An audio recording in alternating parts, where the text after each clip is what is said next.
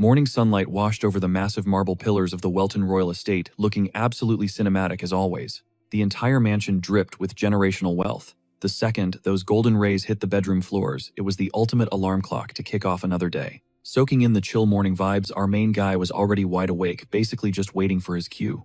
Letting out a long, deep breath, he shook off whatever heavy thoughts haunted his sleep and braced himself for reality. Gripping his insanely plush blankets, he finally dragged himself out of bed, mentally preparing for the grind. Things had taken a wild turn lately, and no matter how cozy his velvet slippers felt, he couldn't just ignore the crazy shift in his existence. Meet Jamie Welton. The kid practically rolled the ultimate gotcha, born into an ultra-famous bloodline loaded with cash. We're talking zero struggles and absolute easy mode. As the absolute eldest son of the royal Welton household, he was the #1 heir, meaning the dude literally had the world handed to him on a silver platter. But hold up, his flawless resume had a massive hidden dark side that totally contrasted his shiny rich kid status. Behind the velvet ropes and endless allowance, he actually possessed an insanely overpowered world-ending type of magic. We're talking pure nightmare fuel power. Controlling that kind of absolute chaos required a terrifying level of mental willpower, just to weaponize the fallout without self-destructing.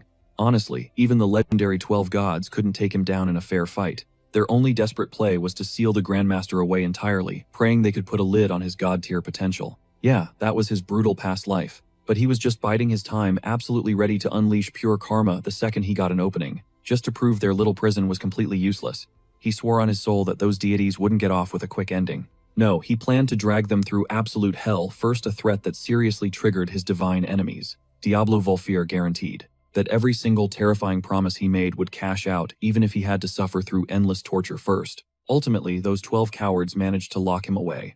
But centuries later, their perfect barrier cracked, giving him the ultimate escape route, right into an epic reincarnation cycle. While his shiny new parents were totally obsessed with their perfect little baby, this tiny toddler was secretly plotting absolute dominance behind those innocent little eyes. The dude was dying to just talk normally and drop the massive lore bomb on the two people he had to call mom and dad. But his tiny infant vocal cords literally couldn't handle the flex. Fast forward, he just embraced the high society life, soaking up all that aggressive parental affection. 9 whole years flew by since then, giving our boy plenty of time to adapt to this massive palace layout, getting swarmed by an army of maids, and having the insane luxury of buying literally anything he pointed at. Still hearing the servants sprinting down the halls just to pamper him always caught him off guard, messing with his head a little bit. Because no matter how heavily this VIP lifestyle slapped, the Dark Lord was used to running wild, thriving on absolute freedom and pure chaos back in his prime. Basically, this fragile 9-year-old body was nothing but a gilded prison. Thank God for his fiercely loyal nanny, who practically acted as his second mom, keeping him sane by literally spoiling him rotten and answering every single tiny request. The second she walked through his bedroom doors, a totally genuine smile broke through his edgy exterior. She playfully asked what he was plotting so early in the morning, and he casually brushed it off, claiming he was just vibing with the sunrise. The nanny immediately gushed, totally hyping up how adorable it was for a kid his age to get emotional over nature, which honestly made the reincarnated demon lord cringe internally at the wholesome praise. But she wasn't just there to chat. She dropped the reminder that his mom was already downstairs waiting for her favorite son. She quickly helped him speedrun his morning outfit, and the duo navigated the massive sprawling hallways, making a beeline for the dining hall. The nanny flashed a massive smile, announcing to the room that the young master had officially entered the chat, kicking off yet another super wholesome family breakfast. Even though Jamie internally dreaded this domestic routine, he played along perfectly because his folks were hardcore dedicated to bonding time. Already chilling at the table were his dad, his mom, and his little sister, and all three literally lit up the second they saw him. Not wanting to ruin the elite family vibes, he swallowed his Dark Lord pride plastered on a cute smile, and gave a sweet good morning to his current squad. The energy was nothing but pure warmth, mostly because, ever since he dropped into this world, they totally worshipped their oldest boy and wanted to hand him the galaxy. His parents just sat back, staring at their kids, with absolute stars in their eyes, utterly obsessed with how aesthetically perfect their genetics turned out. For context, Jamie's mom Sears was the exclusive daughter of the insanely prestigious Bell bloodline, but she ditched the snobby aristocratic attitude to be a totally warm, affectionate mom, and heading up the table was his current dad, Argino Welton. Not only was this guy the head of the legendary royal Welton family, but he also held the elite title of one of the kingdom's 5 sword masters. But don't let that god-tier status fool you. Behind closed doors, this absolute unit of a warrior was a total simp for his wife and kids, proving family always came first. Then there was Jamie's baby sister, Sarah. She was so tiny and overwhelmingly wholesome that literally everyone in the estate would take a bullet for her. Nobody could ever say no to Daddy's little princess. The staff basically tripped over themselves to play along with her games and grant her every tiny wish. Even Jamie had to swallow his pride and act super grateful when she aggressively spoon-fed him totally unprompted. You gotta understand the kid absolutely thrived on this kind of big brother validation. Breaking her heart just wasn't an option.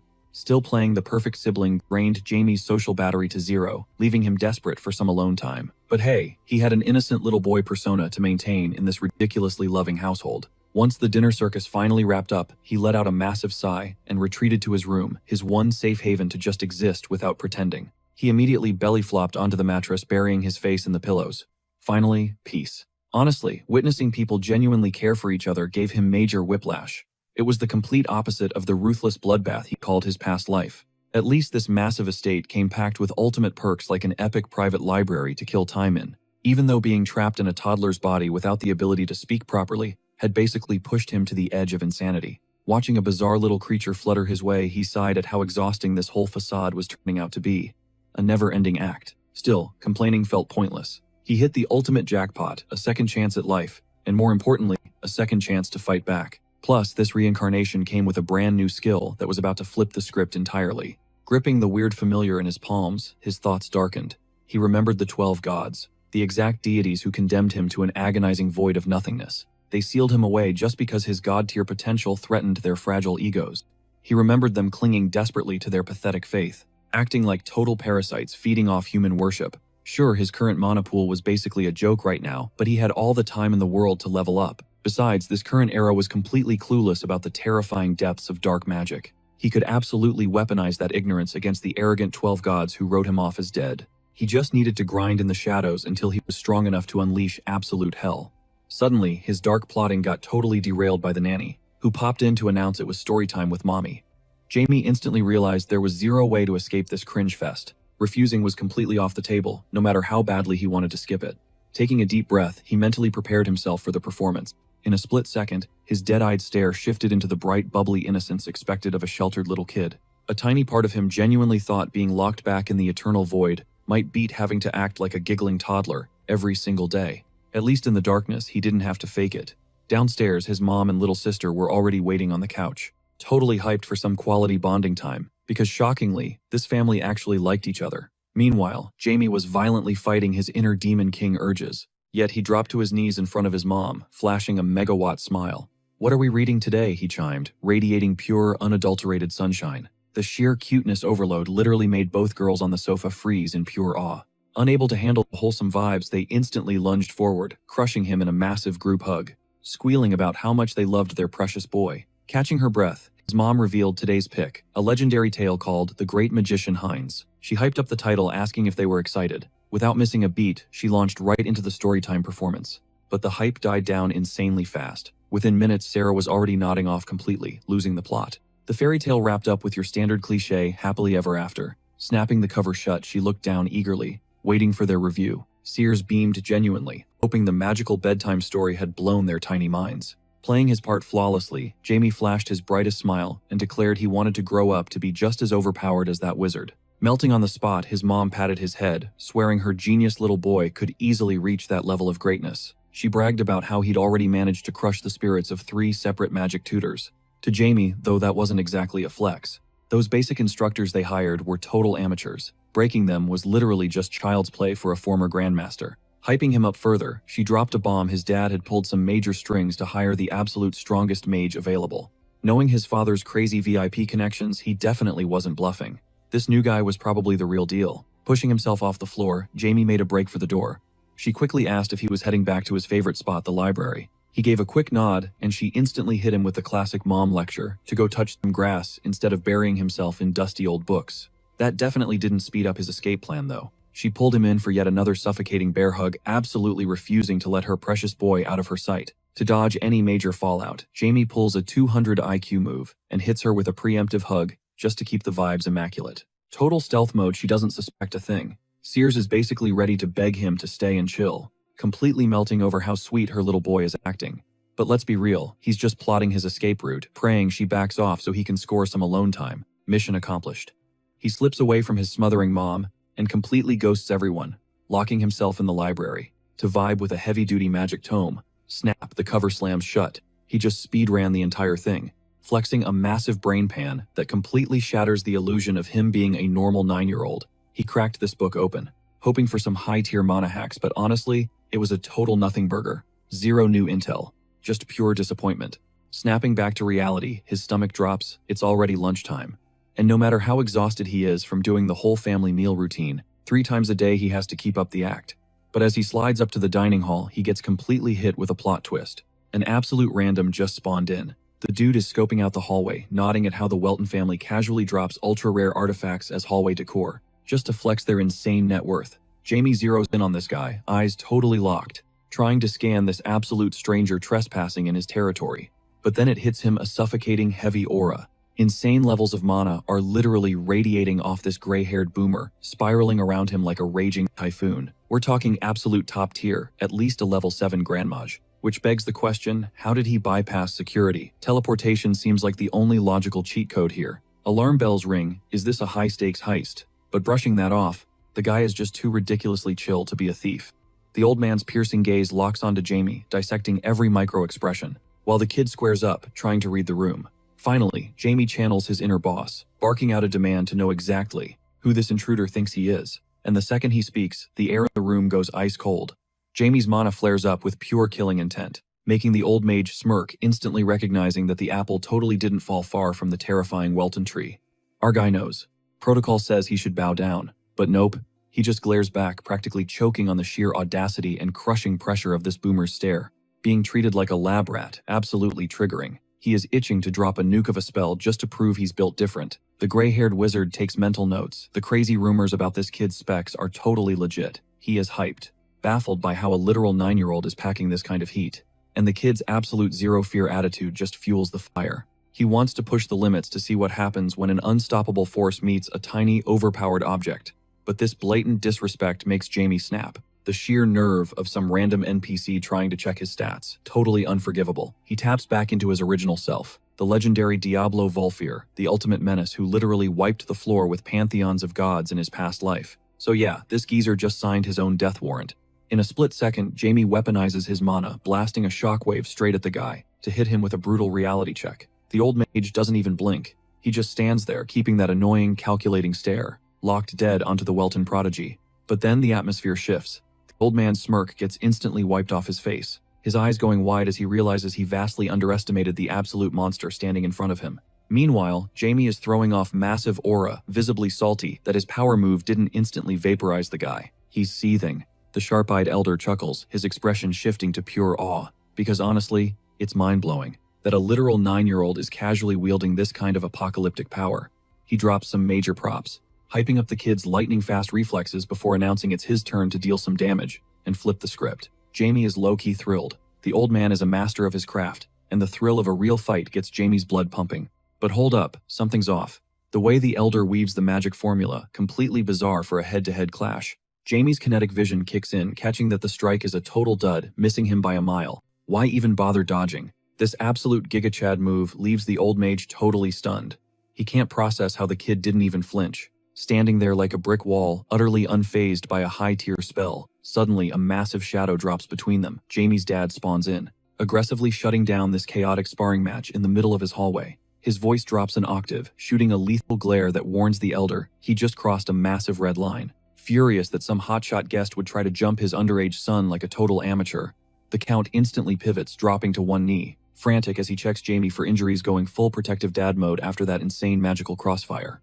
Cue the Oscar-winning performance. Jamie remembers his disguise and hits the panic button, turning on the waterworks like a normal 9-year-old, sobbing and stuttering out fake reassurances that he's totally fine.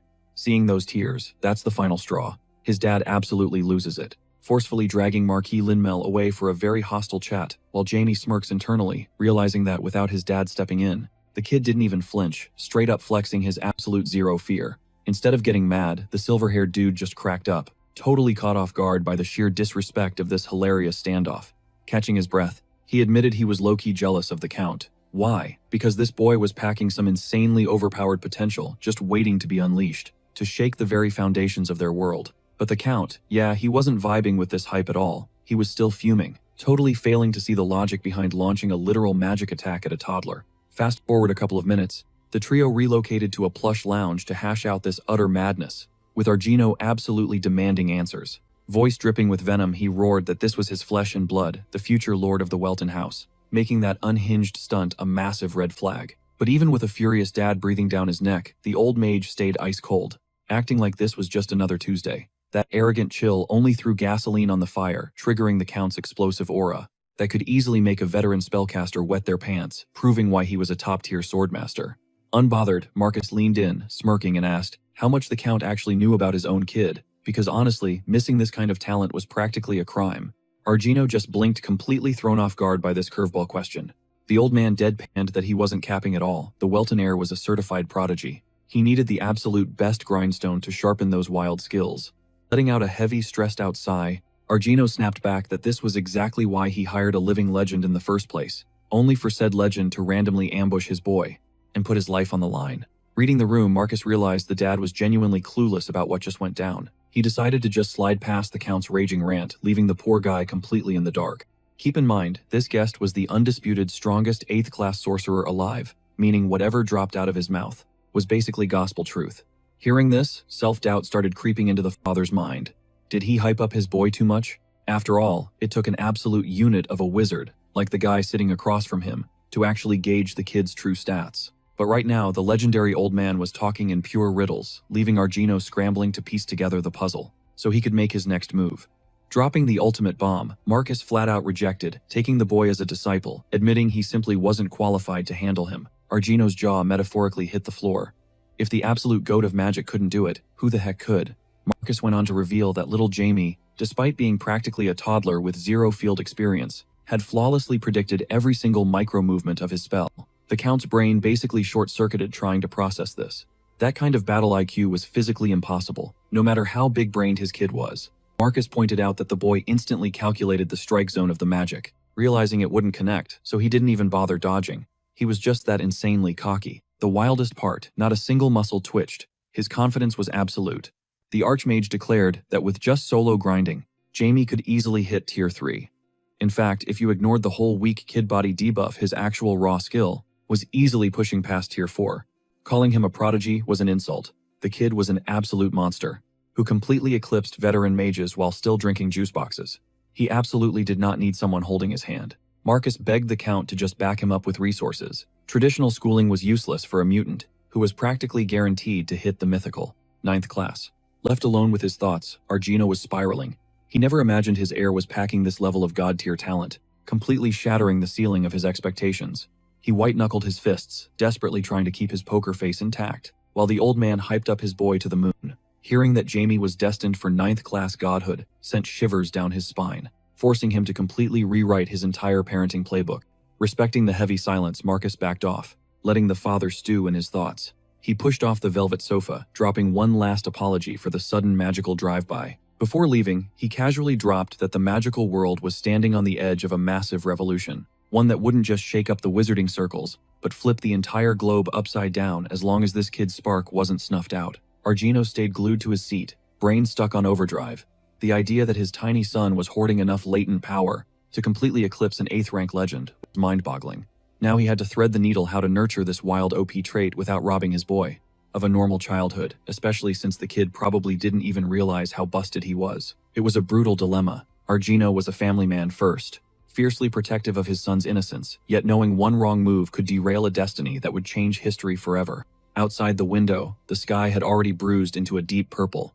The moon peeked through the fog, signaling it was time to wrap up this chaotic day. Retreating to his master bedroom, the Count finally let his guard down, dropping the stoic lord persona to just breathe. Jamie was totally wiped out. Honestly, dealing with his mom's absolute meltdown after she caught wind of the gray-haired wizard's stunt was draining. She was in full mama bear mode, completely terrified for her kid's safety. She swore up and down this would never happen again, vowing to make that old geezer pay for pulling such a shady move. At first glance, the whole day felt like a massive waste of time. But honestly, this bizarre day actually handed him a massive win. Getting hit by that geezer's spell was a disguised blessing. His brain essentially recorded the whole thing. Breaking down the mana structure, the flawless technique, and the sheer balance of it all, Jamie realized this mysterious dude was built entirely different. Getting pressed like that was exactly the reality check he needed to keep his own overpowered skills sharp. But the biggest plot twist, his own dad. Count Welton moved with such lethal precision, it practically left Jamie speechless. He always knew his pops was a beast, but witnessing that god-tier swordsmanship firsthand hit different, proving the man was an absolute menace. Just as Jamie was hyping up his dad in his head boom, that exact same gray-haired wizard materialized right behind him. "What's got you smiling like that?" the old man whispered, sending Jamie's soul straight out of his body. The kid totally froze. The wizard had completely masked his mana, erasing his presence so perfectly that Jamie's radar didn't even beep. Marcus just smirked, roasting the kid for being so lost in the sauce that he didn't even notice the morning's trespasser chilling right on his mattress. Once the shock wore off, Jamie's anxiety spiked into pure frustration. His brain short-circuited, trying to process how this old man bypassed all the security. Honestly, Marcus had successfully rattled him. Jamie sat there sweating bullets, furiously calculating an escape route while wondering what this creep wanted in his room. Marcus cracked up, totally amused by how easily the kid jumped. The old wizard completely forgot he was technically bullying a literal 9-year-old. Jamie brushed off the disrespect, his mind racing to figure out how the heck this guy bypassed the manor's wards, and what his endgame was. Casually, the geezer dropped that he simply teleported in. That detail alone screamed Grand Mage, since spatial magic was locked behind an insanely high skill ceiling. Marcus leaned in, teasing Jamie for acting like a perfect little angel when his dad was in the room. But the second they were alone, the kid dropped the act, completely shedding that innocent 9-year-old facade. Defensively, Jamie snapped back that dealing with family versus some random stalker required two totally different personas. That just made Marcus laugh harder. The old man wiped a tear, sighing that he was too tired to keep messing with a child. Jamie was just glaring at him, utterly confused by this chaotic energy. Why was this insanely overpowered stranger staring at him like a proud grandpa, instead of dropping any actual lore to clear things up? Marcus casually tossed a thick, ancient-looking grimoire onto the bed, mentioning it would be a massive game-changer for his future. Jamie immediately got suspicious. Why hand over top-tier loot to a random kid? But Marcus totally dodged the question. Instead, he hit Jamie with a brutal reality check. The magic the kid flexed earlier was basically ancient history. He needed a serious software update with modern spells. Jamie's face twisted into pure offense, calling his legendary magic outdated was wild disrespect. But Marcus totally misread the glare as awe over the legendary item. The wizard bragged that the book was packed with his own custom, overpowered spells, and Jamie was getting exclusive early access to it. Okay, now the kid was officially hooked. He desperately needed to analyze the power gap between his ancient spells and whatever this modern grandmaster was cooking up. Jamie wasn't stupid. If he wanted to survive this era, adapting to the current meta was absolutely non-negotiable. His long sleep had left him way behind the curve. Suddenly, the chaotic energy vanished and Marcus locked eyes with him. The old man's aura shifted into something intense, stating he was betting big on the kid standing before him. Jamie just stared back, sweating slightly.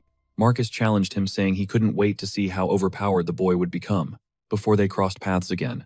And just like that, poof, he vanished without leaving a single trace of mana. Jamie let out a breath he didn't know he was holding. That dude was a walking natural disaster. Curiosity taking over, Jamie finally cracked open the heavy cover of the grimoire. The very first page hit him with a heavy truth. All the mana flowing through this world must channel directly through the caster, ultimately anchoring itself deep within their heart. Sure, this was the absolute best way to master mana control, but it came with one massive catch. The human body could only channel so much raw energy at once. Plus, according to the master, his current spellbook was straight-up ancient history. He had to crack the code on Marcus's modern magic. Hyped out of his mind, he inhaled every single page, completely locked in. He soaked up the knowledge like a sponge.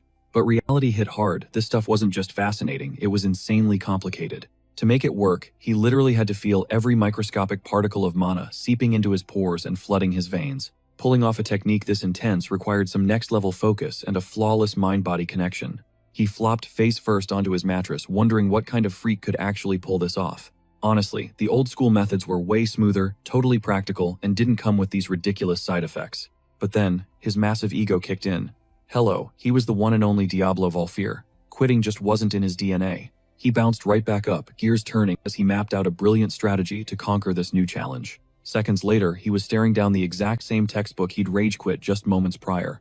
A light bulb went off. This guide was a total game changer, and he silently sent a thank you to the old wizard. He swore right then and there to devour every single word, weaponizing this newfound knowledge to min-max his own stats. But to kick things off, he desperately needed a hyper-reliable assistant. With a flick of his wrist, Jamie summoned Pip, a hovering eyeball familiar that always teleported exactly where he needed it. Honestly, even Jamie was low-key stunned by how fast the little guy spawned in on command. "Hit me with some mana," Jamie ordered, and the familiar happily geared up to assist his boss.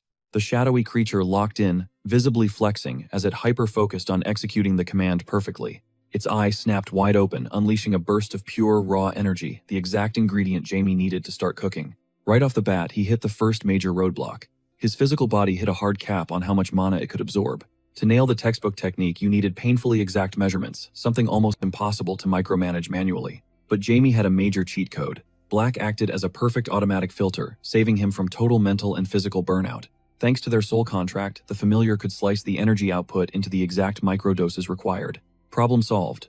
Black was the ultimate hack for mastering this next-generation magic system, and Jamie had to speedrun this whole process just to keep up with the current era's elite prodigies. With the first hurdle cleared, the second issue didn't seem nearly as intimidating. He just had to work around the fragile stats of his current 9-year-old vessel. The fix, simply spreading the energy load evenly across his entire nervous system. Boom. Flawless. He kept grinding these magic experiments all night long, the hours vanishing in a blur. He stayed busy optimizing his new buffs, but since it had been literally hours, with zero noise from his bedroom, his nanny and dad finally posted up at his door, totally weirded out by his radio silence. They cracked the door open, and just froze, completely paralyzed by what they saw. The nanny was utterly clueless about what was happening.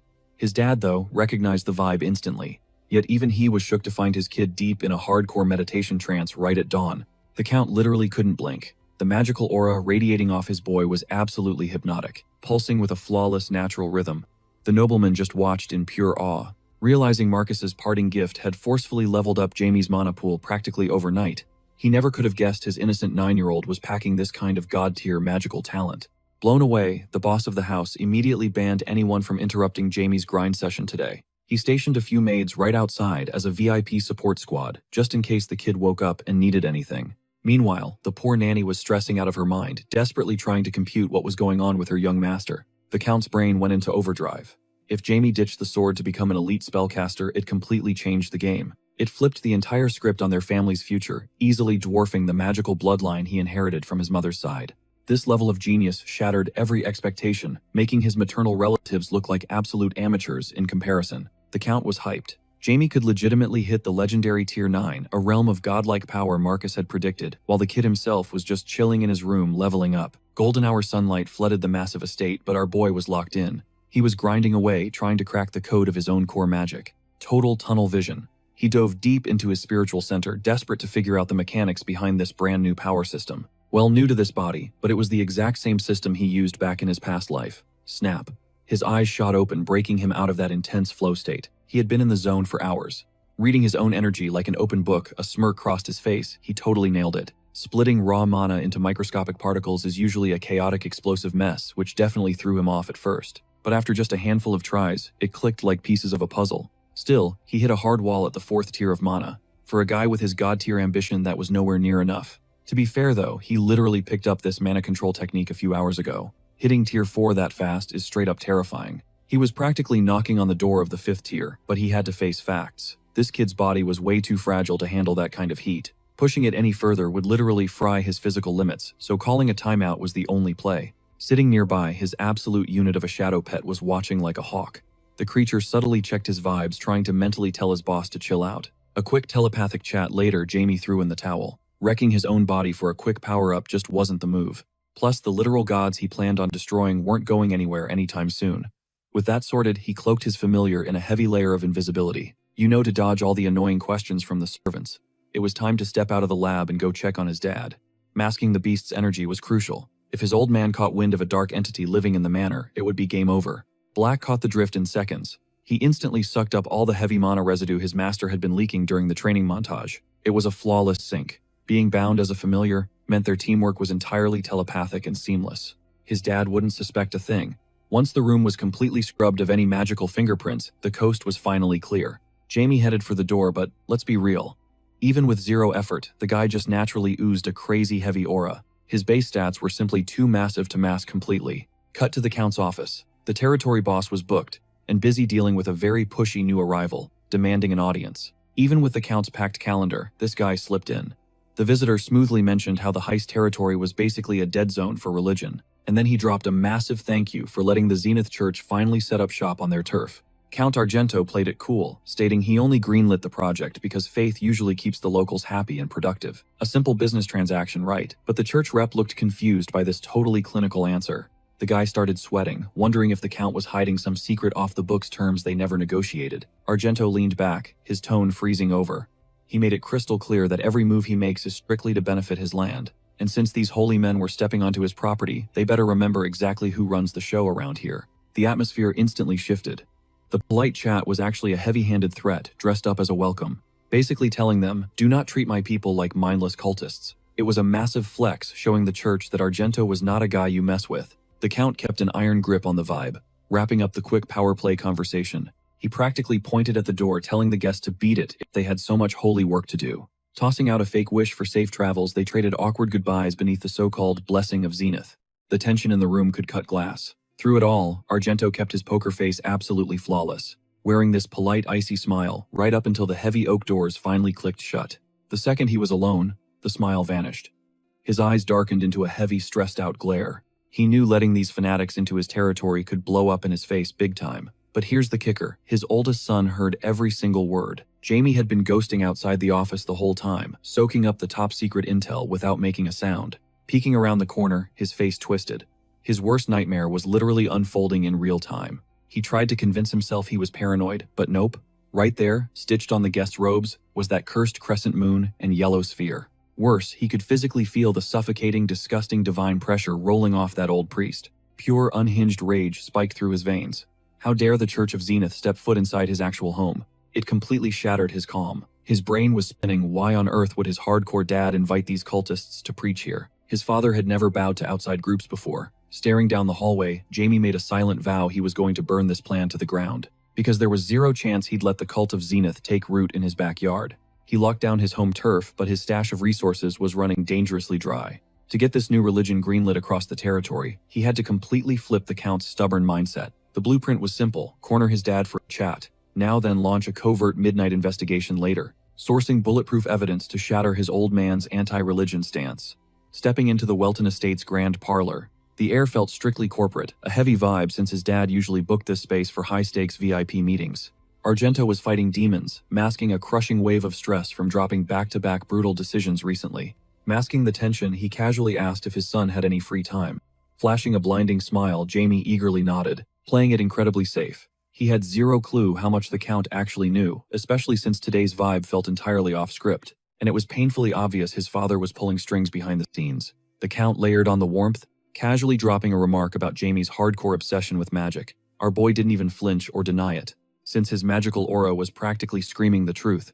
But this chess match was hitting a wall. Raw anxiety bled through. The patriarch's carefully crafted poker face, forcing Jamie to scrutinize him. Still, the kid refused to blow his cover, or hint that he was onto his dad's secrets. Instead, he tilted his head, radiating pure 9-year-old innocence as he asked if everything was okay, fully expecting a generic brush-off instead of a deep emotional dump. But out of nowhere, the Count shattered the silence, spilling his darkest, most immediate fears. He confessed he originally thought his boy would just grow up totally average, a painfully vulnerable fate in their world, but reality just hit him like a truck. His kid was packing god-tier abilities that completely nuked any chance of living a quiet, normal life. It was an absolute double-edged sword. Walking the path of a prodigy is pure hell because standing out from the crowd morphs into a suffocating weight. You can't pawn it off, and you definitely can't erase it from your DNA. You just have to swallow the isolation. Sure, right now flashing that kind of talent just farms hype and awe, but the second he hit adulthood, those same cheering crowds would mercilessly scheme to rip him apart. A massive red flag for Jamie's survival. Argento's knuckles turned white, gripping his armrest, fighting a war against his own panic, desperate not to accidentally traumatize his kid, or send him spiraling into nightmare scenarios, or permanently ruin the beauty of magic for him. Taking a breath, he offered an escape hatch, walk away from the spells whenever he wanted. But the second he chose to grind, his father would back him endlessly. Surprisingly, the kid barely blinked, completely unfazed by the dark side of power haunting his dad. With zero hesitation, Jamie declared he was never dropping magic, claiming it meant the absolute world to him. That raw, fiery passion genuinely sparked joy in the Count's eyes, dreaming of watching his boy max out his stats without derailing his entire future. But in the background, a chilling realization hit him, the aura violently leaking off. Jamie was physically impossible for a 9-year-old. It turned a slightly weird moment into something totally alien. The Count could literally feel his son's raw energy radiating through the room. watching in sheer terror as the boy effortlessly vacuumed up even more power. This completely shattered his expectations. The most terrifying part, the sheer force was bleeding from every single pore of his body. Basic magic theory dictated that mana strictly pools in the heart, yet his son was actively rewriting the laws of physics. Seeking answers, he brought up the grimoire, gifted by Marquis Linmel just last night, probing to see if Jamie had cracked its secrets. Dropping an absolute bomb, Jamie beamed with chaotic energy, proudly announcing he didn't just speed-read the entire relic and memorize the core concepts, he actually debugged the trash formulas holding back the spell's true firepower.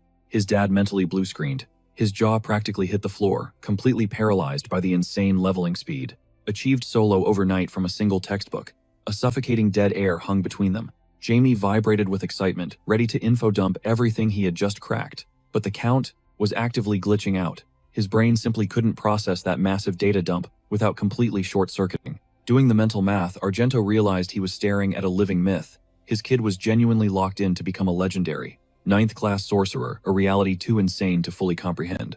But the gut punch, staring at this 9-year-old monster, the Count instantly felt like an absolute scrub. His own life's work looked like a joke compared to what average mages could even dream of wielding. Sensing the shift, Jamie instantly flipped the switch, playing the clueless kid who couldn't figure out why his dad was having a total meltdown of pure awe.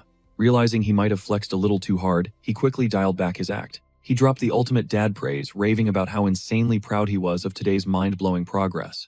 A massive, glowing smile instantly lit up the kid's face. Let's be real, what child wouldn't completely melt hearing their dad call them a literal prodigy, giving the boy's hair an affectionate ruffle? The old man pushed himself up and stepped out, needing some quiet time to process everything and piece the puzzle together. Cut to Jamie, who was practically counting down the seconds until they'd finally get out of his face. He was completely done acting like some naive kid blushing over a basic compliment.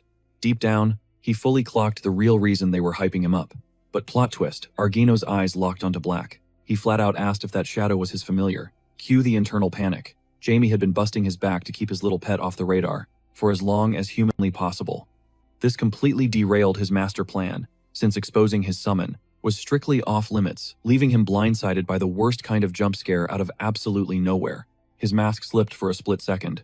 All that effort to keep this secret buried just instantly up in smoke. Time to improvise. Totally oblivious to Jamie's internal freakout, his dad started grilling him about the magical creature's shape, sizing it up, and casually guessing. It was basically a bat. Kicking himself over the fact that his old man instantly sniffed out its dark magic origins, Jamie scrambled for an excuse. He spun a lie claiming he molded it into a bat and kept his mouth shut, just to hit him with an epic surprise later.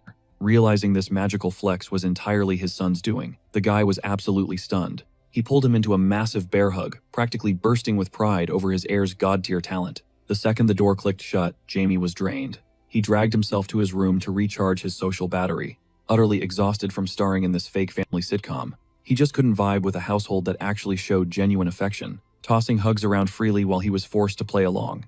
Cut to the city streets, where dusk had rolled in, and the locals were pouring out to blow off some steam after the daily grind.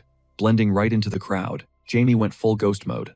Rocking a hood to mask his identity, he slipped into the night. He pulled off this stealth mission all thanks to his familiar, a loyal shadow bound by its very code, to obey its creator without a single glitch. Our boy was on a hunt to figure out why some rogue cultists from a religion that already had major beef with him decided to crash his turf. And just like that, the midnight recon began. Using Black as his personal drone, he hijacked a bird's-eye view, locking onto the neon-lit streets below. It didn't take long before he intercepted a shady conversation between two goons chilling on some crates. They were sweating over their next move, totally stressing about the orders handed down by the big bosses they were trying to impress. Guy number 1, Philip, basically a mid-level manager in an underground syndicate called Livel, who was heavily regretting signing up for this mess. His buddy Jans was way more unhinged, just a low-level grunt, but sharp enough to know the higher-ups were literally throwing half their squad under the bus for a quick payday. In their eyes, Haste was usually a safe zone. The Count here would conveniently ignore the mob, as long as they didn't cross any major red lines. But human trafficking, yeah, that was an instant death wish. Still, the other dude couldn't stop obsessing over the insane payout, thinking this risk could literally rocket them out of the gutters. Sure, the odds of surviving this heist were practically zero, making it a seriously toxic gamble. It was an absolute house of cards, volatile as a spark in a hurricane. If they got busted, the fallout would be legendary. You had to factor in the Count's extreme obsession with his own kids. If he caught a single whisper about a child trafficking ring operating in his backyard, the man would go scorched earth, ripping the city apart piece by piece. It was no joke, literally that same day the entire criminal underworld would be wiped from existence. The Count absolutely had the firepower to delete them. Yet somehow the mastermind running this whole op was completely delusional, convinced they could ghost the authorities and bag all the loot without a single scratch. The grunts were totally clueless on how they'd outsmart an absolute unit like the Swordmaster. Even though rumors claimed Honey's crew had their backs, that info did absolutely zero to calm the other guys' nerves. These two were stuck between a rock and a hard place. They had to choose between executing an order that screamed suicide mission, fleeing for their lives, or ratting out the architect behind this whole nightmare. Bound by the streets, they finally realized their best play was to pin the blame on someone else entirely. Reporting it was completely off the table. Their only shot at surviving this mess was to pack up, lay low, and vanish. Going off the grid blind wouldn't cut it though. This syndicate had eyes everywhere and would tear the entire territory apart just to hunt them down. Right now, their entire game plan boiled down to one pathetic goal: buying themselves just a few more days of breathing room. They needed to hustle hard. Every second counted, and they had to stall the hunters until they could scrape together enough gear to actually disappear. Both of them were absolutely fuming. Tossing their comfortable lives into the trash for some wild, deadly goose chase was not on their bingo card. And all of this was happening because some higher-up pitched a human trafficking ring, a total garbage idea that was doomed to fail from day one. Sure, their boss was basically a pushover, but greenlighting a shady operation this insanely risky, that completely blew their minds. The hair on the back of their necks suddenly stood up. Stepping out of the shadows was a literal kid, proving he had been eavesdropping this whole time. They had just dropped the most classified top-tier syndicate secrets out in the open. The tension in the alley instantly skyrocketed. They were desperately trying to scrub their tracks and keep their circle totally closed, and now this random brat just crashed their private pity party. Jamie just stood there flashing a cocky smirk. He knew he held all the winning cards in this little standoff. Tilting his head, he dared them to ask the real question. Did they even have a clue who they were dealing with? These thugs were not in the mood for riddles. If even a whisper of their syndicate's plans leaked out, they were dead meat. Zero hesitation. One of the goons launched a brutal right hook straight at the kid's face, aiming to permanently silence their little spy. The second thug, a massive branch boss, instantly backed him up, lunging forward to finish the job. They had crossed the point of no return. This stranger had to be erased. But right as their fists were about to connect, Jamie just evaporated into thin air. Their knuckles hit nothing but empty space instantly, sending a shockwave of pure panic through their veins. Letting this kid slip away meant signing their own death warrants. He was a walking time bomb who could spill their secrets, straight to the heavy hitters who would gladly wipe them out. Before they could even blink, a chilling voice echoed from right behind them, calling them absolute brats. Jamie casually mentioned that their little conversation was way too spicy for him to just walk away without doing a full interrogation. He dropped down right in their blind spot. The thugs flinched hard, absolutely terrified that this pint-sized kid possessed such insane agility. Stepping up, he demanded the full scoop on their little dilemma. And just to establish the brutal power gap between them, Jamie unleashed a suffocating wave of pure mana, slamming it right into their chests. The message was loud and clear. They were completely outmatched. The syndicate members were paralyzed, their brains short-circuited, trying to process this insane twist, leaving them totally helpless. As this overpowered kid laid down the law, it did not take long for them to crack under the pressure and spill every single detail. Lying was totally off the table when you had a god-tier menace breathing down your neck. The two terrified criminals hated playing the traitor card, but self-preservation kicked in hard. Surviving this monstrous kid was way more important than protecting the garbage bosses who threw them under the bus in the first place. Jamie soaked up every word like a sponge, his blood slowly starting to boil. A child trafficking ring. This was the absolute lowest of the low. It was the exact type of filth his father despised more than anything breathing. Jamie could barely wrap his head around the sheer stupidity of these guys, actually thinking they could get away with selling human lives for a quick cash grab. Did they seriously think karma would not catch up?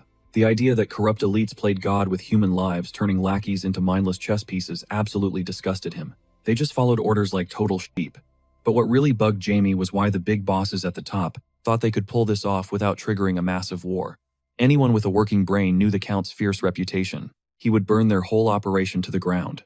As Jamie pieced the puzzle together, a heavy, unexplainable dread settled in his gut. Time was up. He needed to wrap this little interrogation up. Focusing his mana, he locked onto their minds to completely wipe his own presence from their memories. He planted a deep, hypnotic command right into their brains, an order they literally could not resist.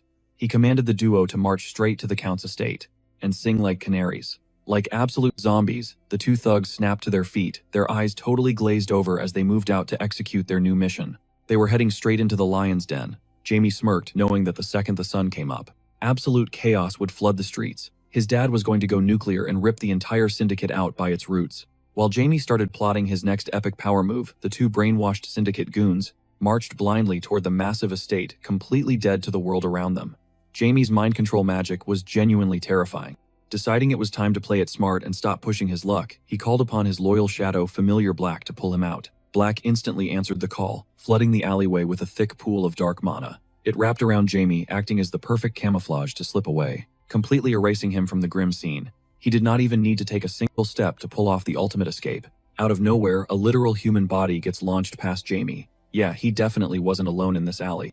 He locked eyes with the airborne dude who looked absolutely wrecked, completely outmatched, and backed into a corner. The guy's face was a whole mess of pure panic, zero comprehension, and absolute ugly crying. He was totally helpless. But before Jamie could even process that boom, another body came crashing through the air, tossed like a rag doll by someone way out of his league. Jamie instantly went on high alert, scanning his surroundings. He had to brace for a jump scare.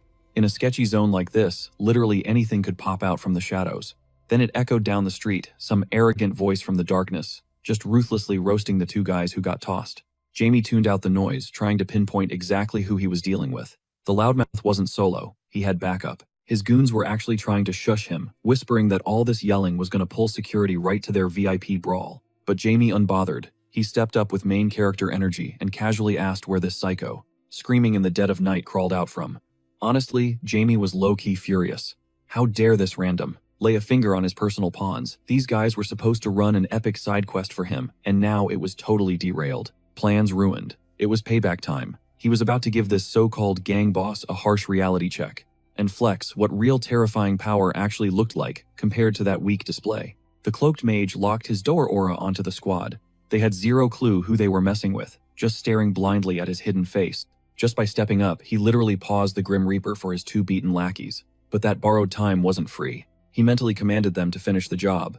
Meanwhile, Hani, the mid-tier boss of the rival crew, stepped up and ordered his minions to drag the two bruised thugs and the cloaked kid over to him. Acting completely out of pocket, he taunted the boy in black. "Why open your mouth?" he sneered, asking if he wanted a one-way ticket to the afterlife too. Jamie just stared at the loudmouth, trying to bait him.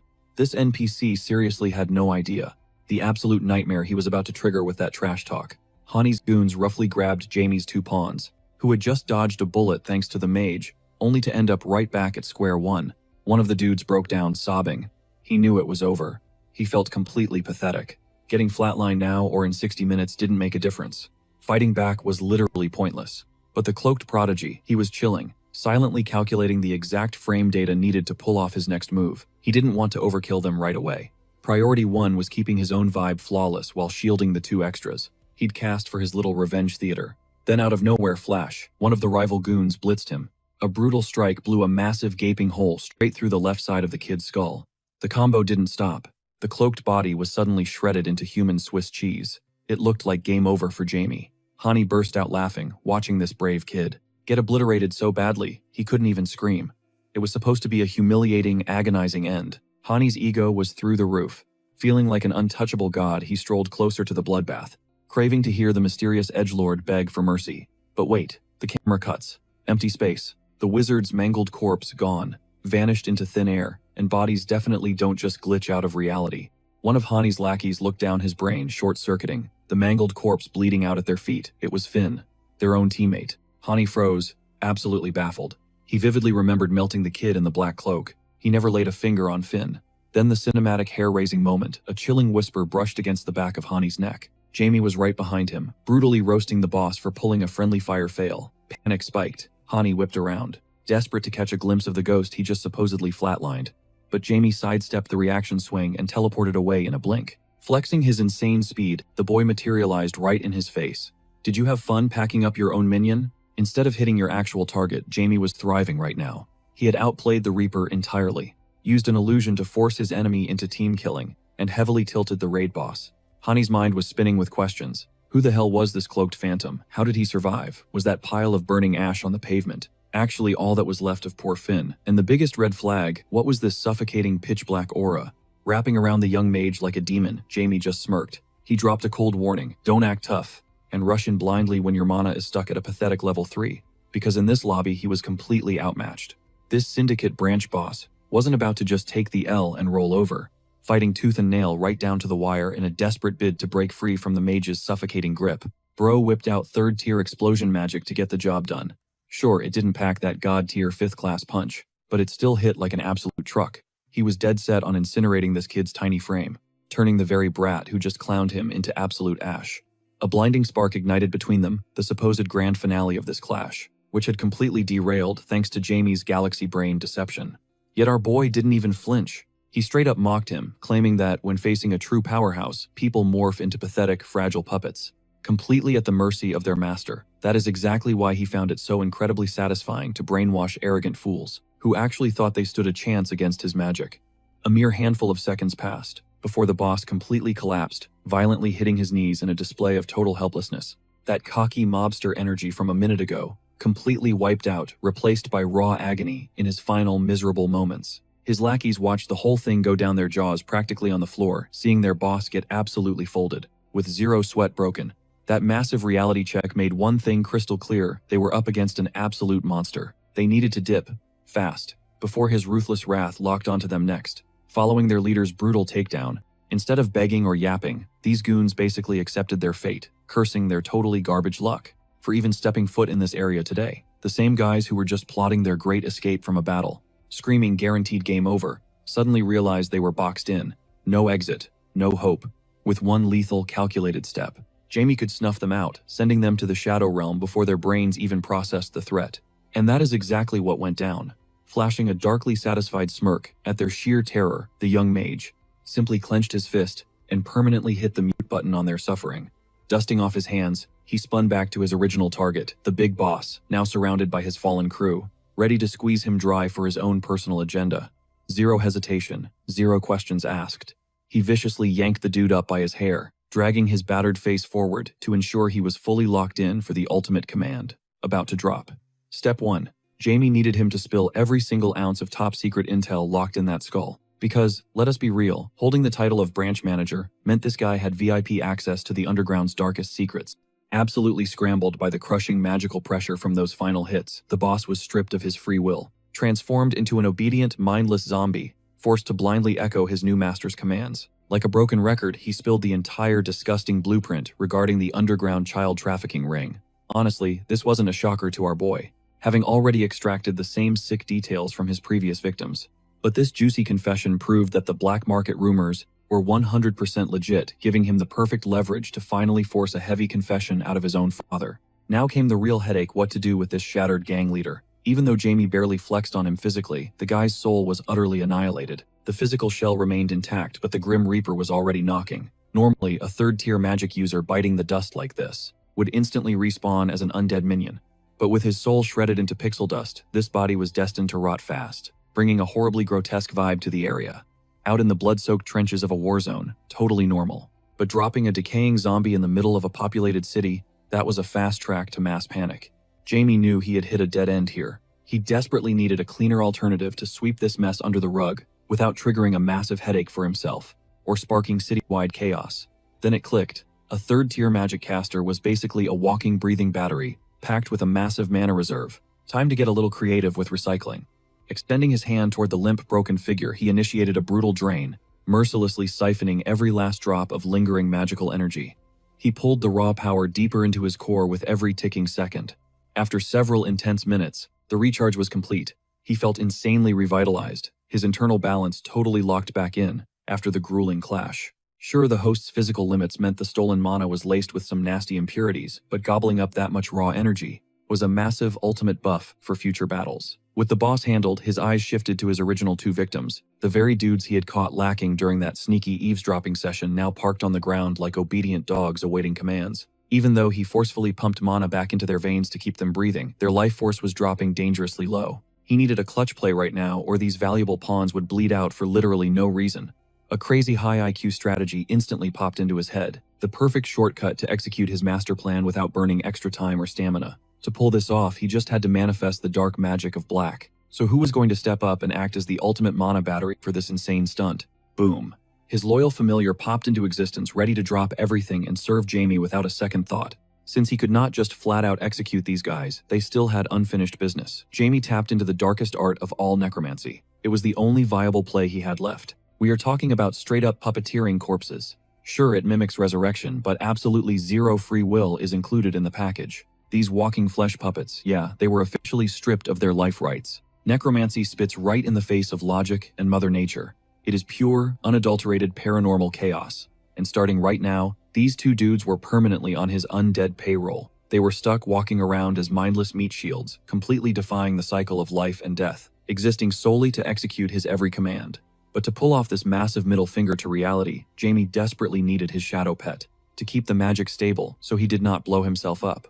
The loyal beast did not even blink, flooding the fresh zombies with a massive wave of backup mana, effectively locking in their mental tether to their master. Fully charged and backed up, our boy pushed the ritual into overdrive, ready to forge the ultimate mindless action figures. But even as he pumped raw magic into their veins to kickstart their dead muscles, granting them a fake illusion of life, something started glitching. These guys were actively fighting back, desperately clinging to whatever shred of their souls remained. It was honestly pathetic. After the absolute physical beatdown they just took over the last few hours, their odds of pulling through were practically non-existent. Jamie literally offered them the ultimate cheat code, an immortal shell, completely immune to human pain and fatal damage. Yet they still resisted. Suddenly their eyes glazed over with this freaky hollow glow, flashing the exact signal that the spell was finally taking root. Not wasting a single heartbeat, Jamie sped up the incantation to seal the deal, refusing to leave them even a sliver of a chance to snap back to reality. The purple-haired guy broke first, his human consciousness completely shattering as his mind plunged into a dark, endless void. He let out an absolutely blood-curdling shriek as the dark magic violently mutated his body from the inside out. Seconds later, his buddy suffered the exact same fate. Rest in peace to their humanity, they were officially full-blown walking corpses. Black was the absolute hard carry in all of this, working overtime to feed Jamie a massive, unending stream of raw magic power. Jamie stared down at his new creations intensely, praying this crazy gamble actually paid off, and he had secured his elite undead squad. The second words spilled from their dead lips. It confirmed his total absolute domination. He owned them now. But hold up.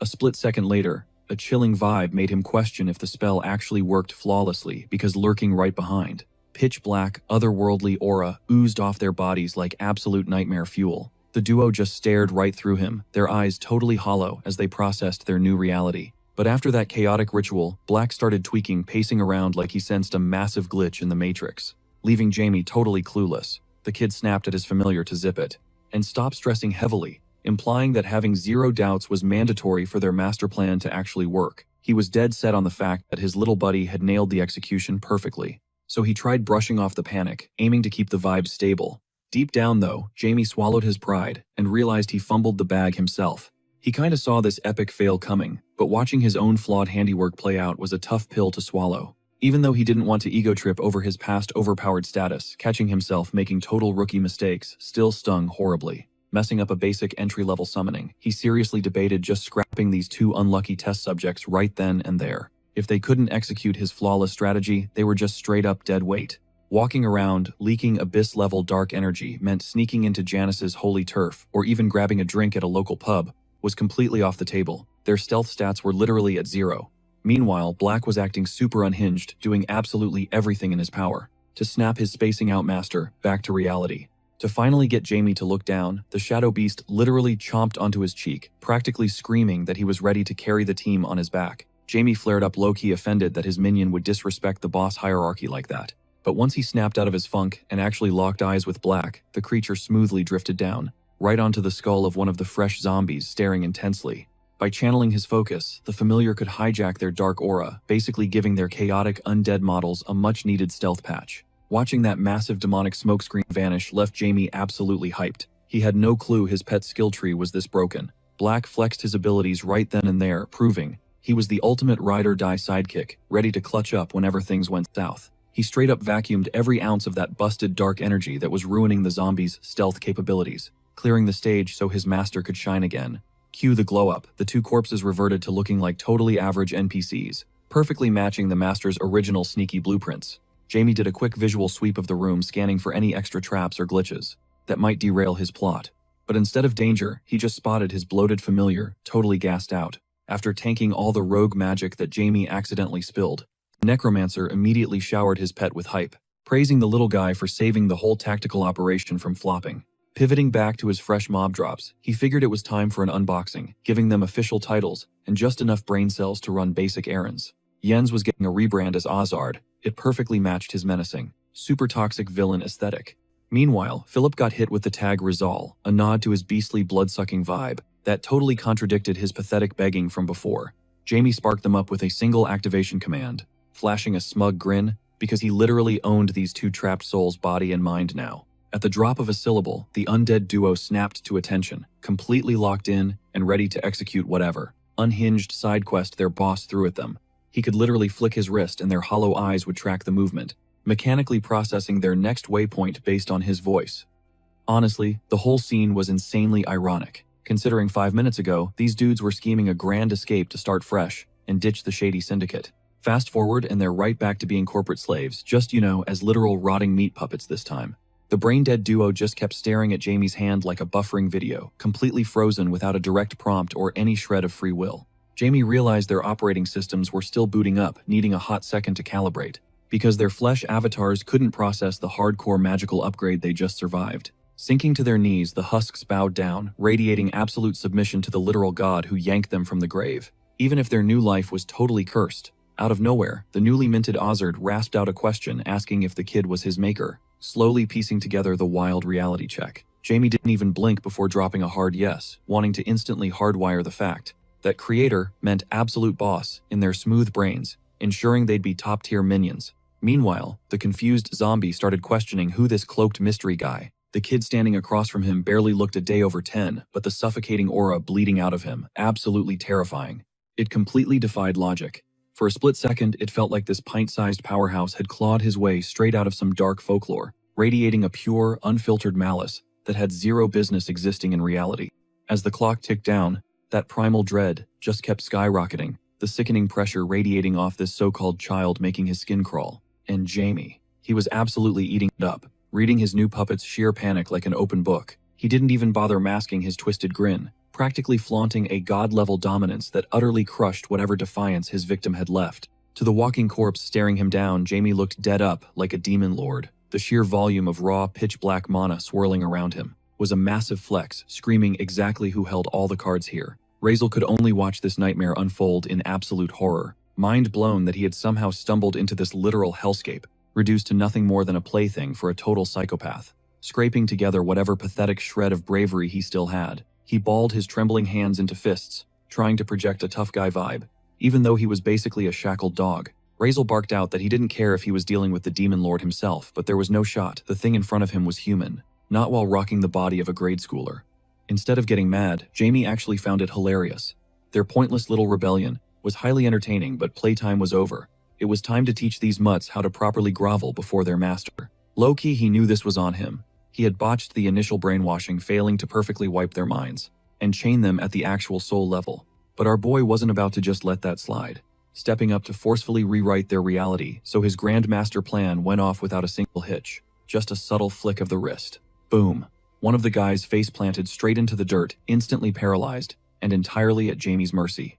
Jamie went full savage on purpose, laying down the brutal law to show them exactly what happens when you cross your new boss. Absolute blind loyalty was his non-negotiable rule. Letting the silence stretch, he locked eyes with them and warned them that they got a free pass today, but if they ever glared at him like that again, game over. Dead serious, Jamie swore he would vaporize anyone who even pretended they still had free will or stepped out of line. The second dude was just standing there, bug-eyed brain, totally short-circuiting at the threat. Seeing his former buddy kiss the pavement so fast, he knew instantly he had to follow suit and play it insanely safe. Meanwhile, the dark mage calmly analyzed the two stolen souls now tethered to his own, knowing full well that whatever they actually wanted didn't matter. The blood pact was sealed, making them absolute slaves to his commands. He literally owned them, holding the power of life and death in his palms, the absolute unbreakable law of the dark arts. But plotting his next move, he figured dialing back the supreme evil act just a fraction might work in his favor, deciding to drop a massive truth bomb on his new pets. Shrugging his tiny shoulders, he casually admitted that, despite the killer aura, he wasn't some mythic demon lord. Nope, they were just staring at a regular dude orchestrating this entire chaotic masterpiece. Shaking off a sliver of his terror, Razel choked out a question. If he wasn't a demon, then what exactly was he? Because that suffocating pressure, 0% ordinary. Smirking like he just won the lottery, Jamie dropped the lore. He was a dark sorcerer who had literally thrown down with the gods. A menace who never compromised on his ultimate endgame, no matter how wild things got.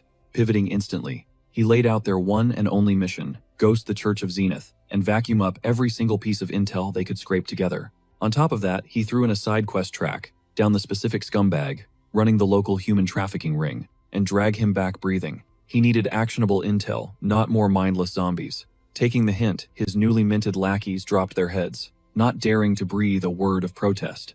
They were officially in the system, hardwired to execute whatever insane scheme their boss dreamed up. Risking a quick glance upward to see if the cloaked terror was still hovering over them, one of them let out a massive, shaky breath. The spot where Jamie just stood was completely dead empty. The kid had ghosted them, leaving them stranded in the alley, to somehow process the absolute fever dream they had just survived. Locking eyes, they shared a silent, totally bewildered look, having zero clue how to even begin navigating this insane new reality. But before they could spiral, the mind control kicked into high gear, forcefully wiping their panic and spinning them right toward the church. They bolted out, perfectly programmed to deliver exactly what the Dark Mage ordered. Cut to an alley across the street, where Jamie's magical familiar was fiercely debating his owner, while the kid barely paid him any attention. Jamie effortlessly shut Black down, metaphorically yanking the invisible leash of submission. So tight that open rebellion was literally impossible, no matter how pissed the familiar got. With that, handled the issue of his father. Taking down this underground smuggling ring, that was completely on him now, but honestly, crushing these scumbags would be an absolute breeze. Selling people crossed his ultimate red line. Plus, there was absolutely zero chance he was just going to ignore the trash polluting his backyard. After all, he was the heir, and this entire territory was destined to fall right into his lap anyway. But right now, the clock was ticking.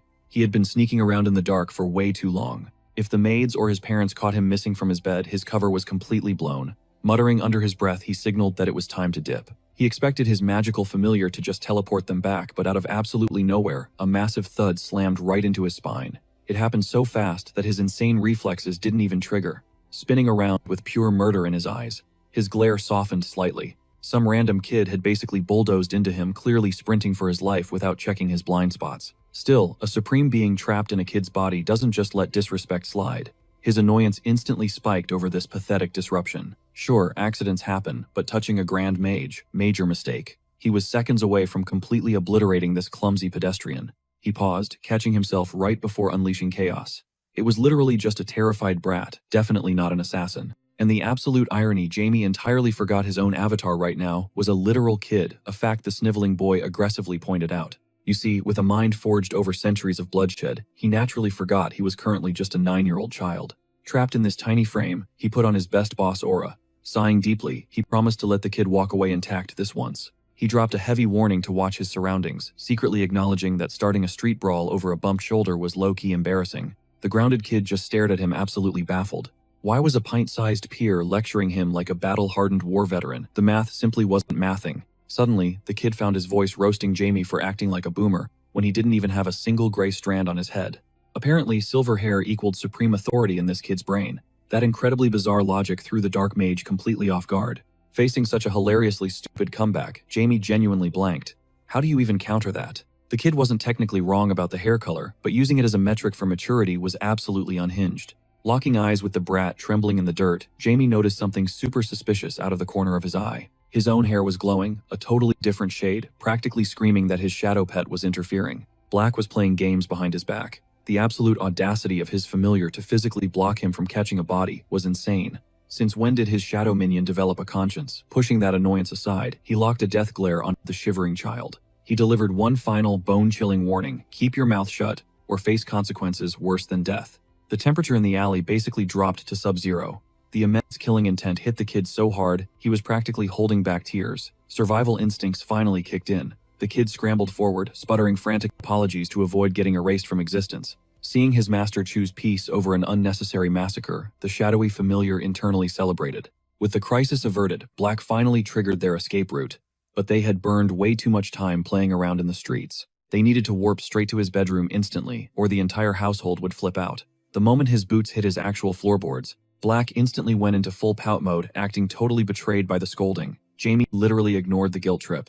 The shadowy pup knew exactly why he was in the doghouse. You simply do not restrict a dark wizard's movements. Promising a much worse beatdown if mutiny ever crossed his mind again, Jamie watched the shadow entity dramatically sulk in the corner. Honestly, he had no idea who taught his pet to be this soft. completely drained the tiny mage, absolutely face-planted into his mattress. The brutal physical toll of running Black Ops all night suddenly slammed into him like a freight train. Burning through that much mana was definitely not part of his original schedule. Moving forward, his calendar was going to be packed with carnage. So much for laying low and enjoying a peaceful, stress-free second life, right? Because out of all the insane plot twists, the divine scum he despised the most, Zenith was already digging his claws into this territory. Just thinking that cursed name made his tiny knuckles crack. Pure, unadulterated hatred practically venomized his bloodstream. That fake deity had ruined his entire past existence. Now, the only thing on Jamie's menu was a very slow, highly destructive revenge. Staring at the ceiling, he essentially trash-talked the heavens. Zenith could spawn an army of zealots for all he cared. It wouldn't change a single thing. The absolute bloodlust radiating from the boy's glowing eyes was terrifyingly authentic. He was breathing for one specific purpose, now dragging that corrupt god straight down to hell. Meanwhile, back in the grimy city streets, his mind-controlled pawns were finally making their move. Assad stepped out of the shadows, ready to ambush his old crew. They needed answers, and fast. Where was the top dog running this whole twisted human trafficking ring? The thug's jaw practically hit the floor. He had literally seen Jens as a lifeless corpse, yet here this guy was breathing and asking questions. His brain totally short-circuited. Hanny promised he was going to wipe both of them off the map, yet Jens was standing right there fully intact. It hit him like a truck. His partner must have gotten absolutely wrecked by the dude who couldn't even use a single drop of mana. To jog the terrified guy's memory, Jens slammed his fist into the brick wall, mere inches from the thug's nose. Dust crumbled. The unspoken threat was loud and clear. The next punch was caving his face in. Jens was running out of patience. He had a strict mission from his master, and he wasn't about to fail. There was zero time for a slow interrogation. Trembling, the syndicate lackey spilled, claiming absolute radio silence from the rest of the crew. If the gang found out Jens rose from the dead, it would be pure, unadulterated chaos. Knowing his squad had likely been wiped out, the thug desperately scrambled to save his own skin, stuttering out that he had no clue where the boss vanished to. But before he could even finish his sentence, a second undead enforcer materialized right behind him. This guy commanded way more respect and gave off an insane boss-level aura that completely dominated the room. Philip, cold as ice, leaned in and demanded to know if the thug was actually spitting facts or just trying to buy time. Sweating bullets, the hostage swore on his life. It was the absolute truth. If they didn't believe him, they could literally go ask anyone else in the gang. This was getting ridiculous. They needed the head honcho to finish their quest. Since the boss pulled the strings in the shadows, he knew every dirty little secret pulsing through the city streets. That meant he definitely held the missing puzzle pieces about the church. Realizing threats weren't working, Philip switched tactics. Instead of asking for exact coordinates, he demanded an educated guess. Where would a rat like that scurry off to? No more dodging. The trapped gangster knew he had to drop a solid lead right now, or these two superpowered zombies were going to end his subscription to life. Playing it safe, he tipped them off that the boss was a total party animal. He loved knocking back drinks and flirting, making the gang's underground VIP clubs the perfect hunting ground. The two undead exchanged a silent look. It tracked perfectly. Crashing the local syndicate bars was their best shot at catching their target slipping. The hostage let out a massive sigh of relief, genuinely believing he had just talked his way out of an early grave. He thought he was home free. Bam! The stronger enforcer instantly hooked him across the jaw, knocking his lights out and completely shattering his hopes of walking away intact. They weren't just leaving him there. Their master strictly commanded them to drag back a living witness. And this unconscious clown was the perfect ticket to exposing the horrific child smuggling ring. But now, they had a slight logistical headache. Where do you stash a kidnapped mobster? They debated chaining him up in the creepy woods, but the other vetoed that, suggesting they just toss him in their own private warehouse instead. It was way more secure and totally off the grid. So Azar casually slung the unconscious guy over his shoulder, and they dipped. Frustrated that they had burned so much time on an interrogation that barely gave them a crumb of a lead. Cut to a different part of the city. A figure was prying open the door to a notorious shady dive bar, usually swarming with the worst scum imaginable. But right now, it was a ghost town. With every single step he took, he stumbled across more lifeless bodies. He practically slipped on the thick pools of crimson painting the hardwood floor.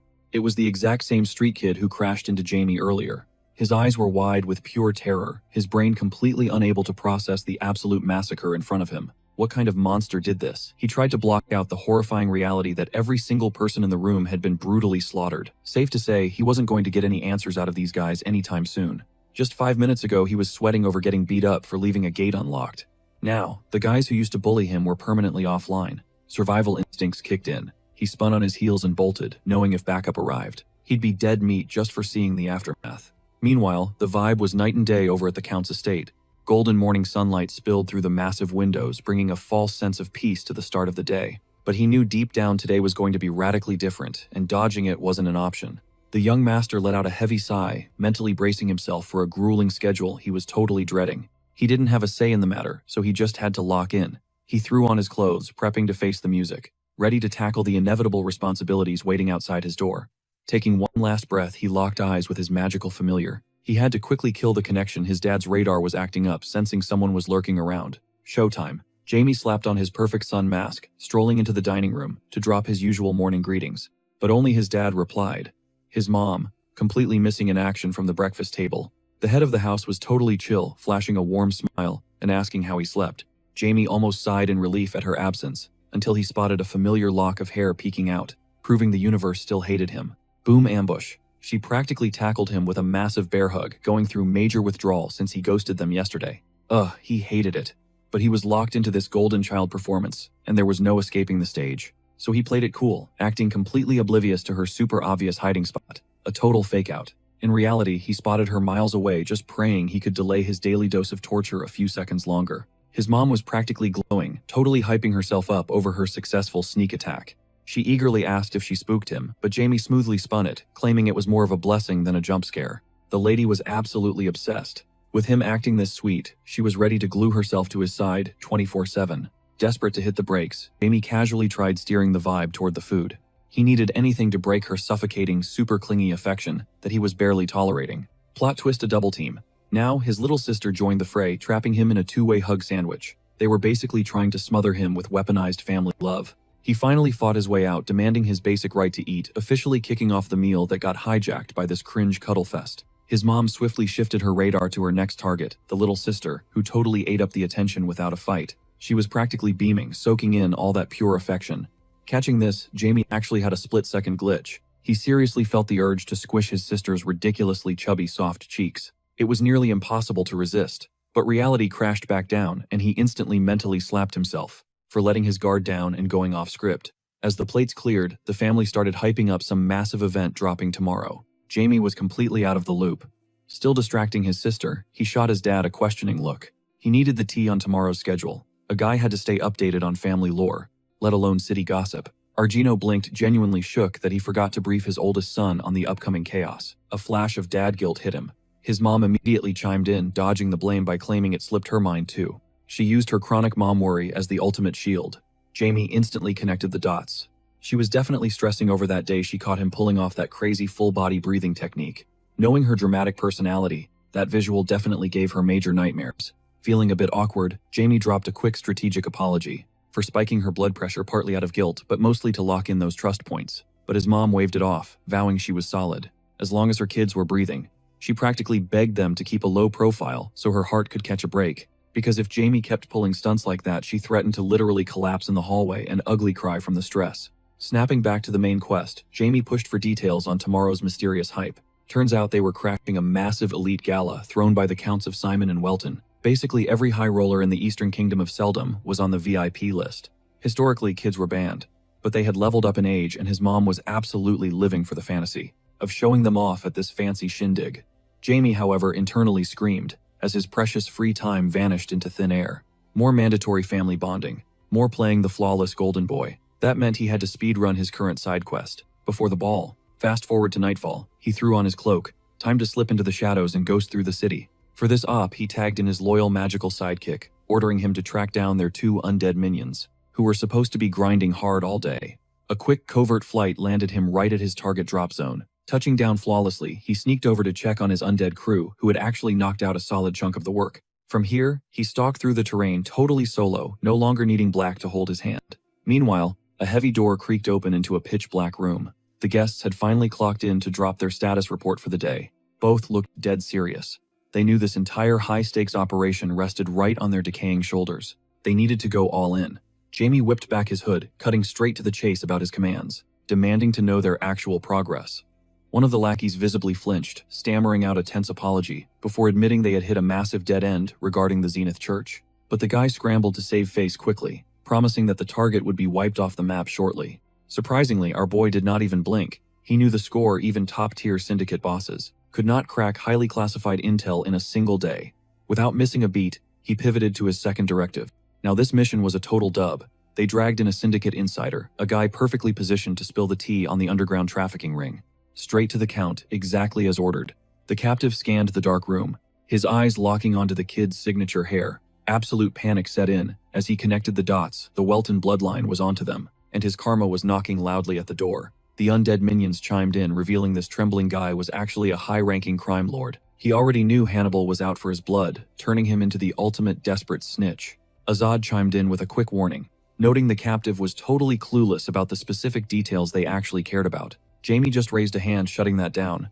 He smirked, knowing he possessed ways to rip the truth out way more efficiently. He signaled his crew to rip the cloth from the hostage's mouth, finally letting their brand new pawn speak. Before Jamie even dropped a single question, the criminal completely broke. He bawled that he was in the dark, begging for his life and swearing he would dig up whatever intel they needed. But playing the pity card was not going to work on our MC, a dude who routinely deployed utterly ruthless tactics to rip secrets straight from his enemies' minds. Jamie coldly stated that death was not on the menu today, but the guy had a job to do. Suddenly, an oppressive pitch-black aura erupted from the boy, radiating a terrifying dominance that demanded absolute submission.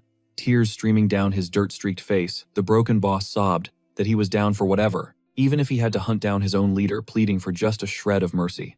Honestly, the endless yapping was seriously annoying Jamie. The constant whining totally ruined his vibe, so with a lazy flick of his wrist, he instantly muted the guy. The captive's jaw moved, but dead silence echoed in the room. Jamie then stretched his hand out, hovering just inches above the hostage's skull, channeling a fierce surge of mana straight into his brain, hardwiring the exact mission directly into his subconscious. He planted a hypnotic directive march straight to the Count, and snitch on every single shadow operation the syndicate was running. This move was guaranteed to spark massive chaos, but that was exactly the master plan.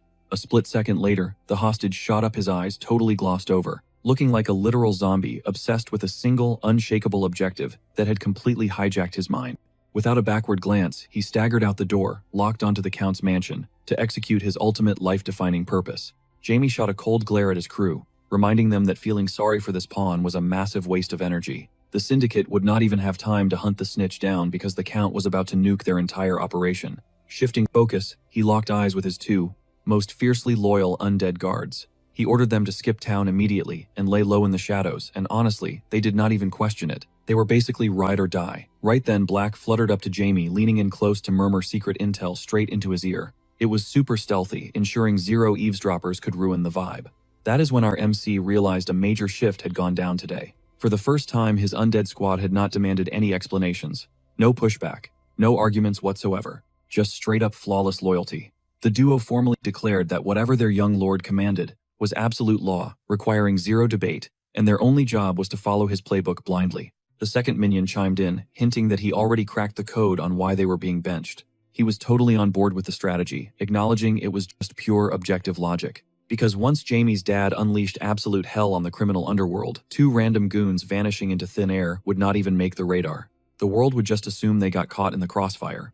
Jamie nodded, dropping the detail that he was heading out of city limits for a couple of days. For everyone's safety, ghosting the area was their best bet, effectively scrubbing any trace connecting them back to the soon-to-be-wrecked syndicate.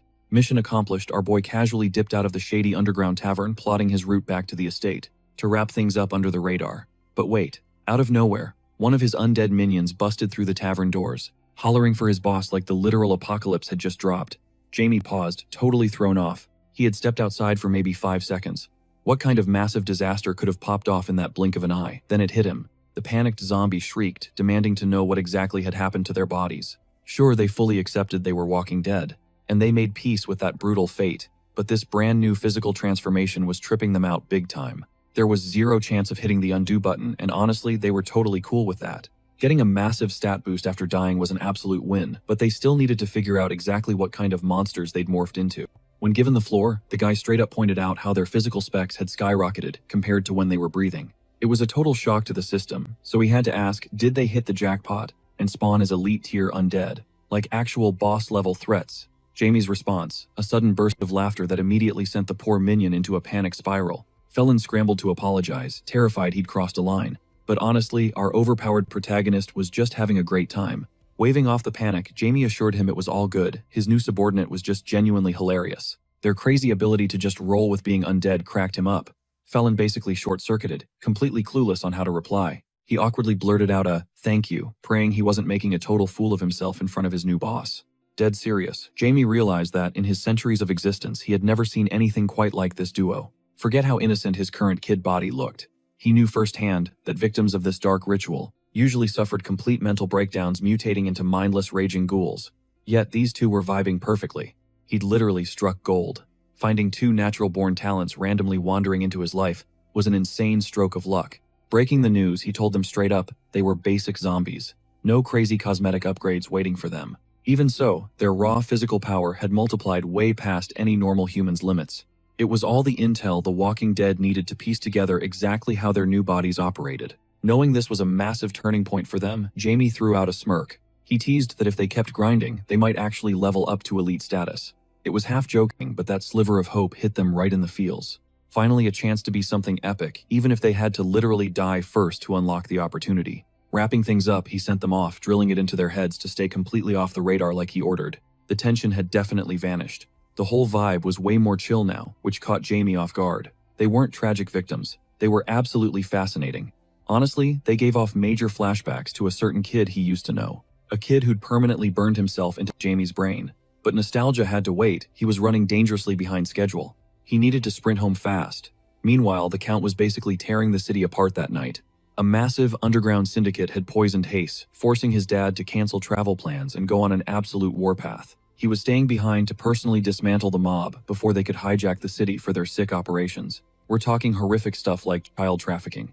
Because of this chaos, only 3 of them were heading out to the massive eastern hub of Regan. Destination, that fancy gala they'd been prepping for. Honestly, Jamie couldn't help but think how much faster this trip would be if he could just spam teleportation magic. Still riding in a luxury carriage beat the brutal Dark Ages. The history books painted a pretty grim picture of what went down right after his original death. We're talking full-scale demon invasions and the literal Demon King dropping in. But plot twist, Jamie might be the one to shatter the world's current peace. Those 12 incompetent gods who spent centuries bickering, they were about to catch his hands.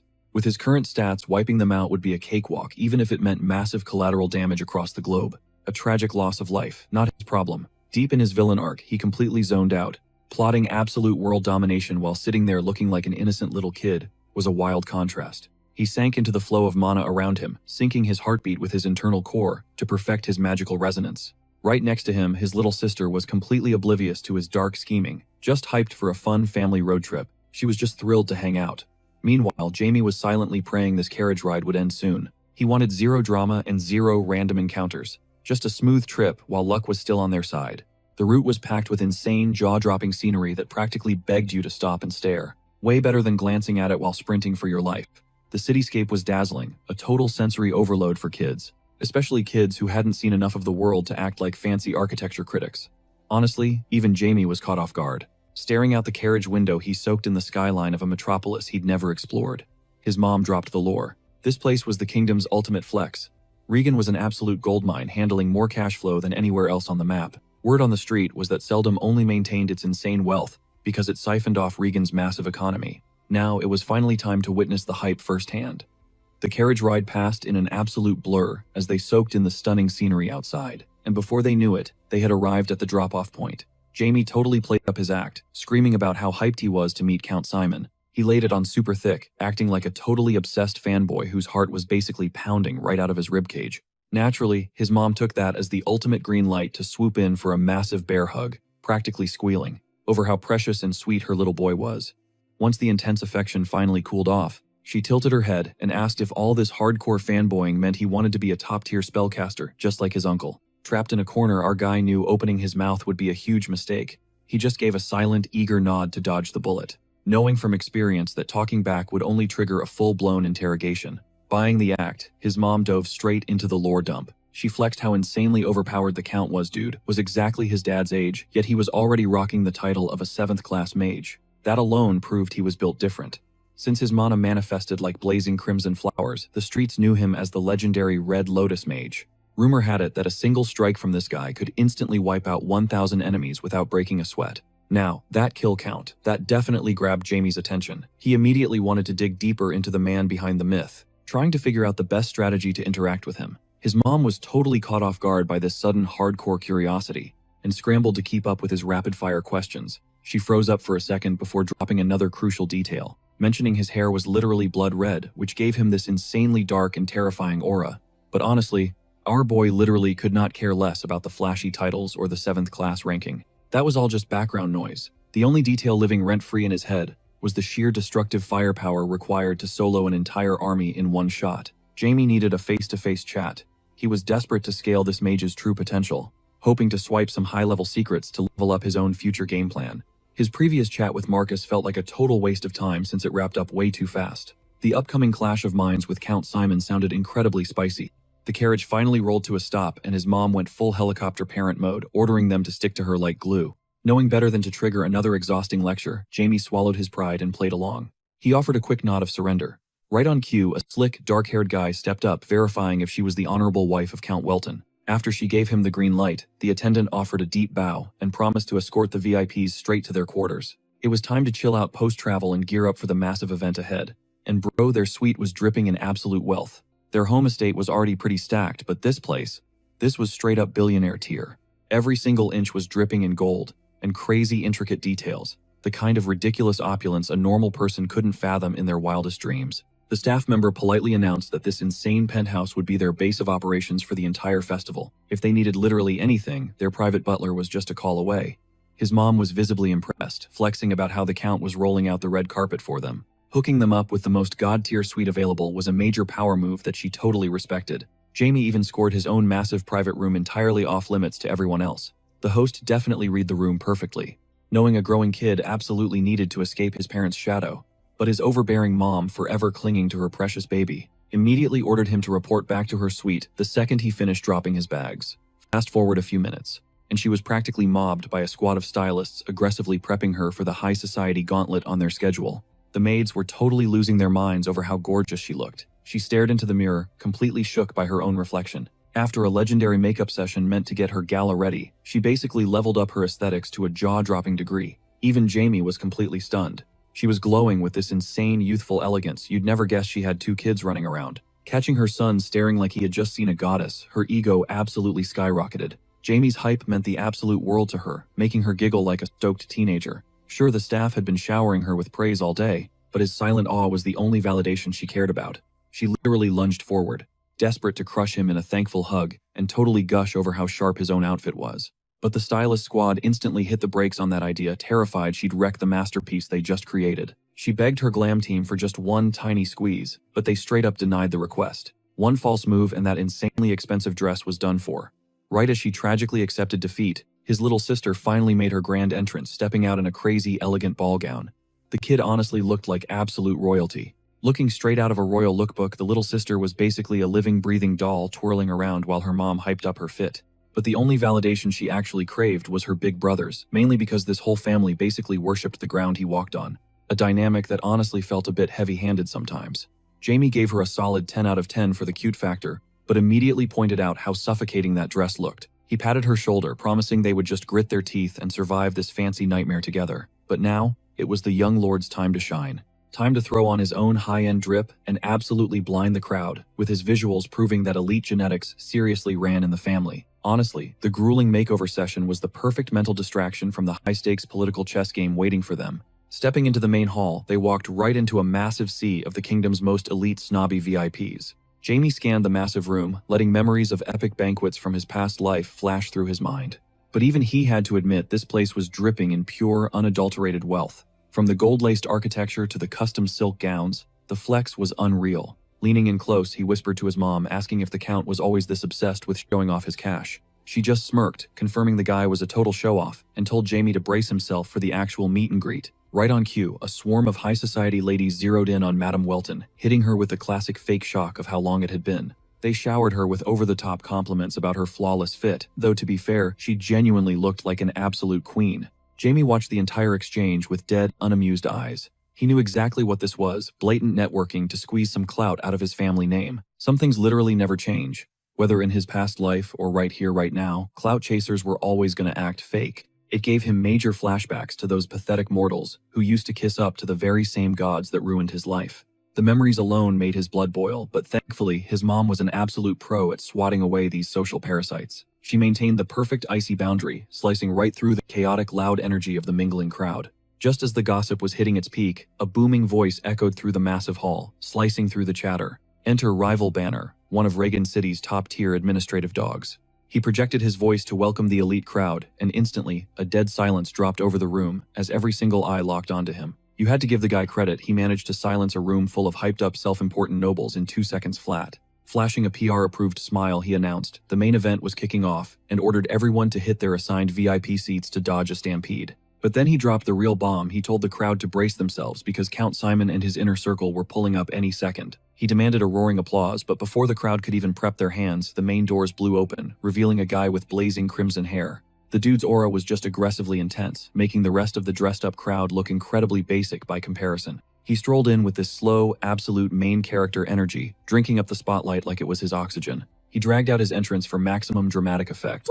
Meanwhile, Jamie completely froze his jaw, practically hitting the marble floor. His brain instantly pulled up a file on a person he never in a million years expected to cross paths with at a stuffy rich people party. The redhead smirked, throwing out a vague comment about it being a long time no see, sending Jamie's anxiety through the roof as his worst theories were instantly validated. The reincarnated wizard was officially backed into a corner, his mind racing to calculate the least disastrous way to handle this trap. One wrong move and his family's reputation was cooked. Ignoring the tension, the crimson-haired man threw out a casual greeting, telling the crowd to party hard. He played the gracious host perfectly, but Jamie was deaf to the speech. His brain was screaming. One terrifying fact, this guy was a casual level 7 wizard. Keeping his poker face took everything Jamie had. He was staring down a monster whose power scaling completely rivaled the legendary Marcus Linmel. Heck, this dude might actually wipe the floor with that gray-haired veteran. Suddenly, a specific warning from his mom echoed in his head. She had casually dropped the title Wizard of the Red Lotus, and looking at this walking inferno, that nickname suddenly hit way too close to home. Despite the danger, Jamie was ridiculously intrigued. The ancient scheming soul inside the kid's body practically smirked, sensing a massive cheat code in this new connection. The Count casually sauntered over to Madame Welton, locking eyes and noting it had been a hot minute since their last run-in. He threw out a super backhanded compliment, claiming she looked way better than last year, a toxic mix of praise and straight-up shade. Without missing a beat, she kept her cool, coldly shutting him down and demanding he keep last year's drama out of his mouth. She then hit him with a deadly polite smile, claiming she was just so thrilled he was still breathing. The Count, sensing the ice, quickly pivoted. He pointed out the glaring absence of Count Welton, but the madam brushed it off, stating her husband was handling some sudden high-level fires and would roll in later. Business that absolutely could not wait. The redhead gave a short nod, shifting his intense gaze to Jamie, asking if this kid was the heir. It was a total no-brainer of a question, honestly, just a formality to establish dominance. But stepping up to the plate, his mom practically radiated pride as she officially introduced Jamie, who was busy staring down the Count with a lethal mix of awe and pure tactical calculation. The matriarch gently pushed her daughter forward, introducing Sarah Welton to the room before nudging both kids to pay their respects to the man of the hour, Count Simon.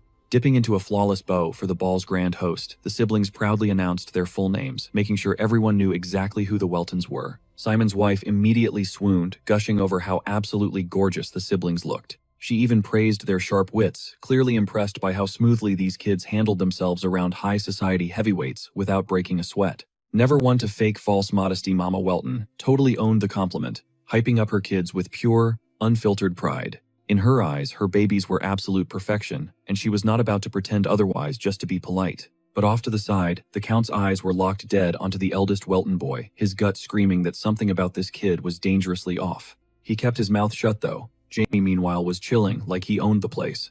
Even with the host practically burning holes into his skull, the boy's magical aura was so insanely overpowered that he knew exactly how much he could push this guy's buttons. Flexing just a fraction of his power, Jamie curled his fingers into a mana-packed fist, dropping a massive silent threat that he could absolutely wreck the room if pushed. That little flex, it actually cracked Simon's stone-cold facade, pulling a sly smirk onto the previously emotionless host's face. Looking completely thrilled by the invisible standoff, the Count leaned in and casually verified if the kid went by the name Jamie. It was clearly a test, a verbal jab at the boy who just dared to check him. Not even slightly rattled, the Welton heir looked him dead in the eye and confirmed it. Locking gazes in a heavy, unspoken duel, the two magic users communicated volumes without dropping a single syllable. They forged a silent pact to hash things out later, their clashing egos sparking a massive mutual curiosity. Suitably entertained, the Count finally spun around. He strolled back to his throne-like chair, leaving the Weltons floating in a cloud of weird vibes and unanswered questions. Jamie tracked the man's retreating back, secretly hyped that the host actually matched his crazy expectations. Round 2 could not come fast enough. Next time they could drop all this annoying polite society garbage. Wrapping up the mandatory greetings, both sides exchanged standard pleasantries. The hosts flashed their practice smiles, urging the newcomers to mingle and enjoy the lavish bash. Off in the wings, Simon's son was eyeing Jamie like a complex math problem, wrestling with a deeply unsettling vibe he just could not put his finger on. Snapping back to reality, Jamie quietly asked when his own dad was showing up, prompting his mom to whisper back. She guessed he would drop in right around sunset. Meanwhile, back at the VIP section, the host's family finally had breathing room to spill their real thoughts. The tea started spilling immediately. One of Simon's boys cornered his dad, demanding the full read on the Welton kid. But Simon totally flipped the script, questioning why a literal 10-year-old was suddenly so obsessed with their brief little standoff. Playing defense, the kid quickly reminded his dad that he was the future heir, and since Jamie was exactly his age, keeping tabs was just smart business. He claimed it was purely for networking purposes. Simon squinted at his offspring, seeing right through the painfully fake innocent angel routine. The kid was trying way too hard to play nice, especially since the streets were already whispering about his cutthroat hustle to dominate the young noble scene. He was practically running a miniature mafia among the rich kids. It was crazy obvious he was just trying to score some brownie points with the old man. Simon thought the whole power play was total garbage, but decided to entertain the kid's little ego trip anyway. Tossing a bone like he was petting a puppy, the Count dryly commended his son for having such a massive brain for his age. Thinking he had won, the boy eagerly waited for his dad to drop more lore about Jamie. Instead, Simon totally shut him down, demanding a pre-dinner cocktail. And just like that, the Welton gossip was officially dead. Luckily, the kid knew he could always manipulate his way-too-sweet mother for backup. Always wearing rose-tinted glasses when it came to her offspring, she gently begged him to play nice with Jamie, reminding him about their family's deep historical alliances. Keeping the peace was vital for the legacy, she insisted. The ginger brat immediately shifted gears, nodding along like a total saint. He swore up and down he would be the absolute best buddy to Jamie, promising his mom she could sleep easy tonight. For a split second, she beamed with absolute joy, thrilled that her little boy actually grasped the cutthroat political chess game of high society. Convinced the drama was diffused, the Countess finally let her guard down, ready to just vibe and sip some expensive champagne. She flagged down a waiter for her own drink. But the exact nanosecond his parents looked away, the kid's angelic mask completely shattered. His face twisted into a villainous sneer, shooting a mental middle finger to his mom's pathetic little peace treaty. Zero chance was he ever going to play nice with that absolute trash bag sitting across the ballroom. Jamie was strutting around with way too much unearned swagger. The ginger psycho silently vowed to make the Welton heir physically beg at his feet. It was officially his personal crusade to shatter Jamie's edgy ego illusion and expose him as a total fraud. Tripping insanely hard on his own power fantasy, he totally lost track of reality, his twisted focus snapping right back to his dad. Surely the old man would have to acknowledge his absolute genius now. The redhead was desperately craving that sweet paternal validation.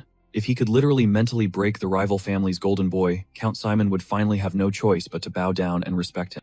Another guy from Count Simon's bloodline caught his brother's smug expression, throwing some serious side-eye at that arrogant smirk, as pure judgment flashed in his gaze. Right then, a twisted idea sparked in his head, one he was dying to test out, so he could watch the chaos unfold and use the fallout to his absolute advantage.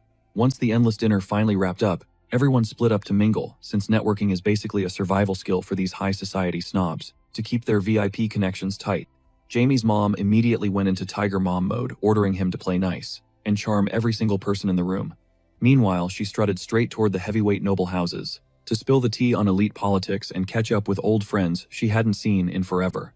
But Jamie, he was absolutely not vibing with this crowd, heavily preferring to ghost everyone and chill by himself. Exhausted from faking smiles, playing the flawless air act, and craving the sweet peace and quiet he'd been manifesting all day, he slipped out the back and stumbled into a gorgeous water garden.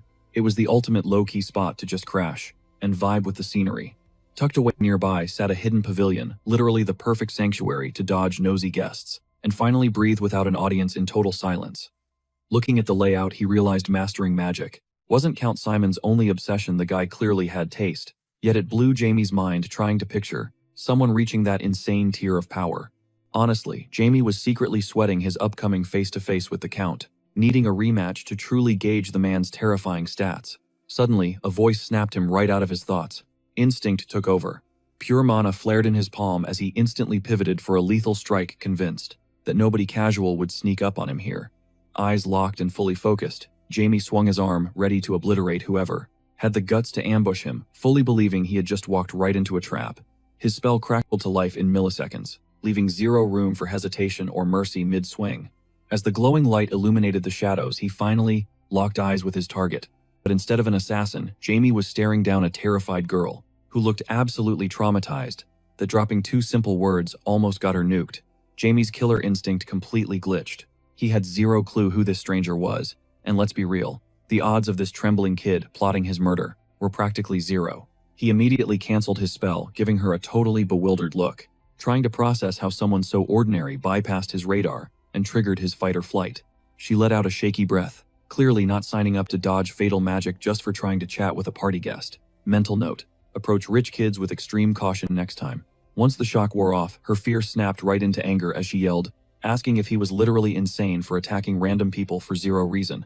Jamie fired right back, pointing out that creeping up on a mage like a horror movie villain is a massive red flag. He coldly told her she should be celebrating the fact she still had a pulse, even if threatening a lady wasn't exactly polite.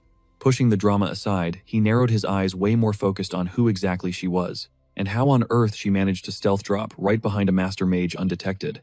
Her eyes lit up with a spark of defiance. She suddenly realized she held the cards here.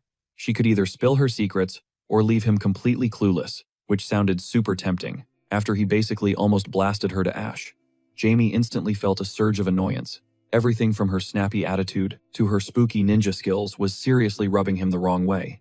Done playing games, he decided, to make it crystal clear he wasn't here for the sass. Skipping the small talk, he summoned a fresh surge of raw mana, sending a massive warning sign that treating him like a joke would end incredibly badly for her.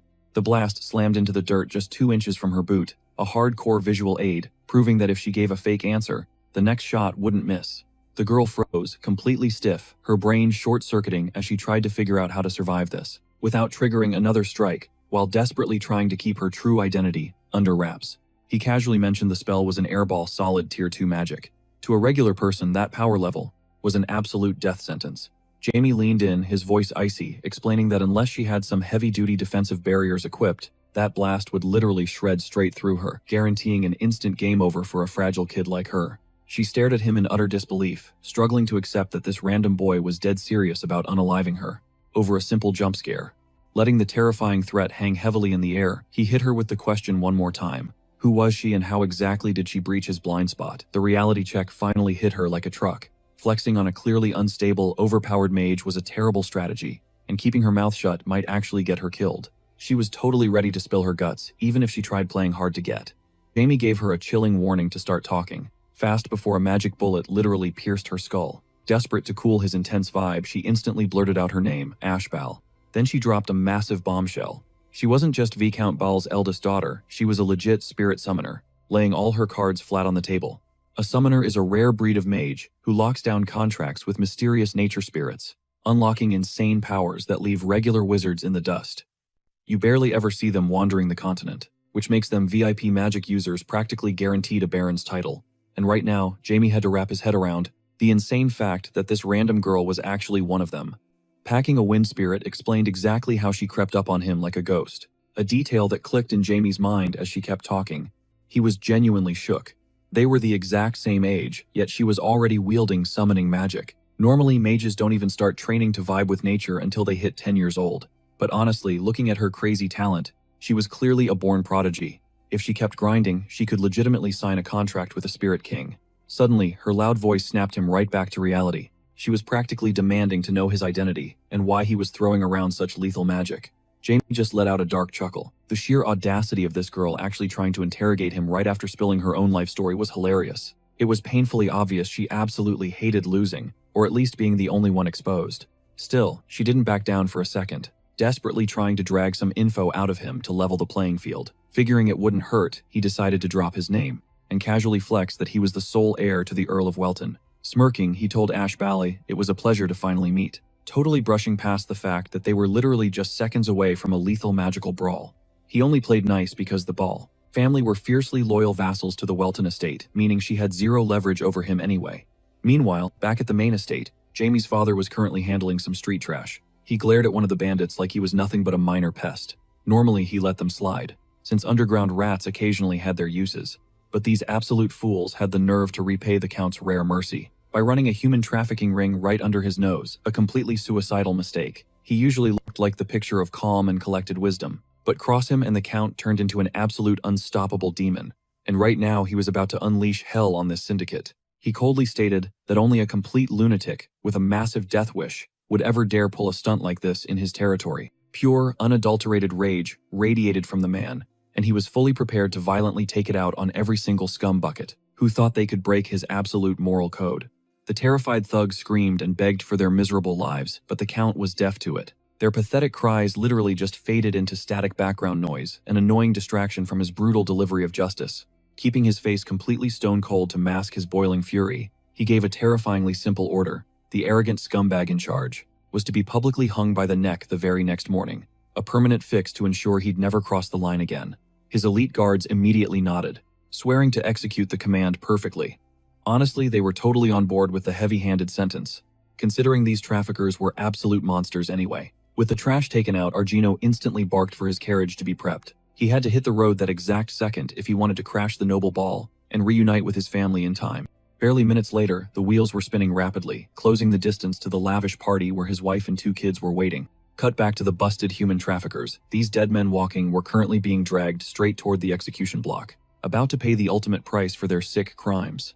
But high up in the shadows, a mysterious guy rocking a black cloak was intensely stalking the convoy. Keeping his face totally hidden from the world, he was absolutely seething at how horribly this mission tanked, muttering that the street gang completely blew it. He gripped some weird, ominous sphere in his palm time to roll out a deadly plan B.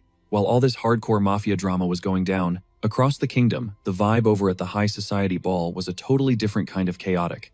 Out in the moonlit garden, heavy aristocratic teen drama was fully brewing. The 2 of them were practically glued to the grass, locked in an incredibly awkward standoff. Their weird clash had flared up so fast nobody could even process what the actual beef was anymore. Jamie's brain was totally short-circuiting. This was literally the absolute last scenario he ever wanted to deal with. All the guy wanted was 5 minutes of peace and quiet. Losing his chill, he angrily snapped, demanding to know why she was stalking him like a total creep, instead of just letting him catch a breather. But then the girl fired back with a line that genuinely stunned the reincarnated mage. She straight up told him that her father, being his sworn vassal, meant absolutely zero when it came to the 2 of them. Rolling his eyes, Jamie just told her to drop the weird attitude and get lost because she was heavily killing his vibe and stressing him out. He was literally pivoting to walk back to the boring party hall, fully ready to tell her to stay put, when she suddenly yanked his arm. She was clearly not letting him escape that easily. And honestly, Jamie was reaching his absolute boiling point. Dealing with his suffocating mom and sister was already a massive headache, but now, some completely random girl was invading his space without a single right to be there. He honestly couldn't process why she was clinging to him like a literal parasite. Seriously, who actively latches onto a dude that literally threatened to end her life just minutes ago? Ash clocked that he was the absolute first person, her exact age, she'd bumped into around here. So naturally, she wanted to play besties, treating him like some golden networking opportunity she absolutely couldn't pass up. Jamie's brain straight up blue-screened at her words. The whole concept of friendship felt like a completely out-of-touch punchline to him, or just some ridiculous myth straight out of a corny fairy tale. It literally never crossed his mind that she was shadowing him just to play pals. A heavy, painfully awkward silence instantly crashed down between them. If she wanted a loyal minion, sure, that made logical sense. But craving a buddy, that equation just did not compute in his head. To be brutally fair though, the young mage had to admit that having friends was a massive deal for regular kids her age. That was a painfully normal detail he'd entirely wiped from his memory, considering he was basically speedrunning his second life and couldn't relate to actual childhood innocence anymore. Even with fresh tears pooling in her eyes, Jamie remained ice cold. Her emotional baggage wasn't his problem, and he definitely wasn't running a charity. Snapping with pure irritation, he flat out told her to go bother someone else. Since he wasn't taking applications for a best buddy, and tying himself down with useless emotional attachments sounded like pure dead weight, she immediately shrieked about how incredibly toxic he was, being a harsh wake-up call that she was in fact just a 10-year-old kid. And you really couldn't expect any deep logical maturity from someone still throwing tantrums. But in his eyes, any kind of bond was a straight-up hazard. Relationships were totally irrational liabilities that compromised his absolute safety and personal gain. Had he realized this brutal reality back in his first run, he wouldn't have swallowed the catastrophic fallout that completely ruined him. So he figured doing her a solid meant shattering her delusions right then and there, force-feeding her the harsh survival rules he had bought with blood and failure without wasting another second. The whole vibe had Jamie practically crawling out of his own skin. And deep down, a dark spark of fury ignited toward this girl. Her mere presence was dragging up, suffocating trauma from his past that he fought so hard to bury. The exact second he finally shook off his unwanted shadow and tasted sweet solitude, an obnoxiously loud voice echoed right behind his back, which automatically meant his internal radar was screaming danger. Standing there was a pack of bratty kids from rival aristocratic bloodlines, and trust me, they weren't looking to trade friendship bracelets like Ash Vale. They were absolutely out for blood. Jamie's eyes locked dead onto a shock of fiery crimson hair that belonged to none other than Count Simon's arrogant heir, flexing at the very front like the untouchable alpha of his pathetic little squad. Instead of cowering like these punks desperately expected, Jamie stood his ground, radiating pure, unfiltered hostility. Yet masked by ice-cold calculation, he dared the kid to repeat whatever garbage name he had just called him. The lackeys instantly bristled at the blatant disrespect being thrown at their brother. To them, this level of sheer audacity was a straight-up violation. The second kid lurking in the back suddenly clocked that they were actually squaring off against the infamous Alf, a title that sent shivers down his spine, even if Jamie literally couldn't care less about some meaningless label. Trying to make sense of the madness, the duo barked out a question in perfect unison. Rocking the title of Count Simon's oldest kid and future heir was basically the ultimate flex in their circle. But Jamie was already dead sick of these random loudmouths barking in his ear, so he casually dropped a mute spell to shut down the noise. Talk about a plot twist. These guys were gearing up for a whole villain monologue, only to hit a brick wall. Their jaws kept moving, pushing out a whole lot of nothing. It was pure phantom audio. Meanwhile, Alf, the so-called alpha of the squad, just stared at his crew, glitching out, completely clueless on how to bail them out. His main priority, dodging the exact same fate. He managed to piece together that a high-tier, absolute binding spell had just been slapped onto his friends, but had zero clue how to counter it. Watching this, Jamie figured the redhead had at least a single brain cell left, making him a slight upgrade from his goons, purely because he recognized the magic at play. Catching his breath, Alf lost his cool entirely and loudly reminded everyone in the room that he had years on this rookie mage. Jamie, however, was allergic to pointless filler dialogue and cut straight to the chase before he decided to mute the ringleader too. Reality checked in for Alf's seniority meant absolutely nothing here. His alpha status was crumbling, and he was practically cornered into following the unspoken rules set by the Welton family prodigy. Still, the guy had an ego to protect and needed to drop his actual agenda, clinging to his original game plan just to test the waters.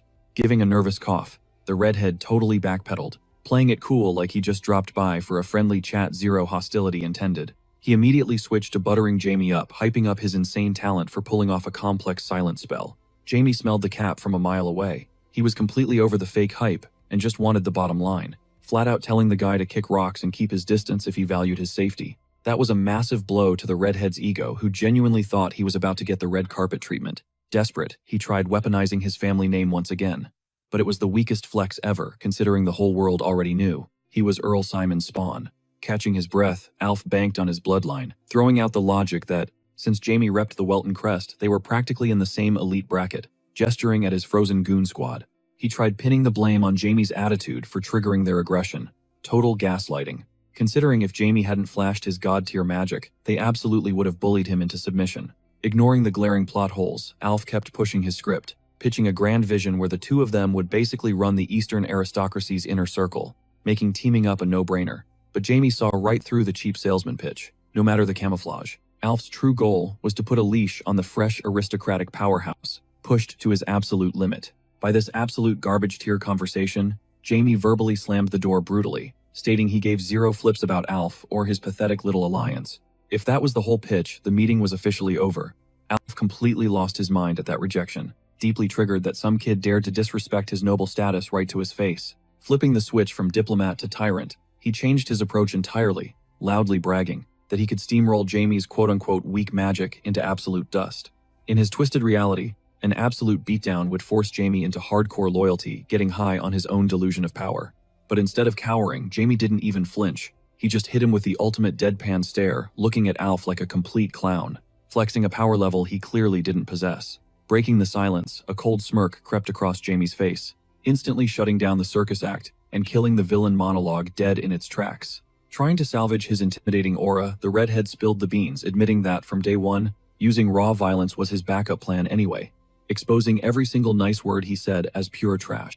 Dropping the nice guy act completely, Alf confessed he only tweaked his strategy after witnessing the kid's insane magic, but ultimately decided to default back to his signature, toxic bullying. Honestly, Jamie found it nauseating that a kid this young was already acting like a two-faced snake, manipulating the emotions of literal children just to stroke his own ego. Locking eyes with his wannabe rival, Jamie hit him with a reality check, asking if he seriously believed the academy adults were blind enough to let him run wild without consequences. Jamie was banking on the fact that if this pathetic stunt went south, Earl Simon's golden boy would be facing some massive disciplinary heat. But the ginger antagonist just flashed an arrogant grin, brushing off the Welton prodigy's warning like dust on his shoulder. He was 100% convinced he was untouchable, all thanks to a hidden magical sphere that totally cloaked their little showdown from the outside world. For a little while, this neat little gadget let them handle their dirty work in total silence. 0 witnesses. The second he flicked it on a glowing ring, snapped around them, wiping them off the map. His 2 goons, still shaking from Jamie's earlier attack, were locked in there too.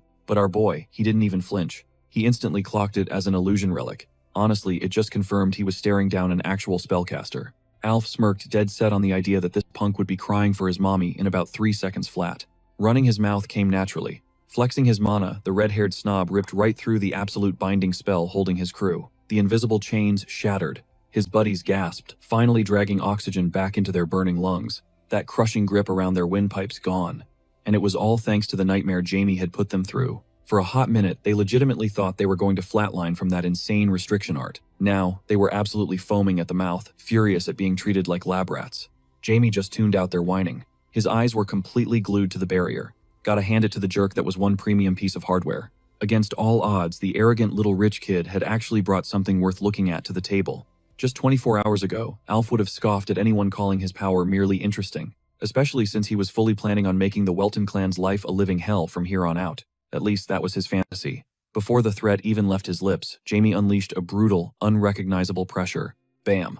All 3 wannabe thugs slammed into the dirt, simultaneously hacking up blood before they could even launch a team combo. Looking down at the wreckage, Jamie casually suggested they keep the privacy shield up. Nobody needed to see them looking this pathetic. Tears, snot, and pure terror. Not exactly a great look for guys trying to flex their high-class nobility. For massive hypocrites like them, this was the ultimate humiliation. They were trapped in a total nightmare scenario. Staying inside the dome meant Jamie's oppressive aura would keep crushing their bones to dust. They panicked, killed the barrier, and instantly spilled out onto the pavement, completely shell-shocked by the beatdown. The sheer psychological trauma broke them. One of the goons literally hurled his lunch all over the sidewalk, spewing chunks right onto the flawlessly manicured estate grass. Meanwhile, the sheer violence of that final strike just kept looping inside Alf's skull. His brain was straight up short-circuiting, totally unable to process the slaughter. How did this happen? He frantically retraced his steps, desperate to figure out how he let himself get cornered like a rat. The math wasn't mathing. He was a solid Tier 2 mage, but this absolute demon was swinging with Tier 4 firepower. His mind and body were entirely shattered, accepting that reality was completely off the table. Stepping into that fight so underprepared was the biggest fumble of his life. The young aristocrat started frantically connecting the dots. Jamie's background didn't align with this god-tier mana output at all, especially since the kid belonged to a legendary bloodline of swordsmen, not spellcasters. There was only one explanation. This monster was a once-in-a-millennium prodigy, a level of genius Alf would never possess, no matter how desperately he craved his father's validation. Dragging his bruised body off the dirt, he tried to salvage a scrap of dignity in front of the guy who just mopped the floor with his squad. Forcing down his panic, Alf made a silent vow. He was never ever letting this slide. Jamie was a dead man walking. That unfair talent made his blood boil. He wanted to rip the kid apart, cripple his core, and permanently strip him of his magic, let alone watch him flex on opponents like this again. Fast forward through the humiliation, the battered crew snuck back into the main estate. Safe behind closed doors, they had a chance to lick their wounds and piece together their next shady move. The lackeys anxiously side-eyed their red-haired boss, sweating bullets over whether they could actually pull this heist off. I mean, grand theft of a magical artifact isn't exactly a minor offense. But Alf, he was completely blind, drunk on pure spite. Barking at them to shut up and trust the process, he ordered his crew to stay on his heels and stop killing his vibe. But then, a massive plot twist. His brother's voice suddenly called out from the shadows, completely derailing the mission. They were supposed to be moving like ghosts. Getting caught red-handed was the absolute worst-case scenario. The guy just gave a smug, mocking little wave, fully aware he had just blown his little brother's top-secret operation to pieces. Stealth was officially dead. Shocked to his core, Alf stuttered, demanding to know what on earth Leon was doing, lurking around in the dark. Literally everyone else was getting wasted at the banquet, but Leon, he just stood there, completely unfazed. Dripping with sarcasm, he scoffed at the sheer audacity of his older brother. Like, how do you just forget someone existing in their own house? Honestly, it hit a little too close to home. Rolling his eyes, the kid fired back that he could never just chill on the sidelines, while someone dragged his precious big bro. He had to play the ultimate hype man. But right then, Alf clocked the wildly lethal weapon gripped in his brother's hands. Just looking at the thing gave off major red flags. Where on earth did he even score that? If wielded right, that item spelled absolute destruction. Totally dodging the interrogation, the older sibling instantly pivoted, pitching a savage team up to crush the brat. From the Welton bloodline, and snatch his artifact for their own stash. That proposition completely flipped a switch in the kid's brain. He was instantly on board. Watching Jamie finally eat dirt was his ultimate fantasy, and honestly, who cares about the sketchy origins of some weapon, if it guaranteed their victory? Fast forward to the dead of night, and the absolute boss of the Welton clan finally made his grand entrance. He was running totally behind schedule thanks to some heavy business tying him down. But plotting aside, Count Simon stepped out to welcome him in the flesh. You don't just send a butler for a VIP like him, especially with the ironclad alliance and deep-rooted history, keeping these noble powerhouses locked together. Flashing a charismatic grin, the fiery-haired host held out a hand, dropping a slick comment about how long it had been since their last meetup. You could literally feel the genuine hype radiating off him as he reconnected with his longtime rival-turned-friend. The Welton patriarch matched that smooth energy, visibly caught off guard that a whole count was playing the greeting committee. He joked that the world must be ending if Simon was rolling out the red carpet himself. After knocking out the standard rich guy small talk about health and wealth, both absolute units agreed that life was pretty elite right now. Ditching the doorway, they pushed into the sprawling palace to crash the main bash. The vibe inside was immaculate, just pure, unfiltered luxury, where the high society crowd could drop their guards and network. Cutting away from the noise, the duo posted up in a dimly lit, aesthetic private library. Argino kicked things off, checking if the massive feast lived up to the hype. Simon brushed it off as just another flex of wealth, but then his expression shifted. He couldn't hold back. The absolute shock of seeing Argino's kid in action. Hearing his heir brought up, the Welton Lord instantly locked in. Getting a review from a top-tier magic user about his boy's insane potential, that was the ultimate validation he needed. Simon instantly caught Argino trying to play it cool, masking that soft, proud dad energy behind a stone-cold poker face. Letting the mask slip for a second, Argino chuckled, straight up admitting his kids were his entire universe. Hearing that the redhead's vibe dropped, muttering how insanely jealous he was of that deep family bond. Arching an eyebrow, Argino probed if something dark had gone down since their last chat, directly targeting some highly classified skeletons in the Count's closet. The air grew instantly heavy as Simon physically recoiled from the question. You didn't need a sixth sense to tell a major tragedy had struck him. Frantically changing the channel on the conversation, Simon aggressively hyped up Argino's heir, stammering that calling the kid a prodigy was basically an insult to his actual god-tier talent. Argino was internally eating up the praise like a proud king, but his eagle eyes stayed locked on the Count, scanning for any micro-expressions that might expose his true agenda. He easily deduced that the fiery-haired noble was desperately dodging his own trauma, totally paralyzed by his past. Honestly, Argino kind of respected the deflection, so grabbing the steering wheel of the conversation, he fired point blank. Did Simon seriously think his kid had the sauce, considering the boy's jaw-dropping mana control was practically blinding? Taking the bait without hesitation, Count Simon leaned back with a cocky smirk, shutting down the word capable as absolute trash. He stared dead into Argino's eyes and dropped the bomb. His son wasn't just good, he was a living anomaly. We're talking about the most broken, overpowered force to ever exist in human history. Smirking, Argino revealed that those exact words came straight out of Marquis Linmel's mouth. Floored by the name drop, Simon demanded to know if the absolute legend had met Jamie. Playing coy, the dad dropped hints that Jamie's monstrous stats had been on his radar for a hot minute. But even he, the guy's own flesh and blood, never predicted his kid would be hacking the magic system this hard. That's exactly why he summoned the Marquis in the first place. If his boy was basically a walking cheat code, he needed to be forged into an elite spellcaster, weaponizing that flex to literally save the entire world. Simon's jaw practically hit the floor. Was the reigning archmage seriously going to take the boy under his wing? That alone proved the kid's ceiling was non-existent. But then Argino dropped a massive plot twist. The Marquis actually rejected the job, and honestly, it made total sense. Why? Because Jamie was such an unfathomable mutant that he could literally solo level his way to the mythical ninth circle without a single lesson. Simon let out a bitter laugh, confessing he was sick to his stomach with jealousy over that raw, unteachable cheat skill. Yet at the same time, he was absolutely foaming at the mouth to witness what a fully awakened version of that monster could actually do. Argino's jaw practically hit the floor, reeling from the sheer hype of those words. He demanded to know what the Count was getting at. Simon kicked things off by dropping a harsh truth. Humanity's willpower was straight garbage, which was already a massive red flag. Sure, humans had built some absolutely cracked civilizations, but that was just them coping. In Simon's eyes, human mages were straight-up fodder compared to dragons or high elves. The only thing keeping society from collapsing were swordmasters like Argino, acting as the ultimate meat shields against top-tier threats, with their busted abilities. But Simon was itching to know how the meta would shift, and what kind of insane power balance would drop if a 9th-class mage suddenly spawned someone who totally eclipsed every single entity that had ever walked the planet. Argino instantly caught his drift, but the words totally died in his throat. It made him sick to his stomach knowing this hypothetical god-tier weapon was his own precious kid.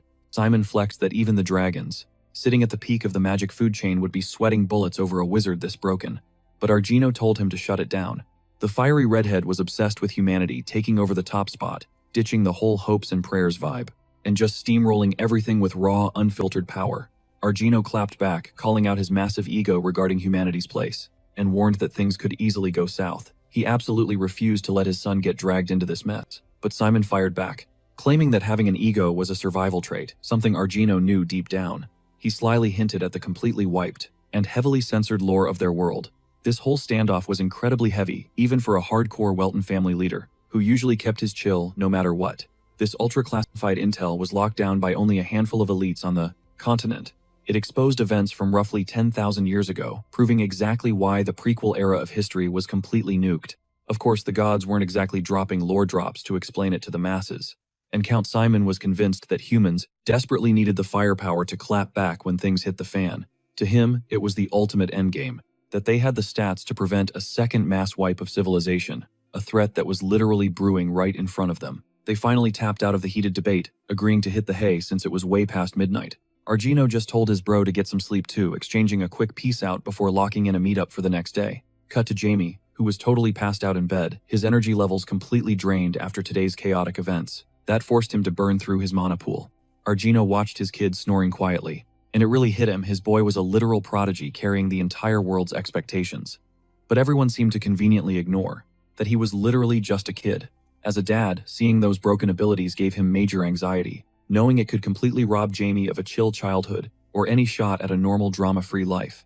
He couldn't stomach looking at his boy as some apocalyptic ninth-class weapon, because right in this moment, he was just his awesome, innocent kid. Right then and there, Argino made a silent vow to do whatever it took to carry this burden, so all Jamie had to worry about was leveling up into a solid, stand-up guy who would naturally make the right calls. Fast forward to morning, the sun popped up, bringing out the insane aesthetics of the crazy expensive lush gardens wrapping the estate. Inside, all the high society VIPs were grouping up to keep the party rolling, forming little cliques to gossip and scheme. Meanwhile, Jamie was totally zoning out, wondering why his dad looked so on edge last night. The curiosity was killing him, but his mind-reading stats were too low level right now to snoop. Suddenly, he got completely yanked out of his headspace by that same girl from yesterday, the one he completely ghosted. He gave her major attitude, bringing up his crystal-clear rejection and telling her to straight up leave him alone. But she had zero quit in her. Flexing absolute confidence, she smirked and said that even if he was not feeling it, she definitely was, so he was stuck listening. Before Jamie could even drop a comeback, she started shouting for her sister, catching everyone completely off guard. Jamie was totally baffled by her insane main character energy, wondering why she was so obsessed when he literally gave her 0 green flags. He decided to dip before things got any weirder, dropping one final reminder that he was not looking for a squad. But Ash clapped back, pointing out their family's alliance and demanding basic manners. Cue Rebecca, the older sister, stepping into the frame to roast his etiquette, telling him to act like a proper Earl's son, completely ignoring her own blunt hostility. Jamie just stared into the void, absolutely stun-locked, completely tuning out the bickering match going on between the sisters. Dude was absolutely paralyzed. Ash totally assumed he just caught feelings for her big sis right off the bat, which made sense since the girl was straight up stunning. However, his expression screamed pure heartbreak, completely baffled by how she could possibly be standing right there. He let the name Jane slip past his lips. Tears pricking his eyes, a flood of memories hit him about the one soul he had cherished forever. Back in the day, she literally gave up her own life to the deities just to save him. That tragedy alone triggered Diablo Volfir to turn into a totally numb beast, and her sudden reboot right in front of him completely shattered his sanity. Right in the middle of this massive mental breakdown, Alf rolled up. This punk made it his personal mission to wreck Jamie itching, to prove he was the actual top-tier sorcerer around. Gripping that exact same relic from yesterday, the kid barked out that our boy was basically a dead man walking, for messing with the wrong guy. Meanwhile, Jamie was straight up zoning out, totally locked in this crazy daze, over bumping into Jane's literal twin. He completely blanked on the fiery-haired noble barking threats at him, shooting this tragic, heartbroken glare toward his new friend's older sibling instead. The girl was totally clueless about why she was getting stared down like a ghost. She tried to make sense of the heavy vibes, but he just stood there muttering his lost love's name. The little sis just stood there, shook, asking if he actually caught massive feelings for Rebecca, considering she only joked about that exact scenario yesterday. This super awkward staring contest got abruptly wrecked by Alf, who was starving for the spotlight and dying to see Jamie bleed. The sheer toxicity burning in his gaze made it seriously wild to think this was just a kid, especially one so obsessed with tearing others down. Out of nowhere, he blasted a massive wave of flames, flexing that, from now on, everyone better address him as the boss and bow down. Our boy was totally caught slipping. He definitely wasn't braced for a heavy-hitting strike while his brain was short-circuiting over Jane. Rebecca reacted way quicker, diving to shield Ash so the kid wouldn't get caught in the crossfire of some random beef. Then bam! With just a single effortless flex, every ounce of that fiery assault was instantly vaporized, leaving the brat glued to the floor, clutching his shiny toy, completely mind-blown by what just went down. This little terror had unleashed a Tier 6 phantom bird spell his dad crafted into the item, and his brain just couldn't compute how a 10-year-old punk brushed off a nuke. Panic and pure disbelief flooded his face, as the brutal reality check crushed his ego, instantly deleting any dream of dunking on the Welton prodigy. Jamie shot back this absolutely freezing, dead-eyed glare, silently judging the absolute audacity of this clown, trying to pull a stunt like that in a packed room right while he was mentally spiraling. Because of that insane disrespect, our main character completely took the training wheels off, dropping a devastating hex that could have easily flatlined the boy in a heartbeat. Searing frost hijacked Alf's limbs, creeping higher by the millisecond and sending absolute agony through his veins. The kid's brain completely blue-screened, trying to figure out a defensive block against something this insane. The timing was so flawless that even if he had the skills, he'd never pop a shield in time. The fiery-haired brat was spiraling into pure panic mode, finally grasping that he was a literal inch away from getting deep-sixed by the absolute demon he provoked. Jamie locked onto him with a hyper-lethal glare, completely blinded by pure, unadulterated rage toward this stuck-up rich kid. Out of nowhere, a hand casually swiped through the air, instantly neutralizing the raging mana and dropping a hard boundary line. His dad manifested right behind his shoulder, attempting to snap the kid out of his absolute murder trance, where nothing but zero-chill hostility existed. The boy didn't even bother fighting off the suppression, knowing full well things had violently hit the fan, and pushing the high-level adults in the room any further would be a massive mistake. The ballet siblings watched the chaos unfold in complete awe, with the older sister desperately shielding Ash from the crazy collateral damage. Without even realizing it, Jamie caved to his old man's overpowering spell, and on top of having his bloodlust instantly wiped clean, he basically passed out from the heavy mana pressure. Argino, trying to keep his kid from catching a body, locked eyes with Count Simon in dead silence, scanning the wreckage to piece together the absolute mess that just went down. The patriarch stared at his unconscious kid, totally clueless on how to fix this public relations nightmare, especially since Jamie just pulled off a stunt that broke all the rules of reality. Both leaders initially assumed this was some wild optical illusion, considering this lethal brawl went down in a packed living room, and felt way too cinematic to be real life. But a few seconds later, reality hit them like a freight train. This wasn't a glitch, and if they hadn't slammed the brakes on Jamie, Alf would have been breathing his last breath in 5 minutes flat. Simon pointed out that, look, Alf's magic stats were absolute trash, meaning he could barely tap into 50% of that artifact's true juice. But even that half-baked summon spawned a blazing phoenix ready to torch the entire ballroom, literally transforming the fancy gala into ground zero. Yet without breaking a sweat, our boy snapped his fingers and erased that raging inferno in a single heartbeat. That insane flex screamed 9th-class prodigy energy, proving exactly why he's destined to crush his ultimate goals. Cue Alf's mom sprinting onto the scene, completely losing her mind, while her husband stood there like a stone statue. She started pointing fingers, shrieking that Jamie was out for her kid's blood, and demanding someone hold him accountable. Enter. Jamie's mom absolutely panicked. She dropped to his level, begging him to spill the exact tea on what just went down. No sugarcoating allowed. So he flat out exposed Alf, dropping the bomb that the redhead threw the first punch. She quickly pieced it together. This ginger brat didn't even have a valid reason. He just sparked a beef out of pure selfish ego. Worse, the kid actually tried to obliterate her son with a high-tier artifact, which Jamie only shattered out of pure self-defense. Locking eyes with Countess Simon, she practically dared the woman to deny it, pinning the entire blame squarely on the redhead's shoulders. Jamie was simply surviving. But of course the rival mom scrambled to spin the narrative, claiming Alf was just pulling a harmless prank, and Jamie was totally out of pocket for retaliating so aggressively. Sears wasn't having a single ounce of that garbage. The concept of a peaceful chat was completely off the table. You could practically see the murderous aura radiating from her. She looked ready to utterly destroy both the Countess and her brat. Catching the dangerous vibe, Earl Welton smoothly slid between the two glaring moms, stepping up to kill the drama before it became tomorrow's tabloid headline. Alf's mom was sweating bullets, totally isolated on the battlefield, while her baby daddy chilled in the background like an NPC. He honestly looked like he couldn't care less, so when she finally spotted his shadow stepping into the spotlight, a wave of massive relief washed over her. She fully bet on him coming in clutch to back up her claims.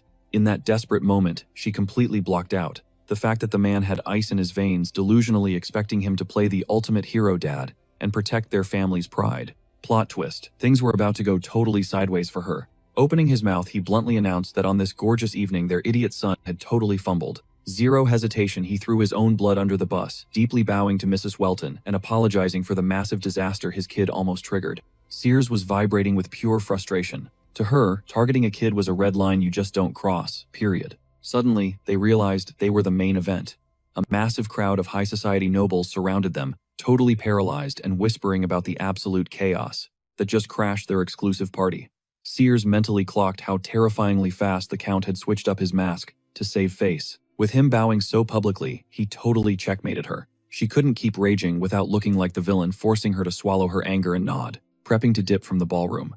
The host caught the vibe and politely suggested Count Welton take his family to chill in a private suite. The Earl gave a smooth nod, agreeing that dipping out was the smartest play to put a lid on the boiling tension. Taking control, the host grabbed the mic, telling the gawking VIPs to call it a night, while dropping a heavy apology for the unhinged drama. The crowd slowly melted away into the hallways, instantly spilling hot tea and murmuring about the insane showdown they just witnessed. But the crazy part, not a single extra actually knew what sparked the boss fight or how the absolute mess even got swept under the rug. Fast forward. The second they were out of earshot from the nosy nobles, the wife spun around to face Count Simon, absolutely flaming him for that public betrayal.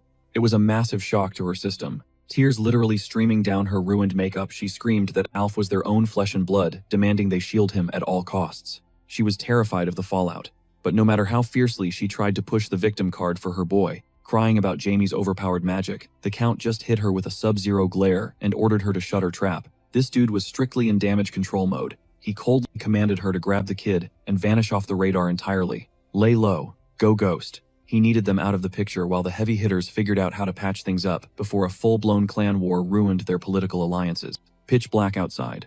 The second the heavy doors clicked shut inside their ultra-secure VIP suite, the Countess went right back to screaming, utterly horrified at how savagely he just threw their heir to the wolves. In her mind, family is ride or die.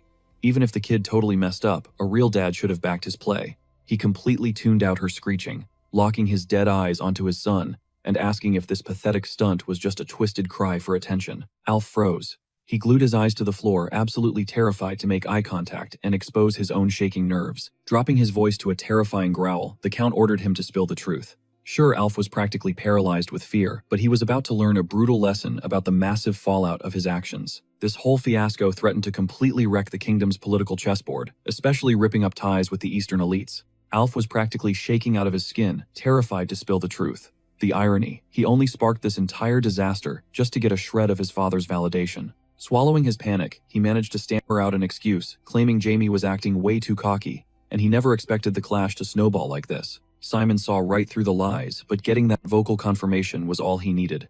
Time to drop the real hammer. He demanded to know exactly where Alf scored the Phoenix Ghost, the overpowered amulet that unlocked that forbidden technique. Tears pooling in his eyes, Alf stared at the terrifying patriarch, fully aware that every word escaping his mouth was just digging his own grave a little deeper. But he didn't pull this off solo. Simon locked eyes with his son, projecting an aura so freezing it could stop a beating heart. The Count laid it out straight. He absolutely despises. Repeating himself and spilling the truth right now was Alf's only lifeline. Strike 3 was approaching. He made it crystal clear this was his absolute final time, asking who handed over that artifact. Right as Alf hit his breaking point, moments away from snapping and throwing Leon directly under the bus, the universe delivered impeccable timing. Mere moments later, Leon casually strolled through the doorway, dragged into this interrogation by their dad to face the music. Simon wanted the mastermind.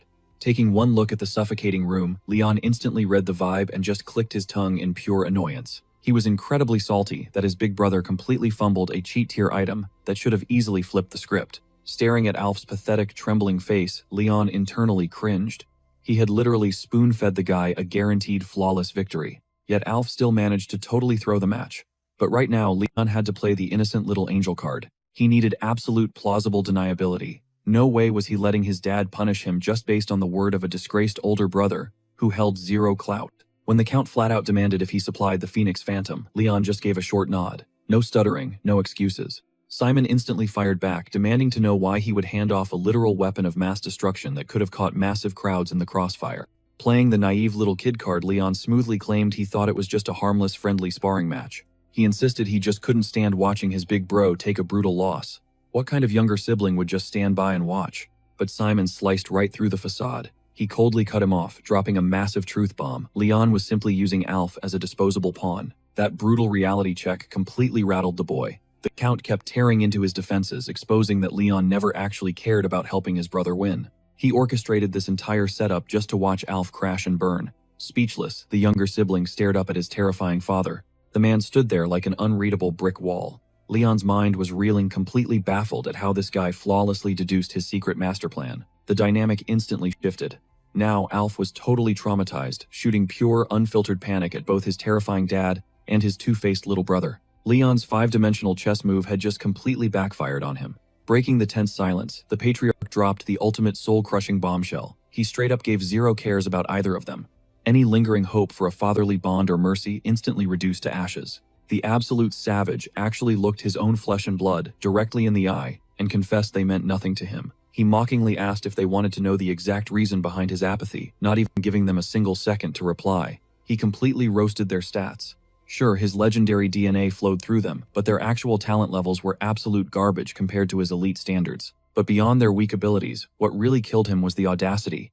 Did these kids seriously think they could hide their pathetic little schemes from him? He read their immature plotting minds like an open book, laying down the absolute brutal reality of their dynamic. He declared there was only one valid way to ever earn his respect.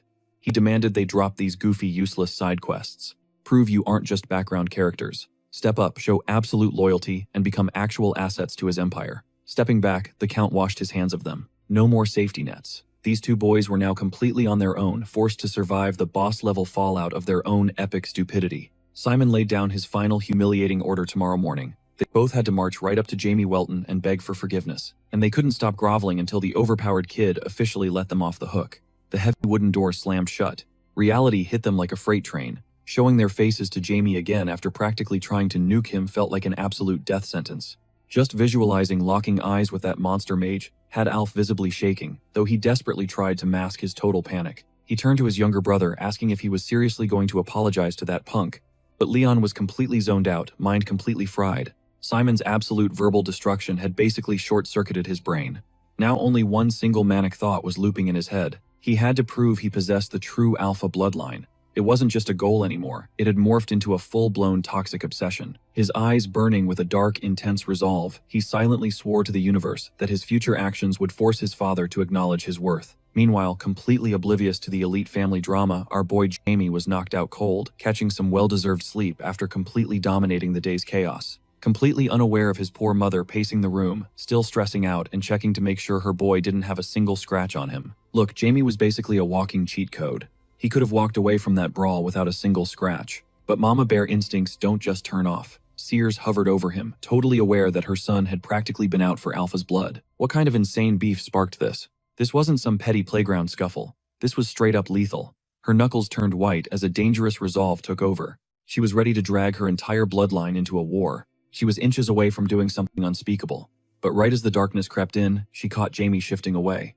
It was like he could literally feel the toxic, murderous energy radiating off her. Instant reality check. The guilt hit her like a truck. She was supposed to be his safe space, the picture-perfect mom. Not some unhinged villain ready to catch a body. The tears spilled over before she could stop them. She needed to back away from his bed, swearing to lock up that dark side forever. Her family needed her as their rock, not a wrecking ball. Then, a heavy, warm hand dropped onto her shoulder. Instant anchor. It was Argino bringing that unmatched dad energy to ground her. The Count pulled her close, his voice a soft rumble, asking if she was okay, silently promising that the nightmare was finally over. He urged her to go crash, and honestly, having him right there, melting away the panic was exactly what she needed. He reminded her they were a team, she didn't have to carry this insane burden solo. Still playing the tough girl. She wiped her face and acted clueless. Why wouldn't she be fine? It wasn't even her mess to stress over, right? Argino didn't push it. Instead, he smoothly asked for his marching orders, ready to burn the world down if she gave the word. Her word was literal law to him. Sears let out a breathy laugh, teasing him about holding her back earlier. He just smirked, pointing out he only stepped in to save her from doing something she'd deeply regret. Damage control was his specialty. Plus, Count Simon was already groveling and begging for forgiveness. Starting a massive turf war between the East and West nobility over one kid's beef wasn't the move. They both agreed. Alpha was going to face absolute hell at home, judging by how the brat practically wet himself when his dad showed up. Deciding they were hovering too much, the parents finally slipped out to let their boy catch some sleep. Jamie lay there dead still. He tracked their fading footsteps, playing the perfect sleeping angel. Once the coast was completely clear, the mask dropped.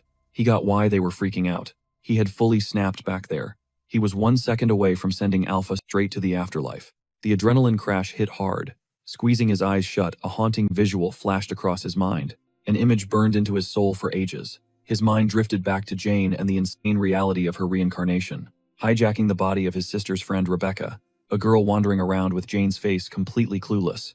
Honestly, it wasn't even the craziest plot twist. If a 10,000-year-old being like him could respawn, her coming back was just standard physics. But here was the kicker: she drew a total blank when she looked at him. Meanwhile, Jamie was cursed with crystal-clear memories, his heart still heavy with an ancient tragic romance. Memory wipes were the default setting for reincarnation. His god-tier retention was the glitch in the matrix. Yet the math wasn't mathing. What were the odds of them dropping into the exact same timeline? Was the universe just playing a sick joke, or were they pawns on someone else's chessboard? A chilling thought spiked his anxiety. The 12 gods. Were those celestial creeps pulling the strings? A sudden mental pushback from Black snapped him out of it. His familiar basically called Cap, pointing out the massive plot holes in that theory. Jamie shook off the paranoia. Black was right. If the gods actually knew he was back on the map, they'd have sent a hit squad, not a puzzle.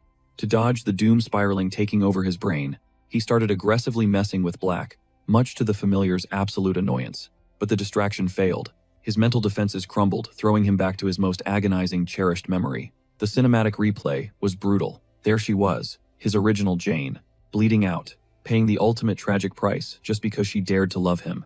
The heartbreak hit him like a physical punch. Keeping his emotions in check whenever she crossed his mind was practically impossible. He needed a game plan. Step 1, confront Rebecca. Step 2, piece this mystery together before he lost his mind. Cut to a different scene. A shady, cloaked dude petting a bird muttered under his breath, declaring that the mystical alliance. Reality itself was shifting right down to its core. He set the little bird down on the wooden planks, watching its tiny claws grip the surface to stay upright. A faint smirk crossed his face as his mind drifted to his own hidden agenda. This shadow figure was fixated on Count Welton's oldest kid, Jamie. The boy was only 9 years old, but he was already crushing the 4th tier, an absolute prodigy with magic. Snapping out of his trance, the man scattered the flock, commanding them to vanish into the distance. Once morning finally cracked the horizon, and the coast was clear, Jamie slipped out to the estate gardens. He needed a quiet spot by the rushing stream to clear his head. Buried deep in pure nature, he took massive gulps of the crisp morning breeze. It felt like absolute brain bleach washing away the chaos and snapping his focus back into place. Even his summoned beast was totally vibing with the gorgeous scenery, projecting those chill feelings straight to his master. Jamie was honestly blown away. Who knew Black even processed the concept of fresh air, let alone actually enjoyed it? A wild but welcome plot twist. The shadow creature started buzzing, trying to communicate something deeper, but Jamie shut it down instantly. He told the beast he got the memo and did not need to suffer through its clunky mush chatter. He just wanted to soak in the absolute peace and quiet. Since it was the final 24 hours of the gathering, and the massive crowds had already packed up for home, the hype party energy was fading into a heavy silence. He mentally bookmarked the fact that he absolutely had to track down the one person who mattered most. He needed to catch her before she dipped and vanished from his life again. On his way back, his instincts screamed at him. He slammed the brakes on his walk, his ears zeroing in on the environment. Something was totally off. The kid whipped his head around his eyes, darting through the trees to pinpoint the noise that was setting off all his red flags for an ambush. At first, he just tuned in with his raw physical senses, keeping his magic completely suppressed, but quickly realized that was not cutting it. Without missing a beat, he flared his monoradar outward, casting a massive net to trace exactly what was triggering his fight or flight response. Bingo. His magical pulse locked right onto the epicenter of the disturbance, and he bolted straight toward the hotspot. To figure out what was throwing off such bizarre energy waves, Jamie pushed his tiny body to the absolute limit, gasping for air, but refusing to slow down. He needed answers immediately. Bursting through the final wall of foliage into the clearing, the scene waiting for him was wild. Rebecca was chilling by the water edge, with an otherworldly entity hovering right over her. It was an actual Undine. The water spirit locked eyes with the boy, glaring at him with heavy boss energy and challenging him to step up. The intense stare down totally tipped Rebecca off. Realizing she was being spied on made her instantly awkward around her summon, spinning around to confront whoever was creeping in the bushes and ruining her vibe. She completely froze in shock. Rebecca scrambled to her feet, rapid-firing questions about how he was holding up, desperately trying to deflect his attention from the magical spirit. But Jamie was already spiraling, completely paralyzed. How do you even act normal around the literal love of your past life? who was now treating you like some random noble kid. She looked absolutely stunning. That radiant smile of hers lit up the whole area, blending flawlessly with the magical glow, radiating from her core. Breaking the tension, she finally introduced herself, since up until this exact moment, they had never actually spoken in private. And just as he suspected, she was a legit water elemental master.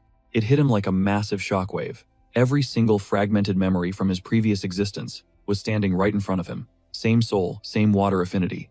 Then, like a ghost whispering in his ear, her dying wish, begging him never to forget her, crashed into his brain. His face completely dropped, contorting into pure heartbreak. Rebecca had zero clue what was happening. She tried to keep things polite and friendly, but all she got back was dead silence. It completely baffled her. Why did this kid look so utterly shattered watching her move?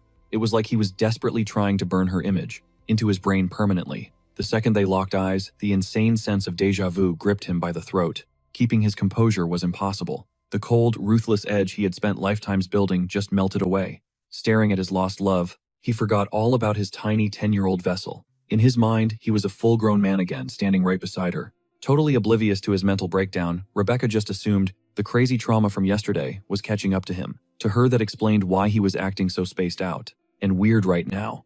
Her big sister instincts kicked in. Seeing this little kid trying to act tough while clearly falling apart, she closed the gap between them. Before Jamie could even process it, she pulled him into a warm hug, gently rubbing his back. She whispered that the nightmare was over, promising him he was totally safe now. Caught entirely off guard, the boy. That gentle, familiar touch hit Jamie like a freight train, flooding his mind with feelings he thought were long dead. But he forced himself to snap out of it, desperately trying to write it off as nothing more than some lingering phantom pain from his past life. He slapped on his usual mask, slipping right back into the act he had perfected over the years, and shoved those chaotic past life memories back into the dark corners of his mind. Taking a breath, the two of them sat down, playing it totally cool, like absolutely zero tension hung in the air. Rebecca started pouring her heart out. Honestly, it was like her dad had hardwired her brain to believe that just venting to someone would magically make all her problems vanish into thin air. And catching the intense way he was listening, she totally bought into that idea. Jamie bit his tongue, choosing to keep his mouth completely shut about whether her falling for his fake persona was actually a good thing or a total disaster waiting to happen. Instead, he smoothly pivoted, asking, "Wait, did Viscount Val actually say that?" Her face instantly lit up. She was literally obsessed with her family, holding them on this massive pedestal, and she looked absolutely thrilled that Jamie actually picked up on that vibe. She let out a soft sigh, admitting how bummed she was that they totally missed their chance to chat the day before. But then her eyes sparkled, adding how hyped she was. That fate finally threw them a bone and let them cross paths today. Flashing a charming smile, Jamie nodded, totally agreeing that this little accidental run-in was actually hitting the spot. Honestly, she was low-key shocked. It blew her mind that this conversation was flowing so smoothly with a guy who had just acted like a total ice king toward her little sister, yet here he was serving straight-up gentleman energy. Staring at him, Rebecca honestly felt like she was talking to a completely different dude. But right in the middle of her thoughts, Jamie totally derailed the chat, dropping a random question about the Ball family and some ancient mythical pact they supposedly had with the wind spirit, which honestly sounded like absolute fiction. She shook her head, explaining that she actually tried locking in a contract with that exact spirit but completely fumbled it. Turns out trying to vibe with wild elemental forces is wildly unpredictable. The wind spirit literally manifested just to tell her straight to her face that she was not built for it. But then Undine pulled up on her out of nowhere, proving it was absolute destiny. Because the water spirit straight up demanded they seal a contract right that second, treating the whole thing like an insanely high-stakes mission. Normally, you would want to run something that huge by your dad first, right? But she just blindly said yes on the spot, a total leap of faith that proved the universe was pulling the strings. Jamie soaked in every word, the gears turning in his head. It practically screamed that the god of spirits was playing four-dimensional chess and knew every single detail, which made this whole mess infinitely more toxic. See, a Spirit King's contract is not some basic everyday deal. It is a hardcore soul-binding pact, literally locked in by the very lives of both participants. So when Jane's soul reincarnated into Rebecca's body, there is zero doubt that the Spirit King was tracking her the entire time. Treading lightly, the boy tested the waters, asking if the Viscount completely lost his mind over his oldest daughter pulling such a reckless stunt. But she just brushed it off casually, dropping that her dad was only bummed out for a quick second, completely keeping the messy details under wraps. Alarm bells were going off in Jamie's head. This whole scenario was uniquely unhinged, breaking literally every rule of standard spirit lore. As she studied his intense expression, she started second-guessing everything herself. I mean, a high-tier spirit just pulling up unannounced to pitch a magical binding contract. That kind of wild flex was completely unheard of to the boy. Plus, Playing the part perfectly, Jamie let his voice drop, acting like he was totally gutted that things went down like that, instead of following her original game plan. He leaned in, hyping her up by saying that if the water spirit handpicked her, she needed to just own her power and trust the process. Rebecca was totally caught off guard. His words hit so deep that she was basically left speechless, realizing she had completely glossed over the crazy butterfly effect of everything that just went down. Snapping back to reality, a soft, genuine smile broke across her face, totally vibing with his energy. He was right. She needed to stop stressing and actually appreciate the wild cards destiny was tossing her way, especially a massive glow-up like this one. Deciding to bounce before the trauma dumping could continue, Jamie hit her with a quick, polite thank you for the chat, and literally just dipped. The poor girl was totally stunned, not expecting the vibe to get cut off so brutally fast. She could not even squeeze out a goodbye before he was already sprinting back to the estate, leaving her completely whiplashed by his totally unhinged exit. Honestly, the elegant noblewoman was low-key dying to keep the conversation rolling and felt incredibly salty that he just rage quit their hangout out of nowhere. But there was literally nothing she could do except stare at his back. Out of nowhere, this heavy, suffocating sensation crashed through her veins, making her knees go ridiculously weak, totally terrifying her, because her body had never glitched out like this before. Meanwhile, Jamie finally made it back to his room and started venting to his familiar. He broke down the whole chaotic meetup, pointing out how Rebecca totally gave off heavy grown-up energy, making it super awkward to just treat her like a normal peer. He finally collapsed inside his space, desperately needing a minute of pure silence to process the massive lore drop he just got hit with and piece together how the absolute heck the gods were tied into this mess. But boom. Familiar, annoying voices suddenly echoed through the hall, totally throwing him off. He really thought the beef between them was completely squashed, at least for now. Standing dead in his path were Count Simon's two sons, and man, their faces were basically screaming murder, which made sense considering the absolute train wreck of a clash they had the day before. It was painfully obvious that their toxic grudge had zero time to cool off. Jamie's muscles instantly locked up. He braced himself, scanning their faces to figure out what kind of garbage they were about to pull. This time around, because honestly, he considered both of them to be completely unhinged. They stood there awkwardly, totally struggling to spit out the actual reason they blocked his path. Then, out of literally nowhere, Alf mumbled an apology, though the delivery was so dry it felt faker than plastic, especially after the pure, unfiltered villain glare he had flashing in his eyes just a day ago.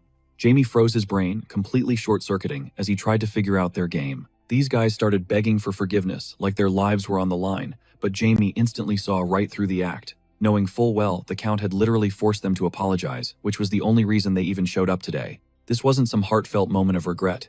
It was pure survival. One of the bullies turned beet red, hating every second of it, but realizing he was completely checkmated, he wisely decided to swallow his pride and keep his mouth shut. Jamie then shifted his gaze to the random red-haired kid standing nearby, wondering who this fresh face was. When Alf introduced the boy as his little brother, Jamie mercilessly roasted him, asking if he literally brought a child along to act as a human shield. Before things escalated, Leon chimed in, confessing that he was the one who handed Alf the artifact. Jamie narrowed his eyes, instantly picking up major red flags, knowing this toxic family was perfectly capable of spinning a massive web of lies.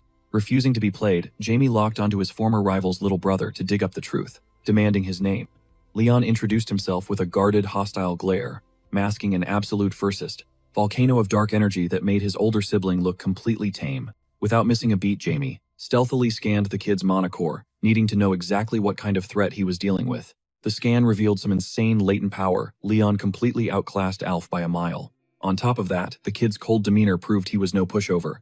Yet it was painfully obvious that Count Simon treated this prodigy like absolute trash, barely acknowledging his existence. This whole chaotic stunt was just a desperate cry for Daddy's attention. Leon then brushed off the drama, casually asking if Jamie accepted their pathetic apology so they could secure the win and walk away. But Jamie wasn't blind. He caught the subtle sneer on Leon's face, proving this fake apology meant absolutely nothing. He realized this arrogant kid hadn't even bothered showing up to yesterday's fight, acting totally superior, and treating the whole conflict like a twisted chess game played purely for his own amusement. This pint-sized sociopath viewed Jamie, Alf, and literally everyone except his dad as absolute garbage, an insanely dark mindset for his age. Jamie instantly flagged him as a major future villain who would definitely derail his plans if left unchecked, meaning he needed to nip this threat in the bud right now. Snapping back to reality, Jamie noted Alf's desperate thirst to be the heir, pressing right on his insecurities since becoming the family's top dog was all Alf cared about. Jamie completely ignored Alf's babbling, locking his piercing gaze onto Leon, whose smug aura instantly shattered as he realized his dark secrets were utterly exposed. Stepping uncomfortably close, Jamie coldly stated that their toxic family politics were none of his business, but he absolutely wasn't letting this disrespect slide. Closing the gap, he laid down the law. Since Leon pulled the strings, he was going to face the ultimate consequences. And by consequences, he meant a brutal dose of karma to make up for the absolute nightmare they caused yesterday. The red-haired menace couldn't even fathom the world of hurt heading his way, without anyone there to hold back this overpowered mage. Before Leon could even gasp, the entire world instantly blacked out, plunging him into a suffocating pitch-black void, completely stripped of light. Pure terror gripped Leon as his strength evaporated, his limbs locking up like they were encased in solid ice that he couldn't break. Unable to move a muscle, his knees slammed into the ground just as a colossal godlike eye ripped through the darkness, echoing a bone-chilling warning. He gets one pass, and if he ever crosses that line again, it's game over. The second those words hit his brain, he snapped back to reality, standing right back in the parlor, gasping for air as he reeled from Jamie's absolute masterclass of psychological, magical warfare. Leon's brain was short-circuiting, desperately trying to figure out if he just blacked out or tripped out, totally failing to comprehend the cosmic horror he just witnessed. Before he could even process the sheer trauma, he collapsed and shrieked, his mind utterly broken, by staring directly into the abyss of overwhelming power. Alf absolutely panicked, staring at his little brother, who was now thrashing around like a total lunatic. Tears streamed down Leon's face like waterfalls. His nervous system had completely crashed, leaving him convulsing in sheer panic. Through the blinding haze of tears, one terrifying truth locked itself into his brain forever. If he ever provoked Jamie again, he was leaving in a body bag. A knowing smirk crept across the Welton family rep's face. He finally pieced together the root of this total, absolute nightmare. Jamie wasn't just flexing, he was dropping a masterclass in raw, undeniable power. Tears welled up in Leon's trembling eyes as he stared down his nightmare, realizing his only play was to drop right to his knees. He was bowing to the exact same dude who could have literally erased him from existence just heartbeats ago. Running on absolute fumes, the broken boy choked out a pathetic apology. It wasn't genuine remorse, just pure primal terror carving its way deep into his soul. After witnessing Jamie's god-tier technique, cut to the aftermath, it was finally time to bounce. High society snobs who crashed this stiff traditional gala were exchanging their fake little pleasantries. Fancy rides lined up the driveway, waiting to haul the elite back to their mansions. Honestly, Jamie was absolutely hyped to ditch this place and head back to his chill, low-key, everyday life. No more wasting breath on wannabe menaces like those red-headed brothers. Looking back, he mentally clocked a brutal reality check. The exact second he stepped off his home turf, the drama instantly snowballed. Hindsight is 20/20, and staying holed up in his room, dodging his mom's smothering affection, would have been infinitely better than dealing with the absolute train wreck he just survived. Then again, he instantly checked himself. Keeping up that flawless golden child persona was its own kind of mental torture. Stomaching all that high-class family bonding was exhausting. Deep in his own thoughts, he completely missed Count Simon sliding up beside him. The older man easily caught onto the kid's sour vibe. Honestly, Jamie had totally spaced out on how badly he originally wanted to network with this family. The chaotic mess of the past 48 hours had completely derailed his main objective for crashing this party. Flipping the switch, the boy masked his annoyance with a polite front, claiming he wasn't mad at all. He played it off, saying he was just pumped to finally hit the couch and escape this endless drama. Playing the gracious host, the Count dropped a heavy sigh, genuinely regretting they couldn't squeeze in a deeper chat. While the kid was bunking under his roof, playing the game, Jamie smoothly replied that he was totally down for a real conversation too. But fate had other chaotic plans, leaving them both holding an L. Simon threw out an open invite offering him to crash for a few more days, but our boy hit him with a hard pass. He was completely drained and craving the peace of his own bed. Let us be real, the actual reason was floating right there in the tension. No one needed to say it out loud. The Count's own bloodline was literally the epicenter of every single disaster that just went down. Letting out a heavy breath, the man read the room. He caught the drift immediately and dropped the whole stay longer routine. Changing lanes, he dropped a warning. The underground magic scene was already putting Jamie on their radar, meaning the kid needed to watch his six and move incredibly smart from here on out. Wrapping up his thoughts, Simon seemed genuinely impressed that Jamie knew exactly how much weight his name carried in these circles, especially after watching him completely shatter that red-headed kid's ego. Jamie just nodded along, not even trying to humble brag. Because honestly, he was done playing the weak, helpless victim. It was time the world recognized exactly who they were dealing with. Casually, he mentioned handing out a brutal reality check to the son Leon. Without missing a beat, the father admitted he already figured that out. Considering the kid had been absolutely losing his mind since yesterday, Jamie stared at the Count, completely baffled by this icy reaction. We are talking about his own flesh and blood here, yet the guy wasn't throwing a tantrum or even looking mildly pissed off. Simon's logic was freezing cold. His son messed around and found out. Karma collected its debt, so why hold a grudge against the Reaper? The puzzle pieces instantly clicked in Jamie's head. No wonder those brothers were absolute menaces. Look at the emotional frostbite they got from their own dad, right out in the open. Dropping some unsolicited truth, the boy pointed out that Leon actually possessed some raw magical affinity. With the right mentor, that kid could seriously level up his arts. He wasn't even throwing shade. It was straight-up, genuine advice.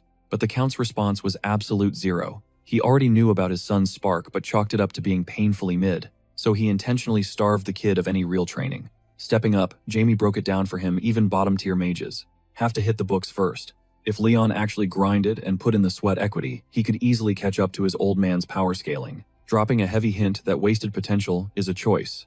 Tearing down his own polite diplomatic mask for a split second, Jamie fired shots. He called the Count out on his toxic parenting, blaming him for treating his kids like talentless trash. He did not hold back, clarifying that while Alf was basically a lost cause, Leon was sitting on a goldmine of sleeper potential. The older man's ego took a hit. He challenged the boy, asking if he seriously thought a veteran like him couldn't spot a prodigy. He was genuinely baffled how, sitting at the 8th tier, his own radar completely missed his kid's hidden specs, yet this literal child stood there spitting absolute facts about latent power. A chilling realization crept up the Count's spine. He was staring directly at an absolute grandmaster, but trying to wrap his head around that felt like pure fiction when looking at a pint-sized kid. Delivering the final blow, Jamie calmly stated that by actually backing his son, the Count could easily smash through the bottlenecks holding his own power back, tearing down walls Simon hadn't even admitted existed. The older man was absolutely blown away by how this kid completely read him like an open book. Right before their ride rolled up and signaled it was time to bounce. Catching Jamie before he left, Simon dropped a crazy detail. Some random little girl had once hit him with the exact same harsh truth. Hoping this prodigy would stay on the right path, the Count gave his farewells, while our boy dashed straight for the carriage. In that split second, he totally looked his age, just an ordinary kid, despite dropping enough heavy wisdom to send a grown man into a full-blown existential crisis. Simon just stood there, watching the carriage fade into the distance, completely speechless after having his entire worldview shattered in a 5-minute chat. Unable to handle the sting of his exposed insecurities, he just shut his eyes tight, choosing the path of maximum delusion by pretending none of it ever happened. Back on his own turf, he admitted he felt pretty awful about how everything played out. But let's be real, he wasn't about to change his ways anytime soon. Meanwhile, the second our main guy touched down at his own estate, he instantly shifted gears, since his hometown had been dealing with some serious drama while he was away. Throwing on his signature pitch-black face-concealing cloak, he grabbed his magical familiar and ghosted straight into the nearby woods. It was time to tie up the massive loose ends. He was forced to ditch when that whole fancy ball at Simon's mansion hijacked his schedule. Since yesterday was a total wash, Jamie instantly flipped the switch, stepping back into his absolute boss era. As the Lord of the Undead, his aura flared as he commanded his shadowy minions to quit creeping in the brush and show their faces. Knowing better than to test him, the rotting squad materialized out of thin air, honoring his original command to lay low in some ghost town for a few days, trying to save face. For their seriously delayed arrival, one minion immediately threw Azad under the bus, blaming his sloppy moves for the massive holdup. But Jamie couldn't care less about their petty drama. He was totally laser-focused on the intel they had scraped together, while he was playing dress-up, knowing this data was the ultimate key to his next big-brain play. Stepping up, a minion dropped the bomb. The Zenith Church had basically speed-run their expansion across Hace, infecting the entire city with insane efficiency. They were handing out free meals and beds to the homeless, farming massive PR points with the locals, and had even just launched an orphanage. Jamie soaked in the details, his mind racing to build a timeline, snapping a quick question about when this whole campaign kicked off. The undead lackey spilled that it all started going down roughly 2 months back, right after Reeville crumbled. Once Count Welton absolutely nuked that underground syndicate, the Zenith squad slid right into the power vacuum, pushing their holy agenda, while playing the ultimate saviors for the broke and broken. Naturally, the street-level citizens were super sketched out at first, assuming these mysterious do-gooders had some massive hidden catch. But fast forward a bit, and they totally drank the Kool-Aid, morphing into hardcore devout followers that skyrocketed the church's street cred. As of right now, Zenith was flexing as the absolute top-tier untouchable faith in the region. Taking all this in, Jamie was internally raging. The fact that they locked down the city this fast felt way too calculated, and he wasn't buying the happy accident vibe for a second. His blood boiled, knowing the exact same clown who wrecked his previous life was now actively polluting his brand new playground. Letting his dark aura spike, he glared down at his decaying squad and dropped an insanely cold question. Could total war and perfect peace actually survive on the exact same turf? That explanation went straight over their heads. Azad and his buddy just exchanged this totally blank stare, silently agreeing that connecting these dots was physically impossible. But surviving their boss meant faking it. Desperate to avoid triggering Jamie's legendary temper, the guy threw out a wild guess about them sharing a bloodline. Bingo. Jamie ate that up, dropping a smirk and claiming that was exactly how Jana pictured her own vibe. Did that clear things up for Azad's crew? Absolutely not. To Jamie, this whole universe was basically a ticking time bomb, built on rotting corpses, just begging for a spark. He saw war as the ultimate mask-off moment, where the true twisted divinity of this reality stepped into the spotlight, stripping away all the fake symbolism. Right now, some absolutely ruthless deity was pulling every string imaginable, desperate to brainwash the masses. He wanted everyone hopelessly addicted to his power, setting the stage for an absolute disaster. Jamie totally called it out. This whole savior complex was nothing but a massive smokescreen. In reality, this god was cooking up a master plan way darker and more chaotic. Now, the henchmen had one mission: crack that secret agenda. They tuned in closely, knowing that crossing Jamie meant instant deletion. You either executed his orders, or you perished. Smash, cut to Ricky, chilling in the sanctuary, run by the Genus Church. The vibes here hit different. People actually smiled and hyped him up for doing the bare minimum. Thinking back to scraping by in the grimy gutters, the kid felt like he just unlocked the gates to literal heaven. The robed priest taking care of them locked eyes with the boy, acknowledging the brutal trauma he was carrying. He swore on his life that as long as the kid stayed inside these walls, that street nightmare was officially over. It had been exactly 1.5 months since Ricky got scooped up by the orphanage, and the energy here acted like pure healing magic. Without this place swooping in, he and his sister would be nothing but bones in some alleyway. Stepping into the room, his sister did not even flinch or spin around to check who walked in. She just instantly called out his name, reading his aura like a radar. Ricky shot her a soft nod and closed the distance, making sure she knew he was there. Anna was completely blind. Back in the day, the second their toxic parents discovered her condition, they dumped both kids on the curb and bolted. Shielding her meant Ricky had to dive headfirst into the most soul-crushing gigs imaginable. Bro had zero options. It was either hustle in the dirt or starve. The concrete jungle showed absolutely zero mercy, and every adult walking past them was just another cold, heartless, non-playable character. Praying for a hero back then was a complete joke. Existence was pure psychological horror. But then, for the absolute first time, a real lifesaver reached out. No strings attached. Just pure rescue for two kids who got dealt the worst hand possible. In their traumatized minds, they fully believed the creator himself had reached down to pull them out of the abyss. From that exact second, Ricky and Anna secured a brand new timeline. A total system reset compared to their tragic origin story. Drowning in this sudden, unexplainable miracle, the boy made a hardcore vow to morph into a divine disciple and broadcast these holy blessings to the entire server. The shelter was packed with strays just like them kids, hauling massive baggage. So whenever a win dropped, the whole squad celebrated like it was top-tier loot. Lately, the hallways were buzzing with wild whispers about a kid named Shinu. Supposedly handpicked by the heavens, he was packing his bags next week to hit the main cathedral and level up into a full-blown priest. Ricky soaked up the gossip, a tiny spark of jealousy flaring up.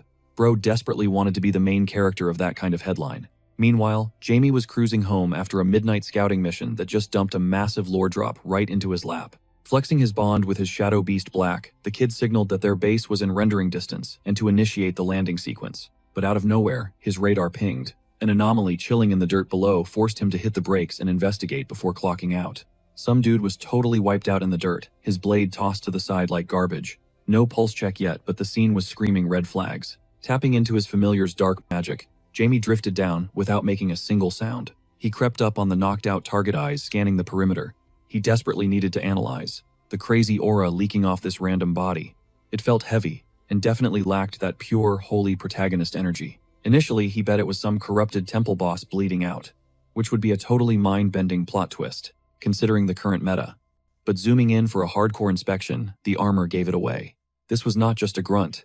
It was an elite holy knight. And that just made the mystery 10 times more chaotic.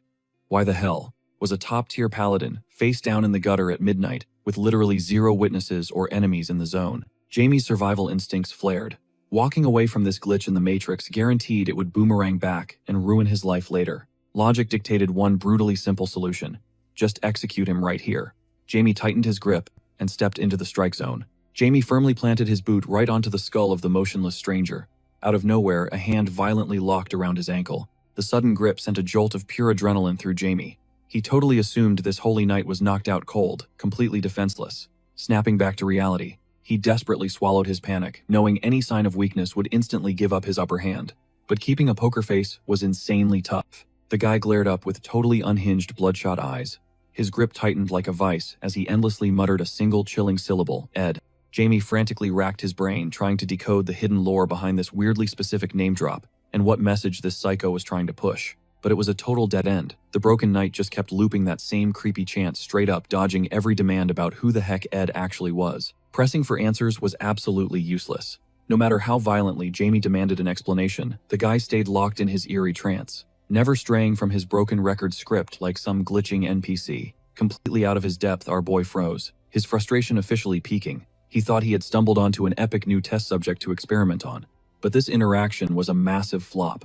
Clueless on how to hack the situation, Jamie just dusted off his hands, hoping the guy would just starve out and fade away in absolute isolation. He was completely done dealing with this mess.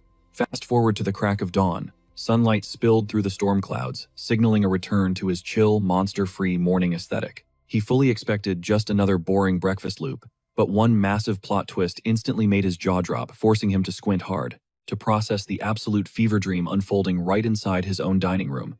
In a twisted stroke of irony, the exact same weirdo from the alley was casually kicking back at the table, aggressively devouring a massive piece of bread. The visual was so totally absurd, compared to the half-dead corpse vibe he was rocking last night. The guy openly confessed that without the count coming in clutch, he would be totally flatlined in the gutter right now. The freezing streets definitely would have packed him up, but thanks to insanely good luck, he was somehow chilling in VIP with the elite. Jamie's dad humbly deflected the hype, reminding the table to respect the actual foot soldiers who hauled his freezing body inside when he was desperately clinging to life. The knight countered instantly, pointing out that those guards literally take their orders straight from the count anyway. So logically, the big boss up top deserved all the credit for this massive rescue operation, pouring out his endless gratitude. Count Welton leaned in sarcastically, asking if sacred warriors made a habit of starving on random street corners. The guest admitted it was super rare, but ultimately they bleed, just like anyone else. Sure, top-tier paladins basically have cheat codes for insane stamina, totally outlasting average humans. Argino cut straight to the chase, questioning his ties to the Pyro faction. The knight nodded hard, flexing his loyalty to the fiery goddess of ultimate mercy and brutal judgment. The patriarch smoothly mentioned how totally thrown off the entire household was, stumbling upon a holy warrior in such a pathetic state, catching an agreeing nod from his wife.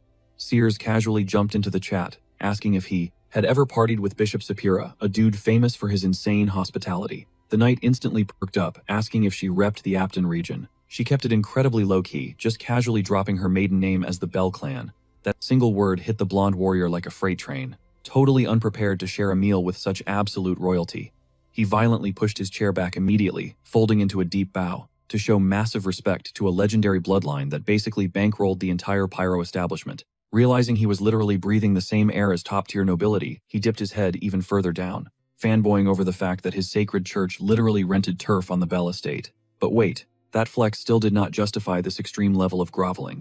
Jamie threw massive side-eye at the whole spectacle, his brain short-circuiting. Paladins never bend the knee for cash or clout. They only bow to divine entities, desperate to unlock the lore behind this glitch in the Matrix. He brilliantly deployed his ultimate trap card, acting like a clueless 9-year-old kid begging his dad for adult tea. Channeling peak innocence, Jamie blinked his huge eyes loudly, asking why the messy street dude was practically worshipping his mom. Internally, he was literally gagging. Pretending to be a brain-dead toddler was sheer physical torture. His dad totally shut him down, promising to drop the lore later off camera because interrupting the main quest right now would be insanely toxic. The rejection stung bad. Jamie had poured his soul into that Oscar-worthy performance, only to catch a massive loss. He had literally debased himself for absolutely zero intel. But then a much darker realization clicked. If the Bell dynasty was practically besties with the Pyro cult, Jamie was officially staring down a catastrophic debuff he really did not need right now. Why? Because he fully planned to pack up and assassinate that exact same goddess. Talk about a seriously awkward family reunion. Later on, Count Welton cornered the knight off-grid, demanding the real scoop on why he was lurking around the eastern borders. A Pyro operative literally had zero business being this far out of his zone. It instantly triggered massive red flags pointing to one toxic theory. The radical church factions were plotting to aggressively conquer more map space, aiming straight for the Welton turf. The paladin instantly waved off the heat, swearing he had zero political beef. He was purely on a solo hunting mission, relentlessly tracking a very specific target. Arsène wasn't going to let this slide, demanding the knight spill the tea on exactly who he was hunting. The blonde warrior finally caved, revealing their target was an absolute madman. A rogue scientist crossing lines that should never ever be crossed. We're talking twisted, highly illegal chimera experiments. This revelation instantly hooked the count. But the kicker, hearing that this freak was operating right inside Haste, completely pissed him off. The knight totally clammed up, throwing out a quick apology, and claiming the intel was strictly classified church business. He tried to brush off the topic, pulling the classic, "I can't share secrets with civilians" card, but Arsene wasn't having it, throwing him a lifeline he offered to handle a favor in exchange for the truth. Bingo. The knight recognized a golden partnership when he saw one. He decided to ditch the rulebook, realizing that having an undisputed swordmaster in his corner was an absolute game changer that could flip the entire mission.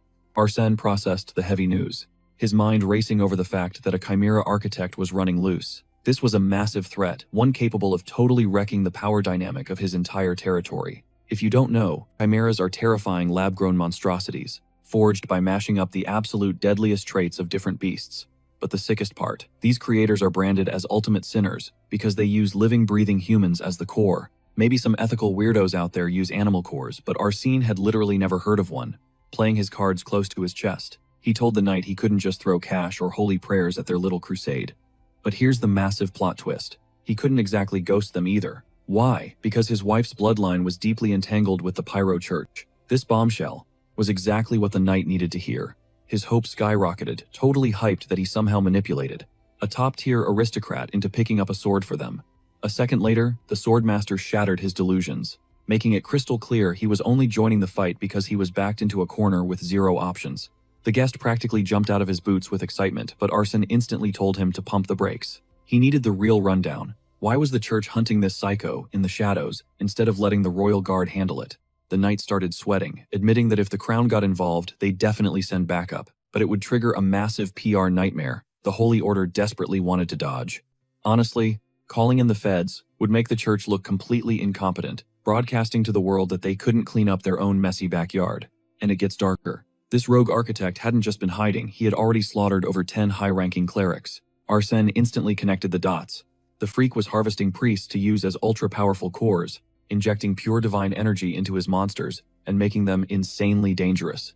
Cut to Jamie, who was low-key baffled. How did this random, nobody, holy warrior end up crashing their fancy dinner? He was equally annoyed and deeply intrigued. With this massive lore drop about his mom's secret pyro church ties, he realized his cushy new life was getting super complicated. Even so, he was slowly starting to vibe with their daily afternoon tea, settling into the aristocratic routine. His little sister was totally obsessed with him, practically glowing whenever he was around, always craving way more brother-sister time than she was already getting. Rolling up to his mom's hyper-aesthetic tea setup, he had to pretend to care about whatever fancy blend she was pouring today. Honestly, he was on a mission. He needed the intel his dad had completely blocked him from getting at breakfast. His old man had shut down the conversation before it even started. But Mom, she easily read the room, noticing her boy, practically rushing through the posh etiquette just to interrogate her. Jamie decided to play the innocent card, acting like a clueless kid. He hit her with a fake curious question about why the shiny knight bowed so deeply to her, pretending he just didn't understand adult greetings. Sears saw right through his little act. Smirking, she called his bluff, knowing exactly what her eldest son was fishing for.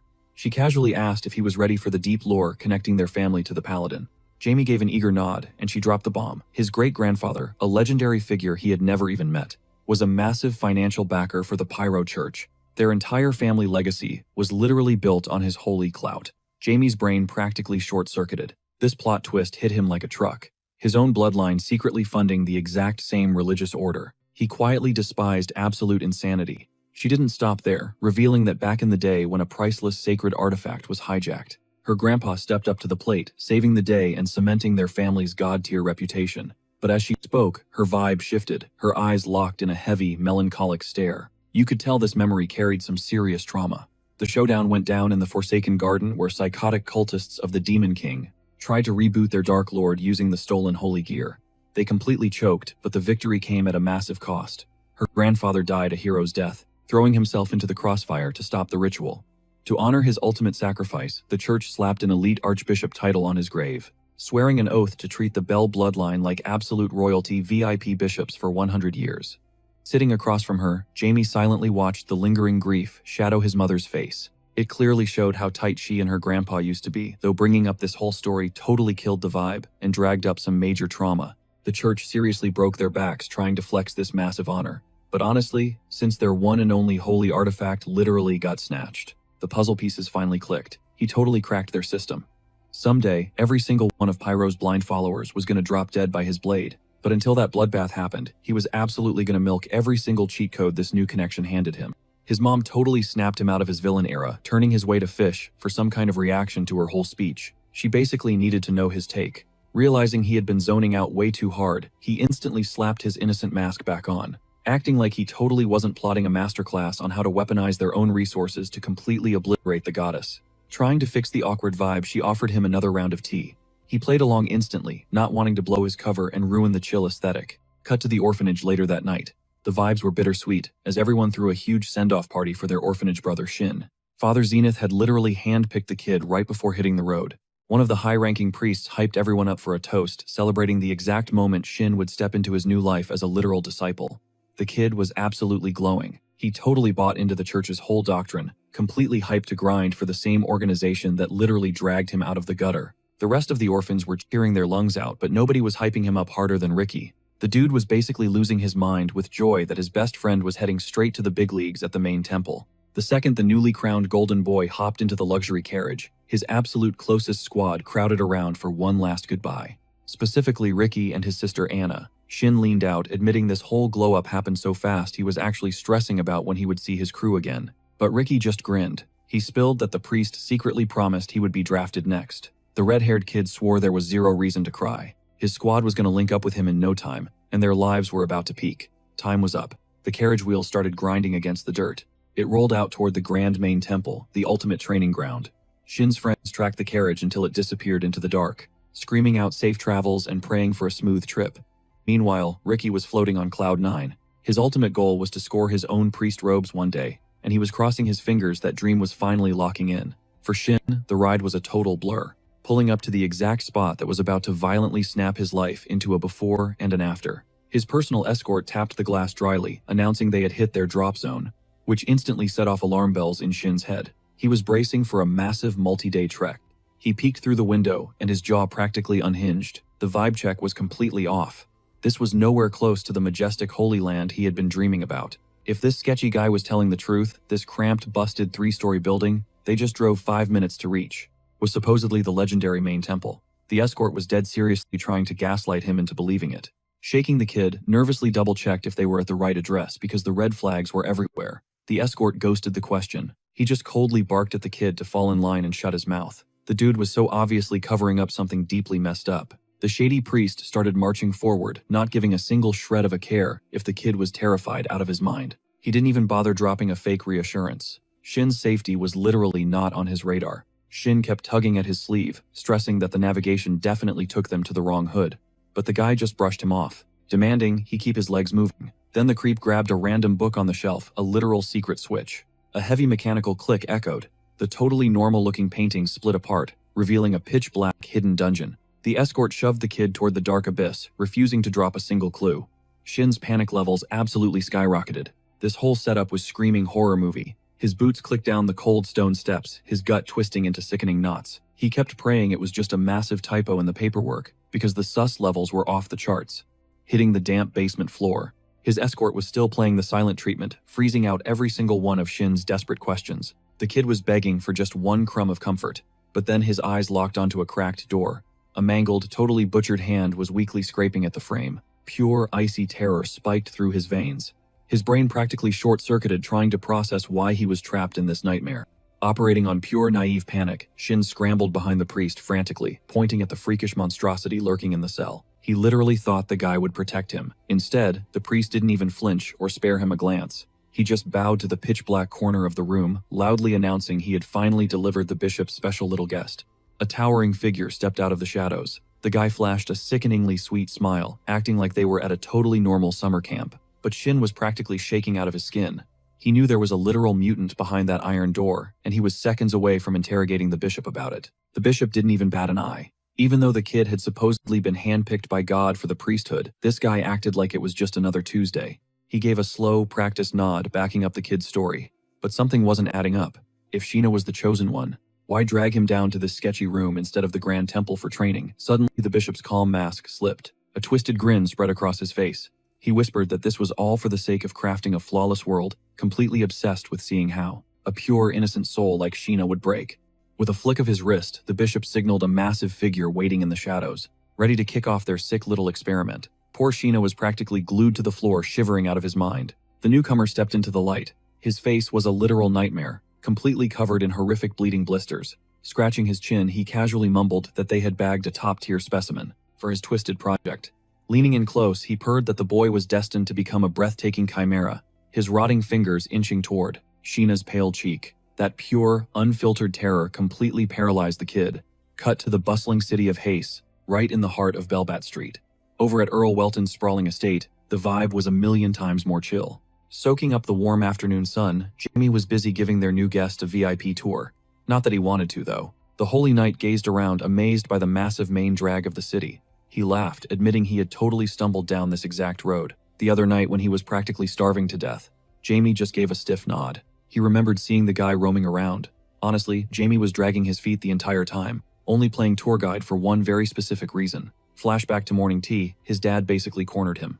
The Earl insisted their VIP needed to experience the local sights, and threw Jamie right under the bus, claiming his kid would make the absolute best local guide. The clueless knight ate it right up. Next thing Jamie knew, he was dragged out the front gates without a say in the matter, forced to show off the local hotspots. While Jamie was internally screaming about his terrible luck, the knight was low-key mind-blown. He couldn't wrap his head around how a literal 9-year-old had the stamina and brainpower of a seasoned pro. Turns out the Earl wasn't just flexing about his kid. The hype was 100% real.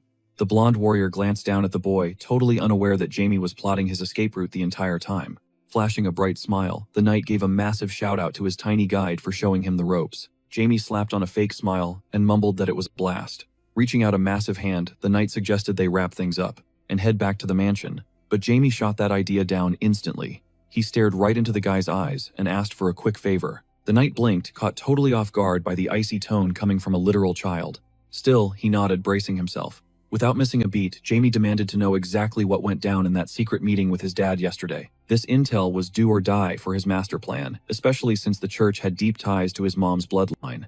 The blonde dude practically short-circuited. Who expects an interrogation from a 4th grader? He figured the kid would ask about cool sword tricks or fighting monsters, normal kid stuff. Panicking, the knight tried to dodge the bullet, blurting out some garbage about how they were just discussing how handsome Jamie was going to be. Cue the ultimate deadpan stare. The knight started sweating, realizing his epic lie completely flopped. He doubled down, swearing it was the absolute truth while awkwardly laughing it off. But Jamie wasn't buying a single word. He knew right then that playing nice wouldn't crack this guy, especially since the knight kept spinning this ridiculous fairy tale about his dad just being a super proud parent.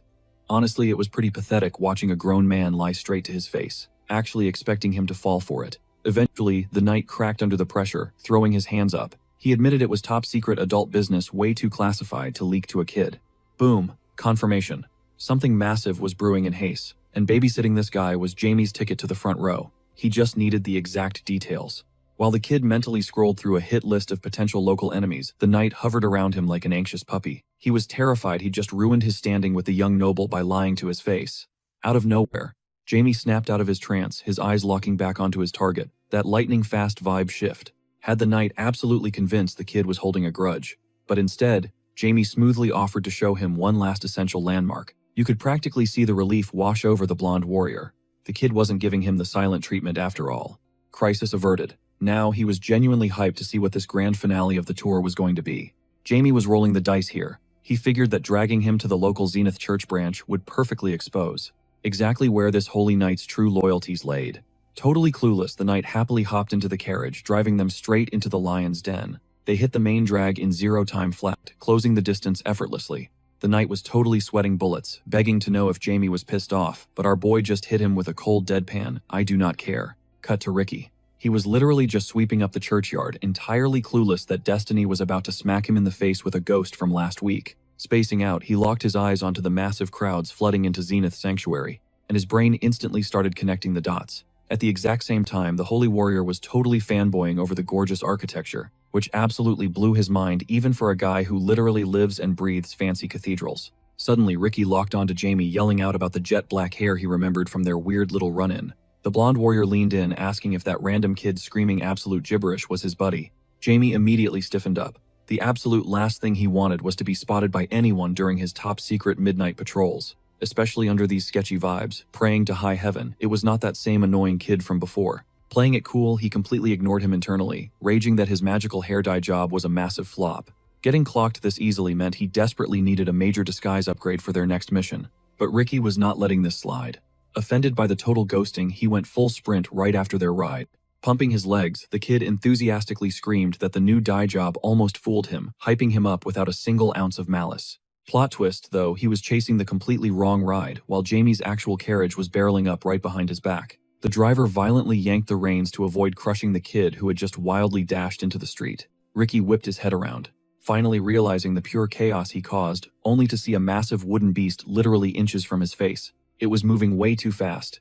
The driver screamed at the top of his lungs for him to move, panicking because the momentum was completely unstoppable. Inside the cabin, Jamie and the Holy Knight could only watch the nightmare unfold, jaws fully unhinged, horrified at the absolute tragedy about to go down. Meanwhile, Ricky, still clutching his stupid little broom, was caught dead center in front of two massive horses, violently locking their legs to stop. Dust kicked up everywhere. The heroic knight instantly bolted from his seat, desperate to save the kid, who was literally half a second away from getting brutally flattened and ending his story way too early. The poor guy was completely frozen in pure terror, staring death in the face while tears flooded his eyes, brain completely short-circuiting. His legs felt like lead, refusing to budge a single inch.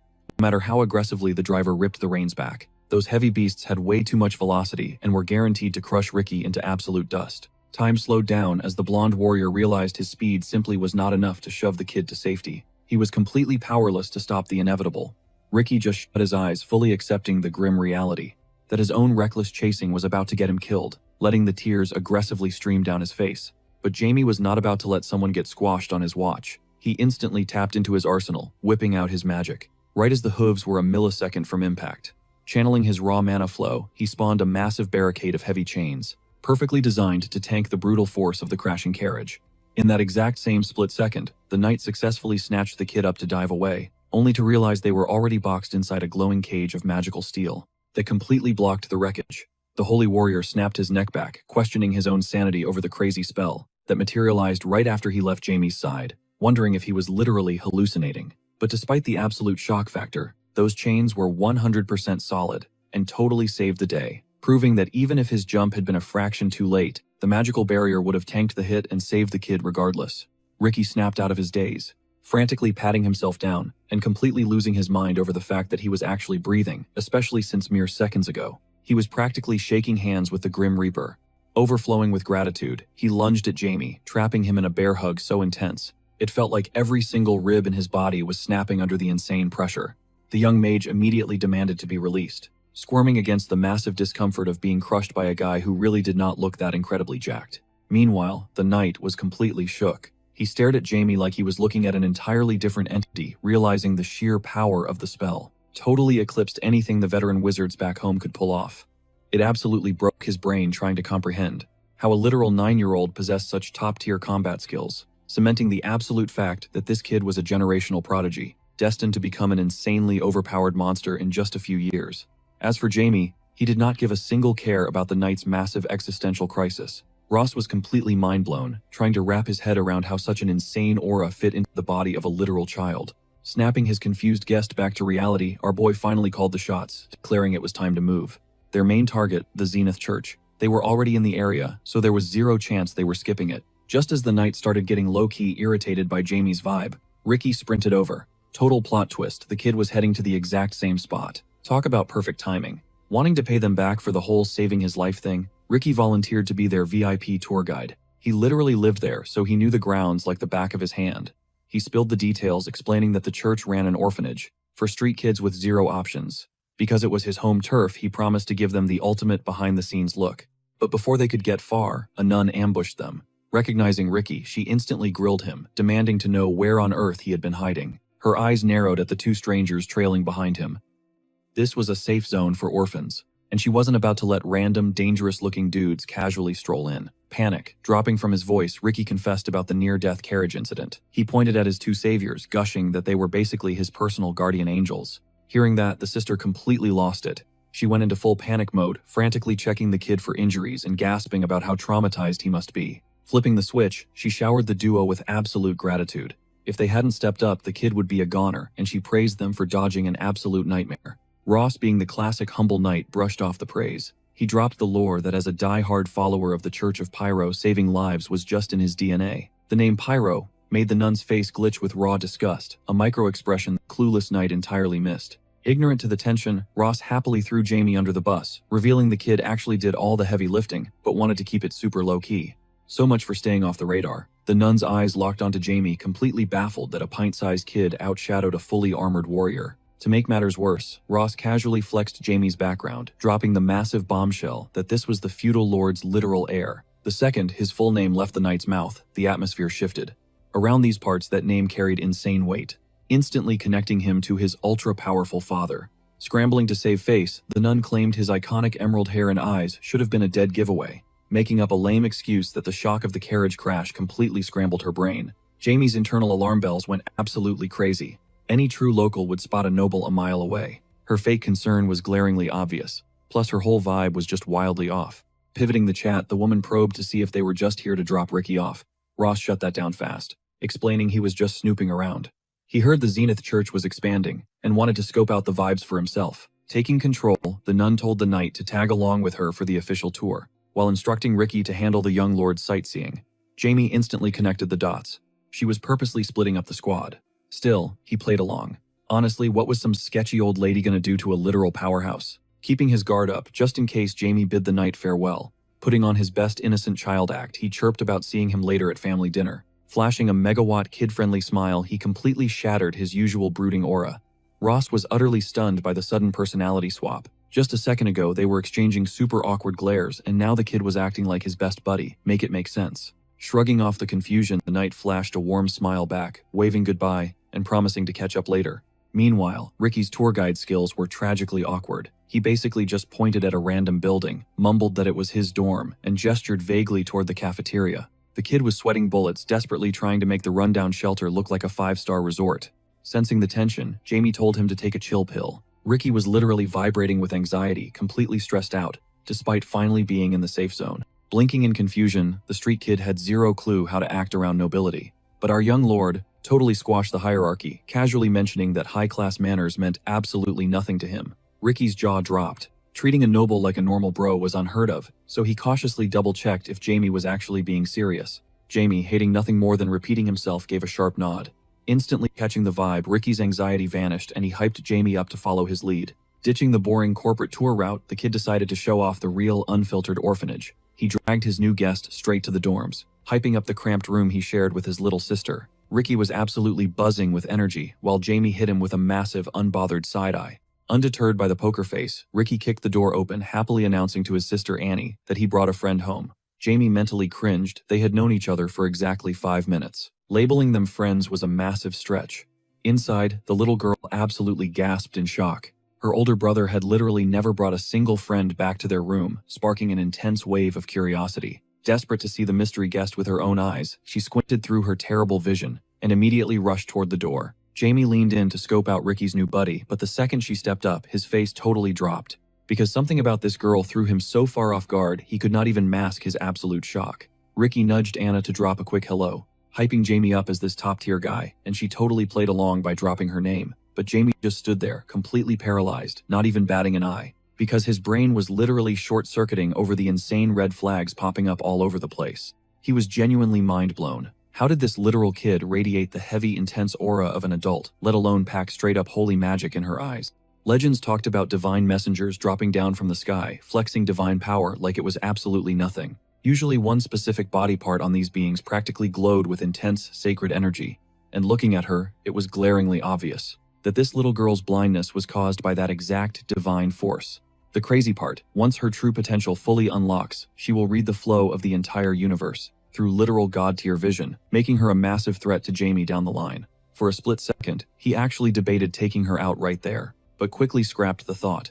If he could spot her insane energy, the higher-ups at the church definitely had her on their radar already. Catching a body right now would basically be a massive death wish. Meanwhile, Ricky was staring at Jamie, totally misreading the whole vibe. Seeing his buddy spaced out, Ricky straight up assumed Jamie was instantly crushing on his little sister. Honestly, his brain was totally short-circuiting, trying to trace back his own logic. Honestly, no matter how hard he tried harping on her being way too young, the girl shut that down instantly. She cut him off before he could totally embarrass himself. Pivoting like pro to fake a burning question. her ultimate distraction tactic, forcing him to read a random passage from a book. The execution was a bit clunky though. Her main goal was honestly just getting her big brother to zip it, absolutely desperate to keep him from triggering their edgy new guest. You definitely do not want to poke the bear, right? The brother totally caved hopelessly, asking which exact page he was supposed to read. While Jamie was silently dissecting the whole scene, he was hyper-focused on the weird energy radiating around them. Was this Zenith's holy magic, or some other dark, twisted power? Either way, red flags were flying everywhere. He made a mental note to keep her on a brutally tight leash, letting a raw talent like hers level up unchecked. Yeah, no. That was practically begging for a boss-level villain later down the line.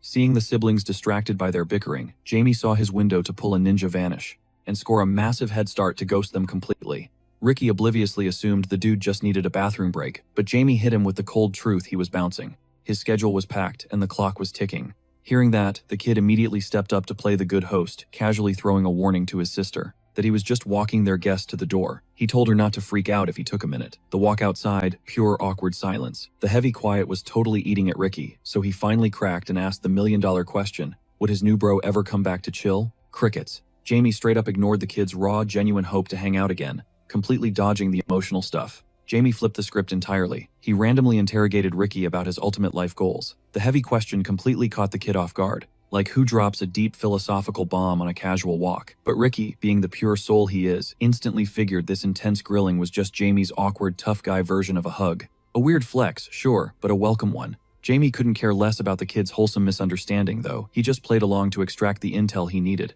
So, spilling his guts, the boy confessed that back in the day, his only dream was just surviving alongside Anna. But hitting this new city totally flipped a switch in his brain, unlocking some massive ambitions. Crashing at the sanctuary run by the church. That was his light bulb moment. He desperately wanted Zenith to pick him. Becoming a holy priest felt like the ultimate way to pay it forward, honoring the exact people who dragged him out of absolute rock bottom. Then the kid casually dropped a massive piece of lore just yesterday. His best friend actually got drafted by the higher-ups and shipped off to the Grand Sanctuary. Ricky couldn't even hide the bitter, jealous edge in his voice. That single sentence made Jamie's blood run cold. His ears instantly locked onto the phrase Grand Sanctuary. Alarm bells were ringing everywhere. Something told him this so-called holy draft was a straight-up trap. The flashbacks hit him like a freight train, linking every single red flag together. Pure terror washes over his face as he immediately grills his new buddy about his life before the shelter. The guy shrugs it off, claiming he was just roughing it on the streets, barely scraping by. But that surface-level answer isn't going to cut it. Jamie presses harder, demanding to know his actual hustle. Right before hitting rock bottom, Ricky looks completely thrown off by this intense interrogation. But he spills the truth anyway. Turns out he used to be a low-level grunt running with the rival Syndicate. Boom. Every single puzzle piece suddenly snaps into one massive, terrifying picture. It all clicks for Jamie. Every single breadcrumb trails right back to Zenith, the absolute mastermind who orchestrated this insane psychological trap. Meanwhile, we cut to Russ, who's wrapping up his conversation with the sister, telling her their chat was actually pretty solid. The vibe is totally mutual, and she smoothly drops a massive offer. If he ever comes back around, she could totally introduce him to an elite noble kid. Russ plays it cool, giving her a simple thanks. He keeps it polite to avoid any drama, but mentally notes one huge detail: this woman calculates every single syllable she drops. This massive red flag made Jamie seriously question if these local holy men were actually legit. His mind immediately raced to one dark possibility: was the sick mastermind behind the chimeras pulling the strings here too? But before he could spiral, the two boys wrapped up their scouting mission. Ricky spun around to check on his new buddy, only to freeze when a towering shadow loomed up behind him. It was the absolute last person you'd expect dropping by unannounced. The bishop himself stood right there smoothly, dropping the excuse that while he was away, his church had welcomed some top-tier VIPs. The guy locked eyes with Jamie and instantly clocked exactly which powerhouse bloodline this kid belonged to. Flipping the switch to full politician mode, the clergyman singled out our young lord with a tailored greeting, heavily Jamie's elite rank to flex his own authority in the room. Jamie coolly dropped his name, pasting on a fake polite smile, while internally cracking the entire case wide open. This twisted church wasn't saving orphans, they were harvesting defenseless street kids to forge an army of blindly loyal fanatics. Pivoting seamlessly, the bishop gestured to the blonde dude flanking him, who formally introduced himself as Ras Armitage, a devout follower of the Pyro Church. Jamie's gears kept grinding, dissecting their sick obsession with vulnerable kids, especially since this shady bishop was aggressively overplaying the gracious host routine, faking way too much interest in a kid.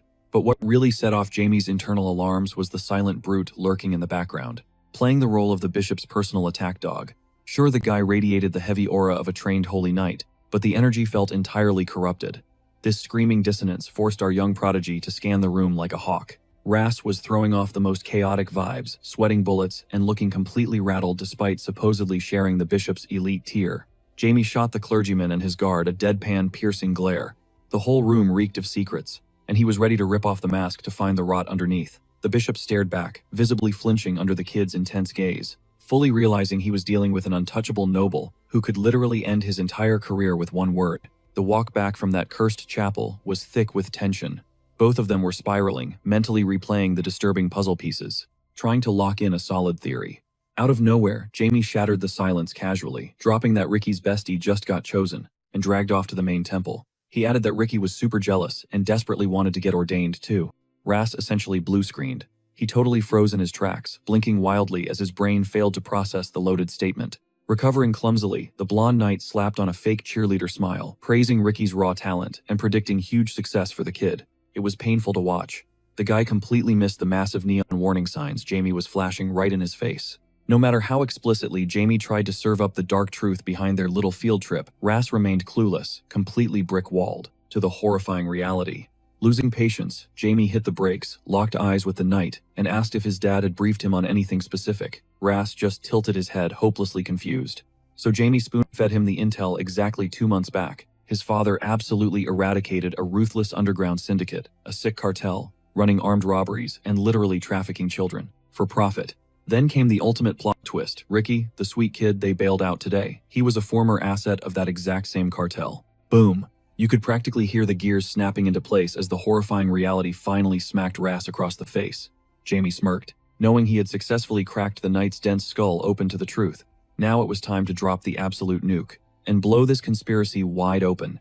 He pointed out the blatant hypocrisy the Zenith Church proudly paraded around their massive charity operations, but linking that to the underground trafficking painted a terrifying masterpiece.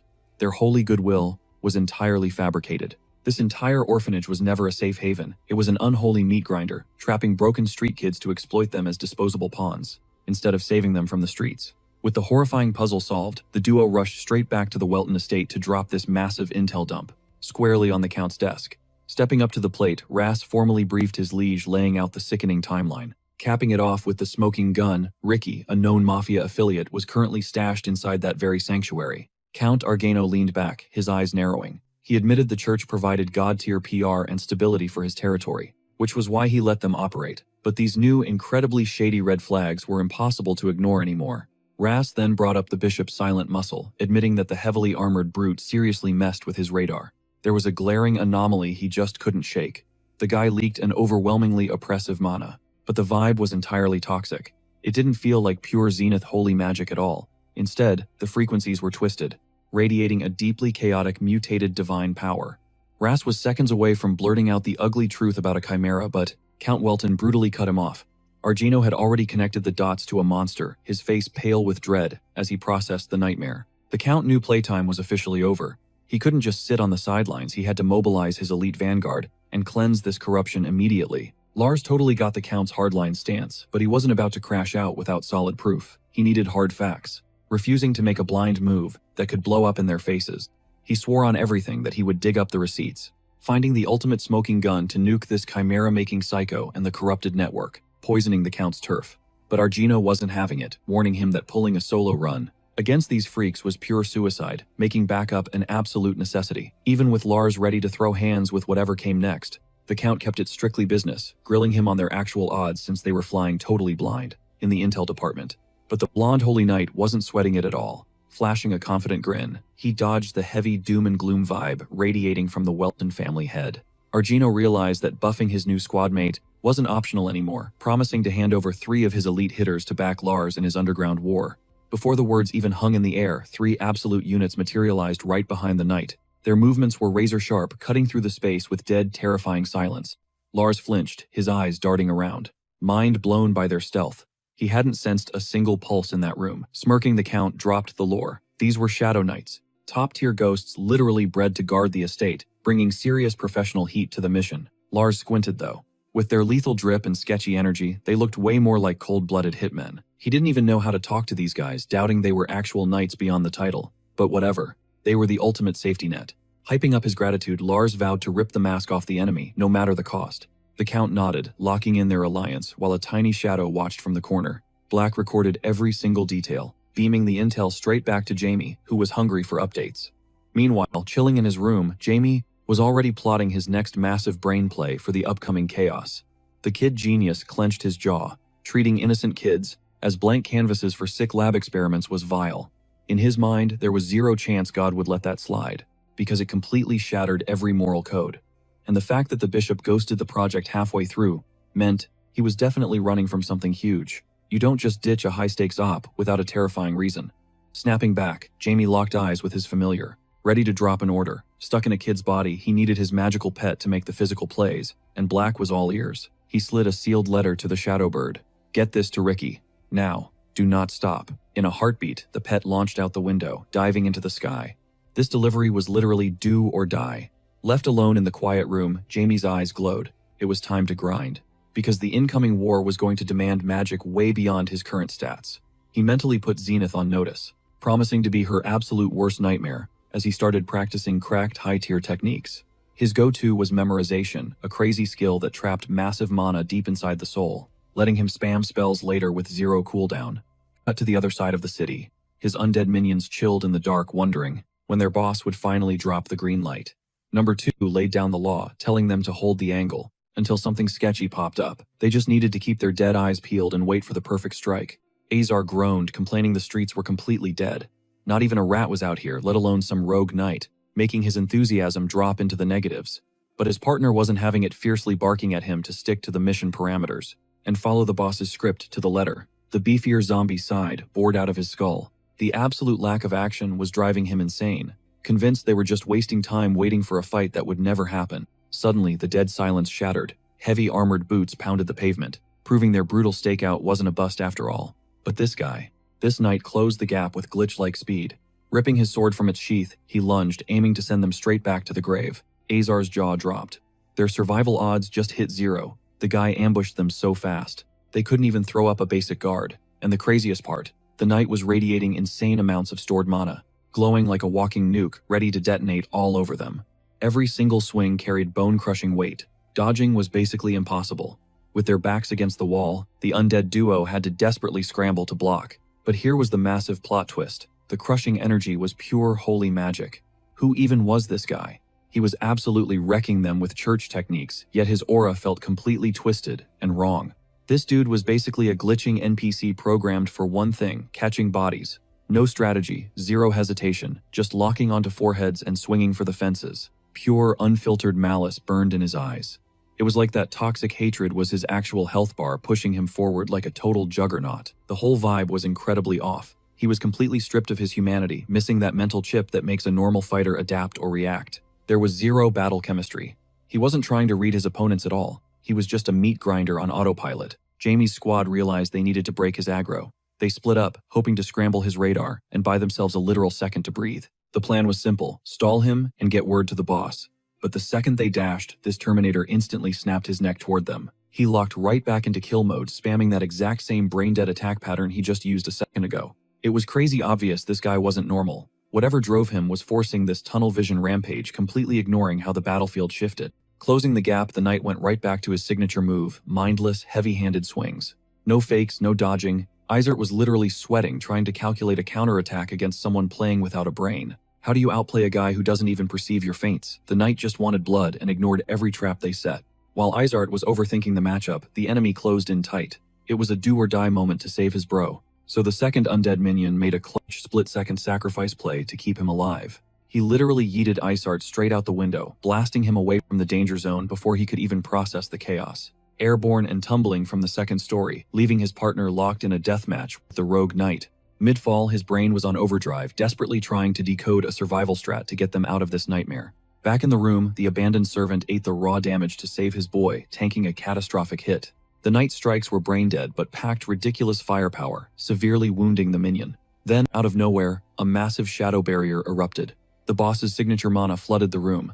Talk about a clutch save. If anyone could pack up this rogue enemy, it was him. Enter Jamie. He spawned in at the absolute perfect frame while his crew was getting wrecked, shutting down the chaos without even breaking a sweat. A cocky smirk flashed across his face. This entire chaotic scenario, it was playing right into his hands. He already had his suspicions about this so-called holy warrior, and getting confirmed right just hit different. Plus, it was prime time to flex his insane scaling by bailing out his squad. They did the heavy lifting on the recon, even if their stats were way too low to secure the final elimination. Now it was just him and the rogue paladin in a locked room. Jamie was hyped he could finally take the training weights off. Total blackout mode activated. Whatever went down next was strictly off-camera, blocked out by a massive magical dome. No peeping toms allowed. Tapping into his past life's dark vibes helped, but tossing around tier 6 spells still drained his mana hard. This wasn't going to be a walk in the park. Completely unfazed by the boss-level aura, the knight just full-sent it, charging straight at Jamie. Zero mix-ups, just aiming for pure brute force damage. Jamie didn't even flinch. He just saw a free test dummy for his combos. Knowing he had to grind his skills for the endgame, he casually dropped a tier 5 spell, Gravity. Boom! The atmospheric pressure multiplied instantly, pinning the heavy hitter to the floorboards and flipping the momentum entirely. The knight strained to keep swinging, but the insane gravitational pull absolutely nerfed his mobility. He was completely stun-locked. Capitalizing on the crowd control, Jamie transitioned smoothly into his next skill, Corpse Touch. Phantom hands burst from the floor, chaining the victim down. His reckless aggro was officially cancelled. Forced to his knees, all the dude could do was scream absolute rage. His hand desperately clawed at the air, begging for a miracle. But spoiler alert, nobody was coming. The young mage had him completely cornered. Now Jamie queued up an ultimate ability so dark it didn't even have a title. The play detonating those spectral chains into a delayed catastrophic nuke. A guaranteed one-shot kill. The knight was clueless about the absolute devastation currently cooking right in front of him. He just stared, blankly, utterly shook, while Jamie locked in to perfectly execute the spell's mechanics. A blinding orb of raw mana materialized inches from his nose. The power gap was sickening. His win probability literally dropped to 0. But then snap. The kid cancelled every single aura and spell in the room. The fight was over, so why waste the energy? Drenched in his own blood, the enemy just slumped over, thoroughly deactivated, and no longer a threat to the squad. With the flawless victory secured, Jamie leaned in like a scientist, analyzing this weirdly loyal killing machine. He needed to know what code kept this guy attacking. But out of nowhere, running on literal 1 health point, the knight snapped out of his trance. His knuckles turned white around the hilt, ready to reboot his absolute slaughter all over again. Covered in gashes, the dude just threw himself forward. It wasn't a calculated strike anymore, just a desperate, chaotic lunge from a totally broken body. Jamie had to give him props though. The guy was built different, stubbornly clinging to life when he should have been dead 10 times over. Still, trading physical punches wasn't going to end this. Jamie knew it was time to drop the brawl and tap back into his magical arsenal. Channeling his raw mana, he prepped a devastating spell, designed to completely shut the knight down and drain whatever fight he had left. Enter the marionette art. Ethereal threads of fate shot out violently, hacking into the enemy's nervous system. Just like that, Jamie flipped the script into total undisputed domination, and honestly, he was absolutely here for it. The armored warrior crashed hard to his knees. His brain screamed at him to move, but it was officially game over. His limbs weren't his own anymore. Every twitch and muscle flex was brutally puppeteered by Jamie's glowing strings. The crushing metaphysical weight of those threads bypassed any defense or logic. He had walked right into a flawlessly executed death trap. There was literally zero way out. Jamie sauntered up, eyes glowing as he psychoanalyzed the very core of his captive. Judging by the knight's bizarre, unnatural vibe, Jamie figured the poor guy didn't even process the absolute reality check he just received, so he laid it out for him. During that massive blast earlier, Jamie had secretly embedded fragments of corrupted souls deep inside the guy's armor. Basically, the knight's free will was completely deleted. He was officially Jamie's personal property now. Resistance wasn't just futile, it was mathematically impossible. The crushing realization finally hit the knight he was trapped in his own flesh. Purging this tier of dark magic was a pipe dream. Throwing another punch would just be an embarrassing waste of energy. Since securing a win was completely off the table, survival instinct kicked in. The only play left was to bail before this monster ripped him apart. Clocking his erratic movements, Jamie's eyes narrowed. Was this dude actually trying to self-destruct just to dodge being enslaved? Yeah, that wasn't going to fly. Annoyed by the sudden inconvenience, Jamie bolted after his hijacked toy to shut down the suicide run. Locking onto his target, he thrust his arm forward, manifesting a terrifying spell known as the Hand of Darkness. A massive shadowy grip swallowed the distance in a flash. The retreating warrior instantly realized he was snagged all over again. Plan B was a spectacular flop. However, by grabbing onto his enemy directly, Jamie had accidentally painted a massive target on his own back. Their highly incompatible auras violently clashed, creating a super volatile reaction that was about to blow up in his face. Dark magic suddenly fizzled out as blinding holy energy flooded the entire chamber, aggressively neutralizing Jamie's offensive strike. It completely severed his connection, and because he was literally at point-blank range, Dodging the incoming counterattack was practically impossible. Talk about a fatal miscalculation. His cocky little cat-and-mouse game had instantly backfired into a deadly trap. With his dark-infused hand literally buried inside a vessel, radiating pure holy fire, pulling away unharmed was off the menu. Boom! The knight detonated a massive shockwave of divine mana, violently launching the boy across the room and shattering the puppet strings. Brilliant, blinding, holy light swallowed the shadows, turning the crumbling dungeon into a radiating beacon of pure, sacred power. The sheer intensity actually forced Jamie to freeze. He instantly dropped his defensive barriers, just to redirect every ounce of his raw power. He needed to prioritize raw survival, aggressively cutting off any minor spells that were bleeding his energy dry. Honestly, if Black's shadowy familiar hadn't stepped in right then, Jamie would have been completely vaporized by the blast. He definitely didn't see that coming. The fact that Black could crank his divine output to the absolute maximum and literally tear a hole through the dark dimension. But taking a breather wasn't an option, so he barked at Black to devour the blinding light. Meanwhile, the knight hit the gas, desperately trying to dip from the battlefield. Tactical retreat was literally the only logical move left on the board. But Jamie was way too petty to just let his prey walk out the front door. Not after this guy had the absolute audacity to disrespect his dark magic and embarrass him like that. It was personal now. Another lethal spell blitzed through the air, aimed straight at the runner's back, silently demanding he finally accept his inevitable defeat instead of mindlessly sprinting away. Suddenly, the armor burst open, and a grotesque, writhing mass of flesh spilled out. Whatever this thing was, it definitely wasn't human anymore. It was straight-up nightmare fuel. Jamie's eyes went cold as he immediately diagnosed the grotesque mess. This was the Chimera's ultimate unholy form. The sheer body horror of it was enough to make anyone freeze up in panic, but Jamie ruthlessly locked down his focus. With a flick of his wrist, massive dark chains erupted from the ground, violently coiling around the beast to crush any hope of escape. The boy simply watched with dead, icy eyes. He hadn't cracked a single emotion since this brawl started. Trapped in the crushing metal links, the mutated knight was pinned dead in his tracks. Jamie's relentless rapid-fire combos had completely stripped the creature of its mobility. Knowing he had total, absolute checkmate, the Dark Mage began charging up his ultimate finisher, the Death Explosion.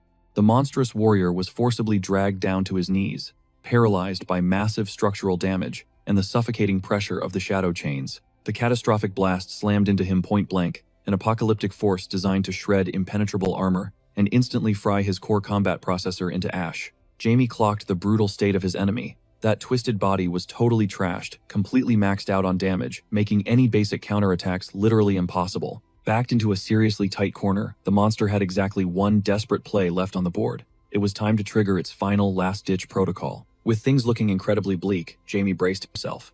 He knew he was about to witness the raw, unfiltered nightmare, hiding underneath all that metal, as the beast violently tore its way out of the heavy armor meant to keep its hideous true form a secret. But before Jamie could even blink, that freakish thing bolted. It launched itself out the window, violently splitting into scattered chunks, just to guarantee its own survival against impossible odds. Talk about an epic letdown. Jamie just had to stand there and watch it bounce, completely zeroing his chances of chasing down that fragmented mess, because of how insanely fast the entire escape flashed by. Out of nowhere, his loyal undead minion popped up from the sidelines, after spectating the whole crazy showdown, visibly stressing over whether his master survived that blinding blast of holy energy. Right after tossing Jamie a massive compliment for clapping that beast, the undead hype man realized the target had simply dipped. He was seriously tripping over his master's ultra-chill reaction, completely failing to grasp why Jamie wasn't sprinting out that window to hunt down such a top-tier threat and finish the job permanently. Jamie smirked, admitting the disrespect stung a bit, but going on a wild goose chase was totally unnecessary. The undead subordinate was still scratching his head, absolutely baffled as to why his boss just handed the enemy a free pass to escape without throwing hands. Assuming they tracked this armored freak solely to secure the kill, the living corpse quickly backpedaled and apologized, but honestly begged Jamie to drop some logic.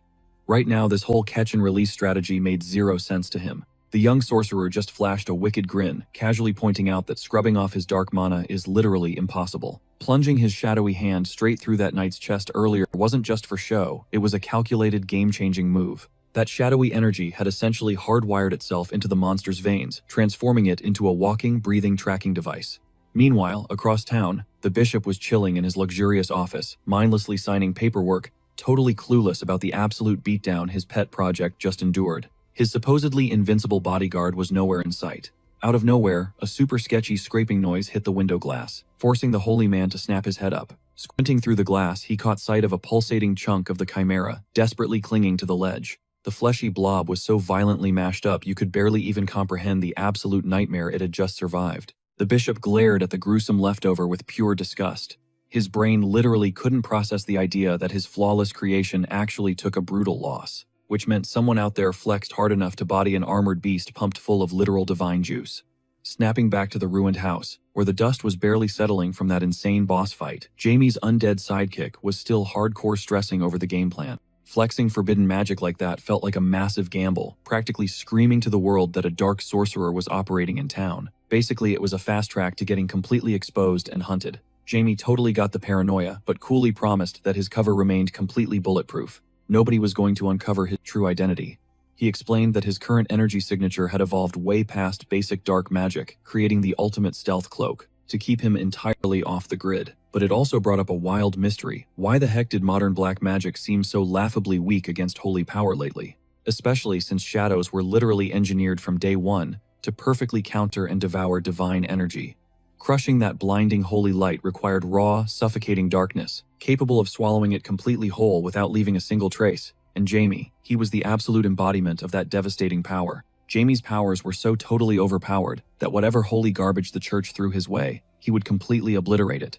Meanwhile, the bishop was totally stressing out, desperate to figure out who just wiped the floor with his ultimate mutant beast, leaving only a tiny chunk of its core behind. Jamie kept breaking it down for his crew. He flexed that his dark magic was literally hardwired to counter holy energy, meaning his squad had zero reason to sweat about his safety. Right after dropping that lore, our overpowered main character demanded to know where Azad had been ghosting since he first crashed this battlefield. Speak of the devil, Azad casually strolled into the room, totally clueless, asking if his buddy survived the chaos. Given how violently they got separated earlier, the guy was hyped beyond belief to see his boss alive and kicking. He was genuinely stoked that Jamie swooped in exactly when things looked bleakest, totally clutching the fight. But Jamie wasn't letting him off the hook, questioning why his minion only respawned after all the action wrapped up. Azad totally deadpanned that he tumbled out a window, went out cold, and just sprinted back the second he woke up. This triggered a massive red flag for Jamie.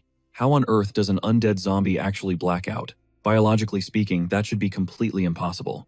Our guy was seriously baffled by this walking glitch in the Matrix.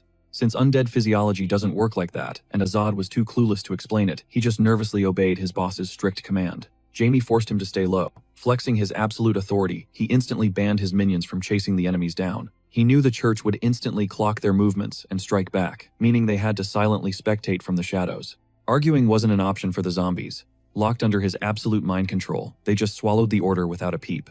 One of the undead guys was still processing the absolute insanity that just went down, terrified of the massive fallout. Plus, seeing Phelan's body absolutely shredded and soaked in crimson was too brutal to ignore, prompting a quick intervention. Pumping a pure surge of magical energy straight into the wounded fighter, he instantly turbocharged his healing process, ensuring he could jump right back into the grind without any lingering debuffs. Phelan literally could not process how fast it worked. His horrific gashes stitched themselves shut in seconds, replacing the agonizing pain of that brutal fight with a surge of refreshing energy. Wrapping things up, Jamie ordered Azad to babysit his boy Reese until his health was completely maxed out. Then our young protagonist announced his exit. He dropped a harsh warning to stay off the church's radar, since those holy fanatics would definitely try to capture the undead. Morphing his magical familiar into literal wings, he blasted through the night sky, racing to beat the sunrise back to his mansion. Cut back to the church, and the vibes were completely toxic. The bishop was practically sweating bullets, totally clueless. He could not figure out who absolutely demolished his prized experiment. Some random powerhouse had straight up wrecked his monster. We're talking about a divine beast mashed from 4 different monsters, proving whoever clapped it had insane top-tier power. Just hours ago, this unstoppable tank could have completely annihilated anyone in its path. Now, it was literally scraped into a pathetic little jar, reduced to a gross stain. The bishop froze in absolute terror. A terrifying thought clicked in his brain about who actually possessed the crazy potential to one-shot such a heavy hitter. His mind instantly went to Count Welton. The dude's legendary sword skills could definitely rival a pumped-up mutant. That theory sent shivers down his spine, threatening to ruin their already messy plans with massive unwanted drama. But he quickly scrapped that paranoid theory. If the ruthless Count had actually crashed the party, the beast wouldn't even be a stain right now, it would be dust. So he wildly brainstormed what actually went down. Their telepathic link was violently snapped, screaming that someone dropped a massive barrier spell to jam their signal. That kind of jamming required a god-tier mage, someone totally off his radar in this region. Though for a split second, he actually suspected the Welton family's prodigy kid, but he instantly laughed off the ridiculous idea. Because no matter how crazy talented the kid was, he was hard stuck at level 4, and boxing a mutant like that, you literally needed level 5 magic minimum. Panicking, the guy realized he had to fast-track his dark experiments right now. He had to move before their narrow window of success slammed shut. But suddenly a terrifying shadow materialized right behind him. Pressing a freezing blade tight against his throat, the intruder hissed, asking if Plan B just tanked menacingly, adding he might not live to reply. The bishop was violently shaking, sweating profusely as he stammered that the situation was totally blown out of proportion. He desperately lied that the mission was still salvageable. The cloaked assassin growled, demanding to know why things were stalling if the game wasn't over. This dude was completely fed up with the pathetic excuses, deciding it was time to prove he wasn't playing around. He slowly dragged the razor-sharp edge into the bishop's flesh, darkly whispering if this absolute disaster looked like things were going according to plan. The bishop instantly started backpedaling, sweating bullets. He swore up and down that just a handful of extra experiments would finally hit the jackpot. But the mystery guy completely cut him off, slamming him for spitting out empty promises without grasping the actual stakes. Then he dropped a chilling ultimatum. How about you hop on the operating table? Next blink, and the dude was gone. Only a phantom voice echoed behind, warning that he'd be tracking every single move. And if the Count actually stepped into this mess, game over. It would be an absolute bloodbath. Hearing that the bishop practically collapsed, gulping down air as a wave of pathetic relief washed over him, he honestly never thought this shadowy figure would actually go for his throat. But then the terrifying reality finally clicked. He replayed the entire encounter and realized a literal Seven Knight had been breathing down his neck this whole time. For context, a Seven Knight isn't just anybody. They are the legendary 7 swords of the Zenith Church top-tier executioners, standing alongside 6 other absolute beasts. We are talking masterclass combatants assigned to guard the Archbishop himself.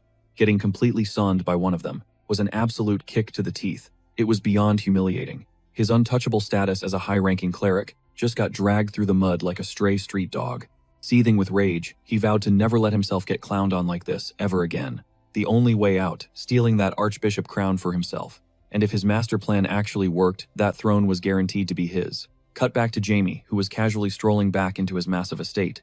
Time to flip the switch and play the oblivious, spoiled noble kid once again. Just your average aristocratic heir, right? Except for the grotesque, mangled chimera corpse he smuggled inside his bag. Staring down at the brutalized meat sack, Jamie winced. He definitely overcooked his attacks on this one. Still, his inner mad scientist was buzzing. How the hell did those fanatics forge a sacred chimera? Weaponizing holy power like this was completely off the charts. He needed cold, hard facts. He had to crack this shell open and uncover the poor soul trapped inside this nightmare machinery. Finding their weak spots was the only way to counter these biological weapons in the future. As he dug his hands into the gory mess, crimson splatter painted his face. He didn't even care. He was practically hypnotized, dissecting every single twisted muscle and magical circuit with razor-sharp focus. Jackpots started popping up. He ripped out specialized insect legs, grafted into the tissue, a sick upgrade designed to skyrocket speed and erase any sluggishness. Beneath the armor plating, fireproof organs. An absolutely broken defense mechanism against high-tier explosive magic or crazy pyro spells. And the craziest part, bug-like ocular implants. These freaky eyes basically gave the monster slow-motion bullet-time vision during combat. Mind you, they crammed all these sci-fi horror mods into a basic human shell. This unholy fusion gave the monstrosity insane agility, pushing it fast enough to actually shred an undead brawler. Digging deeper into the gorefest, Jamie finally uncovered the truth. A glowing spherical core pulsating with raw holy energy. This was the engine that powered these pseudo-knights. But the million-dollar question remained, why mass-produce them? Was the church gearing up for an all-out holy war? Or were they secretly engineering a trump card, an unstoppable ultimate lifeform hidden in the shadows? The endgame was totally blank. But whatever twisted scheme they were cooking up made Jamie sick to his stomach. It just proved the so-called gods hadn't changed one bit. To those arrogant deities, human lives were literally just disposable bugs. Staring at the butchered remains, a heavy dark memory flooded his brain. The ultimate command, Diablo must survive. And he, as the terrifying Lord Volfir, was destined to orchestrate a legendary payback. He could still hear the smug god's final taunt, echoing from his past life. I'll be waiting for you in hell. What an absolute joke. It was these celestial tyrants and their filthy agendas that pushed humanity to the brink of extinction in the first place. Clenching his bloody fists, Jamie embraced his true destiny. Reincarnating, after thousands of years, wasn't an accident. He was brought back to obliterate the very entities who had crushed the mortal realm, just to feed their massive egos. Thinking about the 12 gods, Jamie made a ruthless vow. He wouldn't repeat his past mistakes, or let his own arrogance blind him. This time, his vengeance would be calculated, cold, and absolute. Meanwhile, snapping back to the Zenith Church, the panicked bishop was having a massive meltdown. The disastrous fallout of tonight's botched operation was giving him and his entire shady crew severe nightmares. Gripping a glowing telepathic orb, he desperately tried to do damage control. He stammered to the person on the other end, crying about how nobody could have predicted such a catastrophic plot twist. He bragged about salvaging at least a fraction of their assets, but the voice crackling through the sphere completely shut him down. The boss called his excuses pure garbage, raging that their master plan just got flushed down the toilet because of his sloppy incompetence. Groveling for forgiveness, the bishop tried to defend himself. I mean, who in their right mind would dare step up to an overpowered bioweapon like a chimera? On the flip side, the actual mad scientist behind the chimeras was losing his absolute mind, seeing his masterpiece reduced to a pathetic, shattered, leftover, shoved in a jar. Insane disrespect. Flashing a deeply unsettling psycho grin, the creator declared they desperately needed fresh test subjects to keep the project alive. They couldn't just hit the brakes now. Taking an L tonight was just losing a minor skirmish, not the whole damn war. The unhinged inventor immediately connected the dots. The targeted kid was terrified of the Holy Virgin's overwhelming aura. He shamelessly demanded the boy be handed over, promising to rip his soul apart and reforge it into something spectacular. But the bishop instantly vetoed that psychopathic idea, telling him to drop it. Tampering with a kid holding the Holy Virgin's blessing to build a Frankenstein monster was way off limits. Smirking, the bishop revealed he had already locked in his perfect alternative. It was the ultimate jackpot for their twisted little science project. He gripped Ricky's file, a kid utterly brainwashed by the Zenith cult. The boy swallowed their religious garbage, hook, line, and sinker, completely blind to the dark reality pulling the strings. Plus, his veins pumped the blood of a holy virgin, making him the absolute perfect lab rat to unlock some insane power levels. Meanwhile, our clueless guy was just going about his daily grind, sweeping the dirt outside his orphanage. He was just looking forward to kicking back and chilling with his little sister. Out of nowhere, the higher-ups started buttering him up, priming him to be chewed up and spit out, just like the rest of their victims. A nun strolled over, acting all sweet, offering him a helping hand. Ricky, being the pure-hearted golden retriever he was, didn't sense a single red flag. She casually dropped the memo that everyone needed to hit the main hall immediately, forcing him to ditch his broom and sprint inside. Like a good little soldier, he bolted straight to the gathering spot, where the entire shelter was already packed in. The room was buzzing with anxious murmurs, since pulling the whole crew together was incredibly rare. Scanning the crowd, he caught his sister and her buddy frantically waving him over to grab a seat before the chaos started. Ricky immediately side-eyed Ben for sitting way too close to his sister, though the kid quickly defended himself, saying he just dragged her along because attendance was mandatory. Big Bro roasted him, telling him to back off and stop acting like a total clingy weirdo, which just made the girl giggle at his dramatic overprotectiveness. Catching his breath, Ricky finally wondered what the hype was all about. Maybe the big guy upstairs had drafted a new holy warrior. Anna was totally hyped at the thought, while Ricky just blinked at the crowd, completely out of the loop. The main event finally kicked off, with the bishop stepping up, playing the caring father figure, checking in on his precious orphans.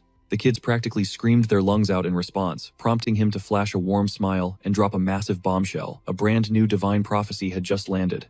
That instantly sent shockwaves through the room, sparking a wildfire of frantic gossip. Everyone was dying to know if they were getting a Shinju 2.0 situation, meaning someone was about to get fast-tracked for priesthood. The bishop raised a hand, hushing the screaming crowd, to demand their absolute focus. He threw them a bone, confirming that their wild theories were basically dead on.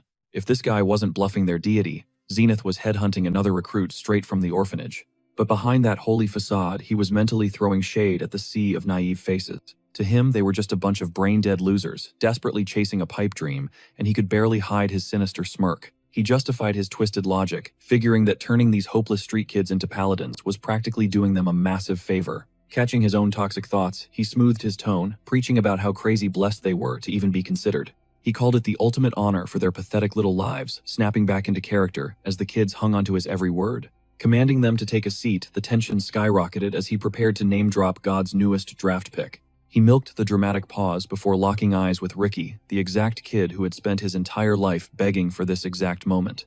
The poor guy was absolutely beaming, completely blind to the terrifying fact that he was about to get mutated into a literal monster. Cut to the Welton estate, where things were disgustingly peaceful and screaming with wholesome family vibes. Jamie was settling right into the soft life, kicking back while his mom read him a story. She peeked out the window, mentioning the storm was finally dying down, and he just nodded along. He was desperately praying for some sunshine, but Sears was totally vibing with her cozy rainy day tea setup. The gloomy weather outside just made the indoor aesthetics hit that much harder. Honestly, Jamie's flawless child actor mask was starting to slip, letting genuine warmth leak through whenever he hung out with her. But the second he let his guard down, she went in for a bone-crushing hug that made his internal introvert violently scream. Thank God for plot timing. A sudden knock echoed through the room, rescuing the boy from being smothered to death by maternal love. A butler popped his head in, dropping a quick apology for ruining the vibe, but insisting he had urgent news for the duo. He announced that Jamie actually had a visitor waiting downstairs and needed to make an appearance. This totally threw Jamie off, especially when the servant mentioned it was some random street kid claiming to be his bestie. The guy was ready to bounce the kid straight into the streets if Jamie gave the word. Jamie just double-checked that it absolutely wasn't some rich noble, because, if that were the case, the Bali sisters, definitely a no-go. But then it hit him, he actually managed to score a friend, while roaming the city streets with Lars just yesterday. Clicking the puzzle pieces together, Jamie told the servant he knew exactly who was at the door, and ordered them to send the guy right up. The servant gave a quick nod, telling him to hang tight for just a sec. Boom. Barely a summonator, Ricky hovered at the bedroom door, clearly sweating the insane flecks of wealth packed into this massive estate. But his nerves melted the second he met the lady of the house. Sears beamed with peak mom energy, hyping up how thrilled she was to finally meet her son's new buddy. Spotting Ricky completely validated Jamie's hunch. But the second the kid hit the cushion, Sears launched a relentless interrogation, drilling him for his name, his stomping grounds, and every tiny detail about her boy's newest pal. Ricky barely managed to squeeze in the fact that he crashed at the Zenith Church. Even with her turbocharged curiosity, she was just hyped to see a kid his age actually hanging out with Jamie, eventually asking what brought him by. Ricky flashed a bright smile, claiming he dropped in for a quote-unquote special reason. That phrase alone sent massive alarm bells ringing through Jamie's head. Pure panic flashed in his eyes. He could not wrap his brain around the sheer speed of this disaster. How did things escalate? To Ricky landing dead center in the church's crosshairs, terrified the kid might accidentally leak lethal secrets. Jamie mentally scrambled, deciding to isolate him immediately and drag him out of earshot for a heavy one-on-one reality check. They needed 0 audience members, especially not Sears. Playing it cool, Jamie told his mom they were going to chill by themselves, suggesting she go kick back and relax somewhere else. Sears totally misread the vibe, assuming her little boy was just cringing at having his mom hover around his playdate. In reality, Jamie was fighting for his life, desperately dodging the lethal combo of suffocating hugs and sloppy kisses if he lingered. His mom finally agreed to bounce and let the boys breathe, but dropped an absolute nuke. She demanded a goodbye kiss, completely blind to the fact that he was way past that phase. Jamie's escape plan completely backfired, trapping him in the ultimate cringe scenario. There was 0 dodging this affection ambush. Defeated, he leaned in and delivered a painfully awkward peck on her cheek, just to pacify her and secure their privacy. Mission accomplished. Sears practically skipped out of the room, wishing them an epic hangout, while Ricky offered a polite bow. The second the door clicked shut, Ricky smirked, teasing Jamie about his mom being a total sweetheart, telling him to actually appreciate it. That comment spiked Jamie's embarrassment straight through the roof, utterly mortified. At exposing his soft side, Jamie snapped at him to scrub that memory, instantly, pivoting to the real question. Why was he actually here? Puffing his chest out, Ricky dropped a bombshell: he had been chosen. Tomorrow he was packing up and shipping out to the main Zenith Church for elite training. He just wanted to lock in one last goodbye before leaving town.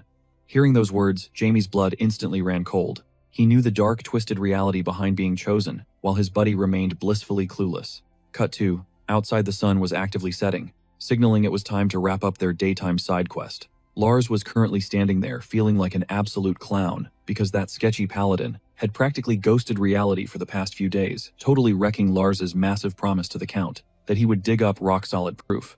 Tragically, staking out the church had yielded 0 results, which made 0 sense. Dudes in heavy armor do not just evaporate into thin air like it is nothing. Out of nowhere, a familiar voice cut through his thoughts, snapping his neck around to a sight that absolutely floored him. Standing right outside the mansion gates was the exact same kid he and Jamie had pulled from the wreckage yesterday, near the Zenith Church. Ricky's eyes lit up instantly, clocking the muscle-bound savior who bailed him out of the carriage disaster, and shouted out a wildly enthusiastic greeting. Lars immediately waved his hands, telling the kid to just call him uncle, to kill the stiff, overly formal vibe. Growing up under the church's brutal boot clearly had Ricky programmed to act like a tiny soldier. Dropping the formalities, the towering knight asked his pint-sized buddy if he was here to visit Jamie. Ricky nodded hard, then hyped up the fact that bumping into Lars was basically perfect timing. Why? Because he had massive news. God Zenith himself had blessed Ricky with a holy prophecy. The blonde knight processed those words, utterly paralyzed by the sheer insanity of it, his brain buffering as he desperately tried to calculate an exit strategy. Ricky just kept flexing his new status, bragging that he was officially chosen and shipping out tomorrow morning. He smiled so brightly, utterly blind to the nightmare, actually waiting for him at the finish line. Staring at that innocent grin, it all clicked for Lars. He finally cracked the church's sick, twisted playbook. They were psychologically manipulating these poor kids, brainwashing them into feeling honored and ecstatic about walking straight into a literal meat grinder. Now a much darker question haunted Lars. How exactly was this corrupt clergy? These monsters felt zero guilt about treating innocent kids like literal livestock.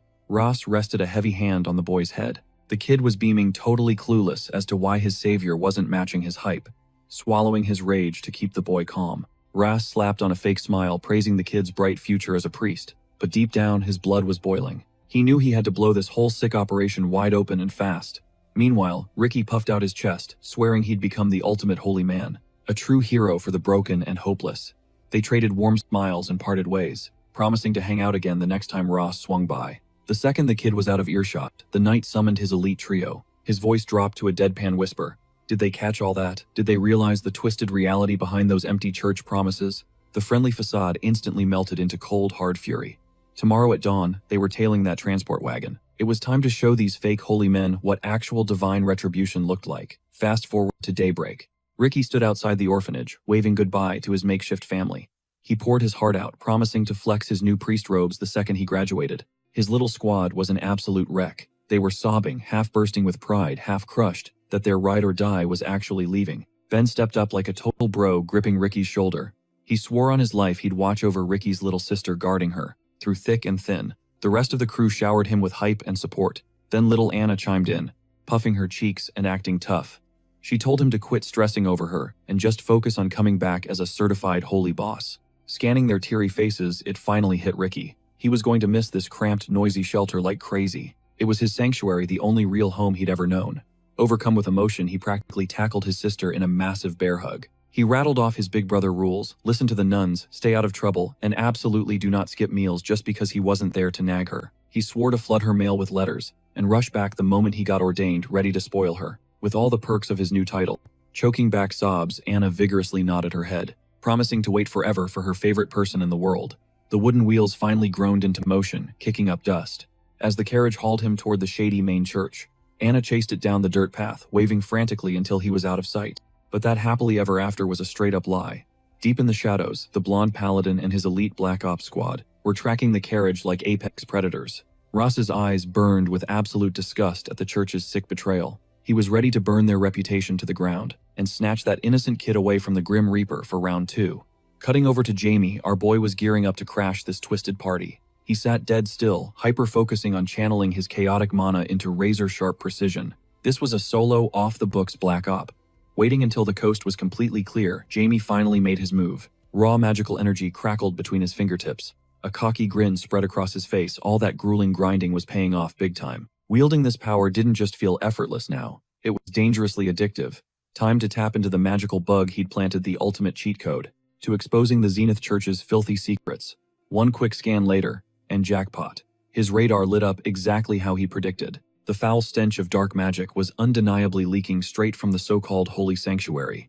Brewing up a divine chimera required 3 specific ingredients. Number 1, fresh meat for the slaughter. Number 2, a twisted mad scientist calling the shots. And the final piece of this sick puzzle, a top-tier clergyman to juice the monster with holy energy. Doing the math, there was literally only one heavy hitter in the entire region with that kind of juice. The target locked onto a single corrupt figurehead, the Bishop of Zenith. The guy was already neck-deep in sketchy rumors, and as far as Jamie was concerned, this officially cemented his status as pure garbage. Jamie figured the Paladin squad had enough firepower to scrap the Chimera rejects, without breaking a sweat. But playing defense wasn't enough. They had to rip this weed out by the roots. And since Ross was already hauling tail after Ricky's hijacked wagon into uncharted territory, Jamie decided to claim the VIP bounty. He was going to personally hunt down the Bishop and shatter the master link in this Chimera supply chain. Taking out the guy treating orphans like lab rats wouldn't just be justice. It would perfectly checkmate the entire corrupted Holy Order. Those cultists blindly assumed they were untouchable. But back at ground zero of the Zenith base, the villains were already laying the groundwork for Ricky's gruesome transformation. The Bishop, the mastermind pulling the strings, threw on his robes and prepped to intercept the delivery drop-off point in record time. His rotten core practically vibrated with sadistic glee, turning a helpless street rat into a brainwashed killing machine. In his twisted mind, that was the ultimate divine blessing. But before finalizing the blood ritual, they needed a trial run to see if the kid's spiritual juice was premium enough to forge an S-tier chimera. Suddenly, from the pitch-black shadows, a creeping hand lunged straight for Ricky's back. Stepping through the glass, he knew he had to shut this twisted ritual down immediately, but the clock was ticking. Poor Ricky was totally clueless about the absolute nightmare about to drop on his head. Out of nowhere, an intense wave of dark energy hijacked the bishop's senses. It crawled under his skin, making it crystal clear that his playdate with the kid was cancelled. He was dealing with a completely new threat. Someone had the nerve to crash his own sanctuary. A weird tug on his arm instantly escalated into a full-blown telekinetic grip. His muscles locked up entirely, yanking him violently backward miles away from the mirror and a confused Ricky. Before he could even blink, the corrupt clergyman got absolutely ragdolled against the floor. He couldn't fight back. This dark force was puppeteering his every move. And honestly, the technique was leagues above his own, getting tossed around like a chew toy in his own personal office. Yeah, his ego was bruised big time. Boiling with rage, he scrambled to see which suicidal idiot dared to disrespect him. The cloaked intruder practically scoffed, calling the holy man an absolute clown for letting his guard down. Staring at his attacker, the bishop's stomach dropped. This wasn't some basic priest, it was a dark sorcerer. Jamie just watched the guy fume, realizing this had to be the exact same monster who completely folded his holy knight just 24 hours ago. Furious that someone was crashing his master plan, right at the climax, the clergyman snapped. He ignited his holy aura, ready to wipe this pest off the map. He wanted to dish out some divine punishment, end this pathetic excuse for a fight, and get straight back to his unholy experiments. Throwing his hands out, he literally opened a combat sanctuary, basically a holy domain expansion designed to multiply his stats and completely obliterate his opponent in seconds. Analyzing the arena, Jamie calculated that if this holy zone actually fired on all cylinders, the old man's raw power would spike enough to shatter boulders with a flick of his wrist. Dripping with arrogance, the bishop smirked, promising a painfully quick execution. Assuming the dark mage was already shaking in his boots, he blitzed forward. No warning, no prep time, just a ruthless gap closer meant to crush Jamie instantly. Before he could even process the threat, the home field advantage was heavily stacked in the church's favor, supposedly guaranteeing a brutal one-sided massacre for the guy who dared to interrupt. Jamie managed to weave past the opening haymaker, but the pressure was suffocating. This was definitely a massive step up from totally dunking on that holy knight. The raw output was off the charts. Eyes locked on the blinding energy radiating off the bishop's knuckles. Jamie knew walking away without a scratch was going to require some serious sweat. Meanwhile, feeling basically invincible, the crazy bishop started trash-talking, relentlessly taunting the sorcerer for only playing defense.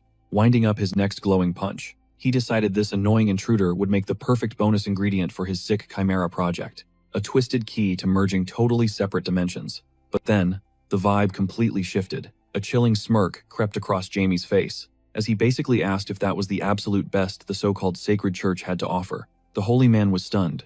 Right when he thought he was completely dominating the battlefield, his victim just flipped the script, radiating pure, boss-level energy. Before the old man could even process the insult, dense black magic spiraled around his glowing fists, literally hijacking his arms. Total panic set in. The guy had absolutely no idea how to counter this, mostly because he spent his days hiding behind a desk completely unequipped to box a dark mage. But the wildest part, dark magic was hard-coded to fail inside a holy sanctuary. Somehow this kid was just casually glitching the system. Chuckling darkly, Jamie told his opponent to take a good hard look at his surroundings and wake up from his little power fantasy. Swallowing hard, the clergyman turned his head, only to witness absolute nightmare fuel. His untouchable holy domain was literally being swallowed whole by an ocean of shadows. His pupils shrank in pure terror. This literally broke the laws of magic. Figuring out how this dark sorcerer pulled off this hack broke his brain completely. Flexing on his terrified prey, Jamie flashed a wicked grin and stated the facts: the impossible is just a suggestion, when you have an insane amount of raw power to back it up. The once mighty leader of the Zenith Church was officially spiraling. Stripped of his home field advantage and completely mind-gamed, his cocky facade shattered into a million pieces. Seizing the opening, Jamie blasted him hard enough to bounce his skull off the wall, following up with a ruthless rapid-fire combo. A brutal hook connected, sending a spray of blood flying from the old man's mouth, proving exactly how deadly this matchup really was, despite him treating it like a minor inconvenience. Just 3 minutes ago, the shadow-wielding mystery man casually strolled toward his broken victim, because beating the guy to a pulp was just the appetizer he needed answers. Looming over him, Jamie stared down at his prey. He made it crystal clear he had a stockpile of questions, and coughing up the answers was way better than ending up 6 feet under. The bishop, clinging to his twisted loyalty, totally thought he could bite his tongue and take his secrets to the grave. He figured he could tank any torture thrown his way, but his attacker just flashed a completely unhinged smirk, telling the old man he had it all backwards. Because this wasn't some basic interrogation. The real plan was way darker than the bishop could ever imagine. Jamie flat out told him he wasn't asking for permission. Consent wasn't on the menu as he blasted a surging wave of raw mana straight into the guy. Spilling the tea was no longer optional. Jamie was literally about to hack into his enemy's brain and rip every single memory right out of his skull. Zero boundaries, zero mercy. He was bypassing every mental firewall the bishop tried to throw up at the absolute last second. Panic finally set in. The bishop realized this kid wasn't just flexing, this was a legit death sentence, and his own bluffing was completely useless. Cut to the underground lab. The psychotic chimera creator was pacing around waiting for the bishop to drop by and juice up his shiny new monster with holy power. His patience was absolutely zero. Practically frothing at the mouth, he started trashing Lincoln, calling the guy a completely useless piece of garbage. He was nothing but dead weight dragging down the whole operation. The mad scientist literally couldn't wrap his head around how Lincoln let things get this sloppy. Pulling a stunt like this wasn't just annoying, it was heavily bottlenecking their sick little science project. Sensing the toxic vibes, the lab assistant tried to dip. He mumbled something about going to check if the bishop had finally showed up. But before the poor dude could even take 2 steps, the creator completely lost it and smashed him straight in the eye, permanently blinding him on the spot. Just pure, unadulterated rage. It was a brutal flex that proved exactly what kind of psycho they were dealing with. In his twisted mind, every single person connected to the church was moving at a snail's pace, practically trolling him just to delay his ultimate creation. But the second he snapped his head up, reality hit. He had uninvited guests crashing his little party. They definitely didn't knock. It didn't take a genius to figure out that someone had heavily tailed Lincoln all the way down here. And right now, that was a massive red flag that could completely derail everything they had built. Meanwhile, Ras and his squad of 3 knights were deep in enemy territory. They were stuck in what looked like a super basic library hunting for a hidden switch that would drop them into a basement full of straight-up nightmares. Clearing this escape room puzzle was their only ticket to the dark truth, so the clock was absolutely ticking. They could not afford to fumble this. Suddenly, one of Argino's guys felt a cold breeze creeping through the room. That draft was a dead giveaway. There was definitely a hidden room lurking right behind those giant bookshelves begging to be busted open. Ras locked his eyes on the shelf, zeroing in on the crazy detail sitting right in front of his face. Exactly one book was totally free of dust. Trusting his gut, he yanked the spine, triggering a massive hidden gear system. This was their golden ticket to infiltrate the underground cult, where those shady church officials were doing their dirty work. With a heavy grind, the secret passage cracked wide open, clearing the path for their raid. Phase 2 was officially a go bust Ricky out of that hellhole and expose the sick, twisted reality of Zenith's psychotic cult. The second they stepped in, a stomach-churning stench hit the Holy Knight like a truck. It reeked of rotting corpses. So much for a stealth mission. Before they could even catch their breath, things went entirely off the rails. Ras instantly locked in. With insane reflexes, he deflected a lethal strike aimed right at his head without even breaking a sweat. The guy was a seasoned veteran, but even he was completely tripped up by the sheer glitchy power slamming against his blade. It didn't feel human or magical. It was just an overwhelming, chaotic force. He gripped his sword and threw everything into a desperate counterattack. But the impact just sent him skidding backward, completely, proving that whatever monster was lurking in the dark was on a whole other power level. The Holy Knight planted his feet, desperately trying to read the room so he could step up and back his boy up. They had to secure the objective, but the squad was sweating bullets over Ras. This fight was escalating way too fast. The clash of raw energy was blinding, making it impossible to tell if their leader was actually surviving the onslaught. Spitting blood, Ras shouted that he was good. He grinned, pointing out that if the guard dogs were this insanely strong, then they had absolutely hit the jackpot. They were right at the heart of the conspiracy. Stepping out of the shadows was their attacker, a massive blood-curdling chimera swinging a brutal spiked mace chained to its freakish hands. If these freaks of nature ever got loose, the entire kingdom would be reduced to ashes. Taking this beast down wasn't just a mission, it was survival. Smashing cut back to the bishop's office. Jamie had just ripped the twisted memories straight from the guy's skull, uncovering a sick plot to breed an unstoppable mutant army. Jamie grilled him about a dark prophecy, and the defeated bishop weakly nodded. Seeing the scale of this nightmare, the kid knew he couldn't just walk away. His dad needed to know everything. Jamie laid down the ultimate ultimatum. The corrupt priest was going to spill every single dirty secret to his father, or else. The intel was finally in his hands. Jamie let out a heavy breath, his mind racing to process every twisted secret he just uncovered. He desperately needed a solid game plan to pull this chaotic mess back from the brink of total disaster. Taking zero chances, our dark mage laced the actual bishop with a heavy dose of backup, mind control magic, locking down his loyalty, so the guy wouldn't ghost him when things hit the fan. With the puppet strings attached, Jamie cut him loose, knowing the pawn would follow orders to the letter, completely stripped of his own free will. He totally deep-fried the priest's memories, making absolutely sure the guy had zero recollection. of ever crossing paths with a black magician. Now, to pull off the ultimate infiltration, it was time for Jamie to step into enemy territory. Walking into the lion's den without triggering any alarms meant playing it insanely smart. Rocking up in his dark sorcerer gear would literally be a death wish. He needed to blend in flawlessly. Channeling his magic, the young mage shifted his entire appearance, morphing into an exact replica of the bishop. Nobody walking those holy halls would ever suspect a master of dark arts was hiding in plain sight. Cut to the lab where the Chimera architect was absolutely losing his mind. His paranoia was spiking off the charts, convinced that the Grim Reaper was literally seconds away from kicking down his door. He desperately needed Lincoln to show up with the final puzzle piece for their twisted bioweapon.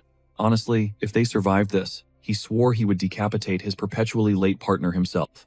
The mad scientist was scrambling for a survival strategy. His entire operation was going down in flames, and he desperately needed to protect his monstrous creations. Biting the bullet, he realized he had to deploy his secret weapon, unleashing one of his special elements to buy them some time. That monster would butcher the intruders, though he raged internally that this entire nightmare was exclusively Lincoln's fault. The guy was beyond useless. The scientist gritted his teeth knowing they would have already won. If he just possessed that crucial holy power and the ultimate vessel. He stepped over to Ricky, his captive test subject. The poor kid was slumped over, utterly battered and barely clinging to life, the light of hope completely snuffed out of his eyes. Before the crazed doctor could bark another order, a familiar voice echoed through the dim lab. It was the bishop casually dropping a, "Sorry I'm late," as if the base wasn't literally under siege.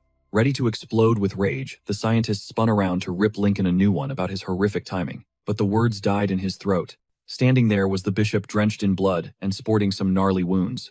Jamie, perfectly playing the part, gasped out that some absolute psycho had ambushed him. The scientist's eyes went wide. What psycho? The fake holy man doubled over, coughing up a lie about how it had to be the same powerhouse who slaughtered their sacred knight. He played it up, claiming the guy was an unstoppable tank, making it impossible to capture him alive. He then smoothly planted the idea that this overpowered freak might be teaming up with the squad currently trashing their lab, urging that they needed to hustle. It was now or never to salvage their life's work. The mad doctor cursed under his breath, demanding the sacred vessel. Required to birth his ultimate chimera, Jamie, staying in character, nervously questioned if continuing the project mid-raid was seriously the move. With absolute arrogance, the scientist snapped back that his deployed element would completely wipe out the threat in minutes. They needed to proceed immediately.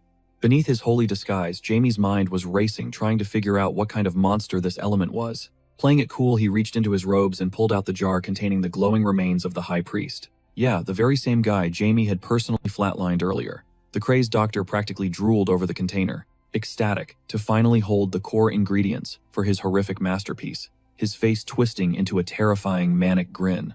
His brain was already running simulations, obsessing over the potential sheer scale and destructive stats of this new beast. Factoring in their dark upgrades, it had to be god tier. Brimming with sick pride, he turned to Lincoln for his hyped-up opinion, completely blinding himself to the raging battle outside their doors as the terrifying synthesis kicked off. Caught completely off guard, Jamie had to freestyle an answer on the spot. Staying totally silent would definitely blow his cover, even though he possessed zero knowledge of chimera biology.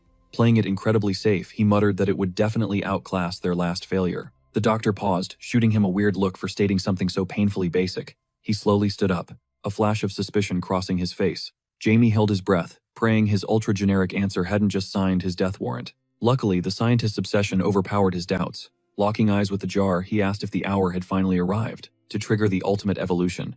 Gripping a massive glowing syringe, he plunged the needle violently into the sacred remains, officially sparking the most dangerously apocalyptic experiment of their entire twisted careers. The madman was literally itching for results. He slammed his hands down, physically forcing the materials to fuse together at warp speed. His excitement was unhinged, straight-up psychotic joy. Naturally, he turned to share this twisted hype with Lincoln, expecting his partner in crime to be just as hyped that their master plan was finally popping off. Jamie watched this absolute freak show, instantly diagnosing the guy as a total psycho.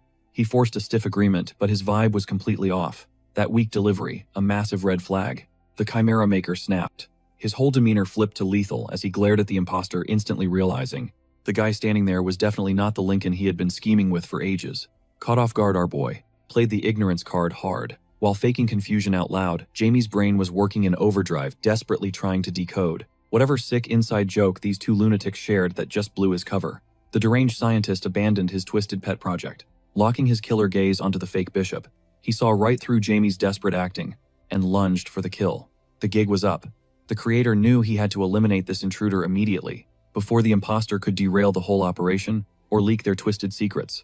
Cut back to the action. Up in the library, Holy Knight Ross and his elite squad were absolute meat grinders, tearing through the mutated freaks blocking the basement door. Slicing off the final grotesque head, they figured they had finally cleared the lobby. Wasting zero time, they sprinted for the stairs. On paper, they looked like cold-blooded pros, but mentally, they were totally reeling. The nightmare fuel hidden down here completely shattered. The squeaky clean, holy aesthetic the Church of Zenith always projected. Ross barely had a split second to process the hypocrisy before a massive blur launched one of his own men right past him. Before he could even pivot, that pitch-black nightmare of a chimera blocked their path again. Only this time, it wasn't playing around. It choke-slammed one of Welton's elites against the drywall, its vice-like grip, crushing the guy's throat. Knowing their bro was seconds away from becoming past tense, the squad instantly charged in, refusing to abandon a day-one comrade. But getting to him meant pushing through a literal raid boss. One of the knights dumped a heavy attack right into the beast. The result, 0 damage, nothing. The squad froze, utterly terrified by what the heck they were fighting. Visually, it looked like a standard mob, but its stats, totally broken. It was on a completely different tier of power. Ross did the math. The hallway was way too claustrophobic for his heavy-hitting ultimate moves. He needed to switch up the battleground. If he was going to nuke this thing, he desperately needed wide-open spacing to actually unleash his full kit without holding back. His play bait the monster. He peeled off and dashed back into the cavernous library they just wrecked, knowing the massive room would give him the freedom to absolutely style on the chimera. The Holy Knight threw a glance over his shoulder. The aggro was locked. The beast was charging right into his trap. It was go time.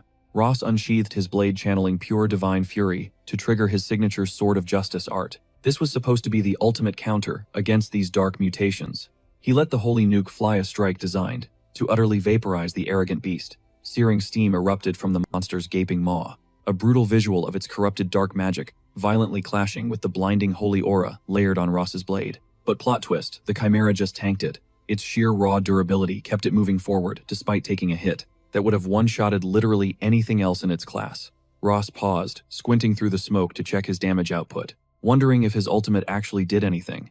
Big mistake. That split second of hesitation left him entirely exposed. He essentially handed a free shot to a high-tier monster, an absolute rookie error against an enemy this busted. Reality hit him like a truck. He was too slow. A lethal counterattack was incoming and he was completely out of dodge frames. Just as Ross braced for a game-over screen, his squad clutched up. A brutal double flank strike slammed into the beast, interrupting the execution and miraculously bailing the knight out. The monster screeched in agony, caught totally off guard, because it had tunneled its vision solely onto Ross. The knights had literally snatched their commander from the jaws of death, but they weren't sticking around to celebrate. They screamed to fall back, realizing this matchup was totally rigged against them. Ross snapped out of his daze, agreeing with the tactical retreat, but there was a catch. They had to peel the beast off their pinned squadmate first. Their response, cold as ice. They flat out refused, abandoning him as a lost cause. They bluntly reminded Ross that their one and only directive was to ensure he finished his mission. Nothing else mattered, meaning the survival of a random assistant wasn't even on their radar. They had to snap back to reality and focus on the freakish roadblock in front of them, especially since their main objective hadn't changed, despite the constant bickering. The chimera had totally brushed off their last hit and was ready for round 2, forcing the second henchman to dive straight into the danger zone just to draw its aggro. It was a crazy gamble, but absolutely necessary if they wanted to carve out an escape route and sneak past the monster's radar. The Count's subordinate barked at the crew to ditch the fight and make a run for it while their buddy played bait. But our holy knight wasn't having any of it, leaving a guy behind to solo. That beast was a guaranteed death sentence. It made total sense why the blonde dude was absolutely losing his mind over this, but these ghost knights were hardwired to follow protocol, optimizing every move for the absolute best outcome. They were ride or die for their master, quite literally built for blind obedience. To them, their own lives were nothing more than disposable pawns on their boss's chessboard. Ross couldn't even begin to wrap his head around that kind of twisted mindset. Seeing someone casually throw their life away just to buy the squad a few seconds of running time left an absolutely sickening taste in his mouth. But before he could process it, massive spiderweb cracks ripped across the ceiling above them. The building's structural integrity was completely shot, threatening to bury the entire crew under tons of crushed stone and cement, an instant game over. Our holy knight was practically glitching out, wondering why the universe was throwing everything but the kitchen sink at them, making this mission physically impossible to clutch up. A split second later, the roof completely caved in, dropping a mountain of debris right on top of the dueling duo, and leaving the survivors breathless at their sheer dumb luck for not getting flattened. But pushing through the wreckage like an absolute tank, the Chimera clawed its way to the surface, completely brushing off the fact that a whole building just dropped on its head. Ross, and the last man standing, were totally frozen in horror. Jaw-dropped that this abomination essentially took zero damage from a literal structural collapse. And to make things infinitely worse, it wasn't climbing out empty-handed, it had their vanguard helplessly pinned in its massive grip. Trying to salvage the run, the Ghost Knight screamed at the blonde warrior to bail immediately while the coast was semi-clear. But ghosting a friend to save his own skin completely violated his moral code. The twisted beast seemed to read Ross like an open book, locking eyes with his desperate gaze while tightening its death grip on his teammate and letting out a mocking, demonic chuckle. Ross was practically seeing red at this point. Fed up with the nightmare, he screamed at the top of his lungs for the monster to drop his bro. Right here, right now, because he was officially pushed past his breaking point.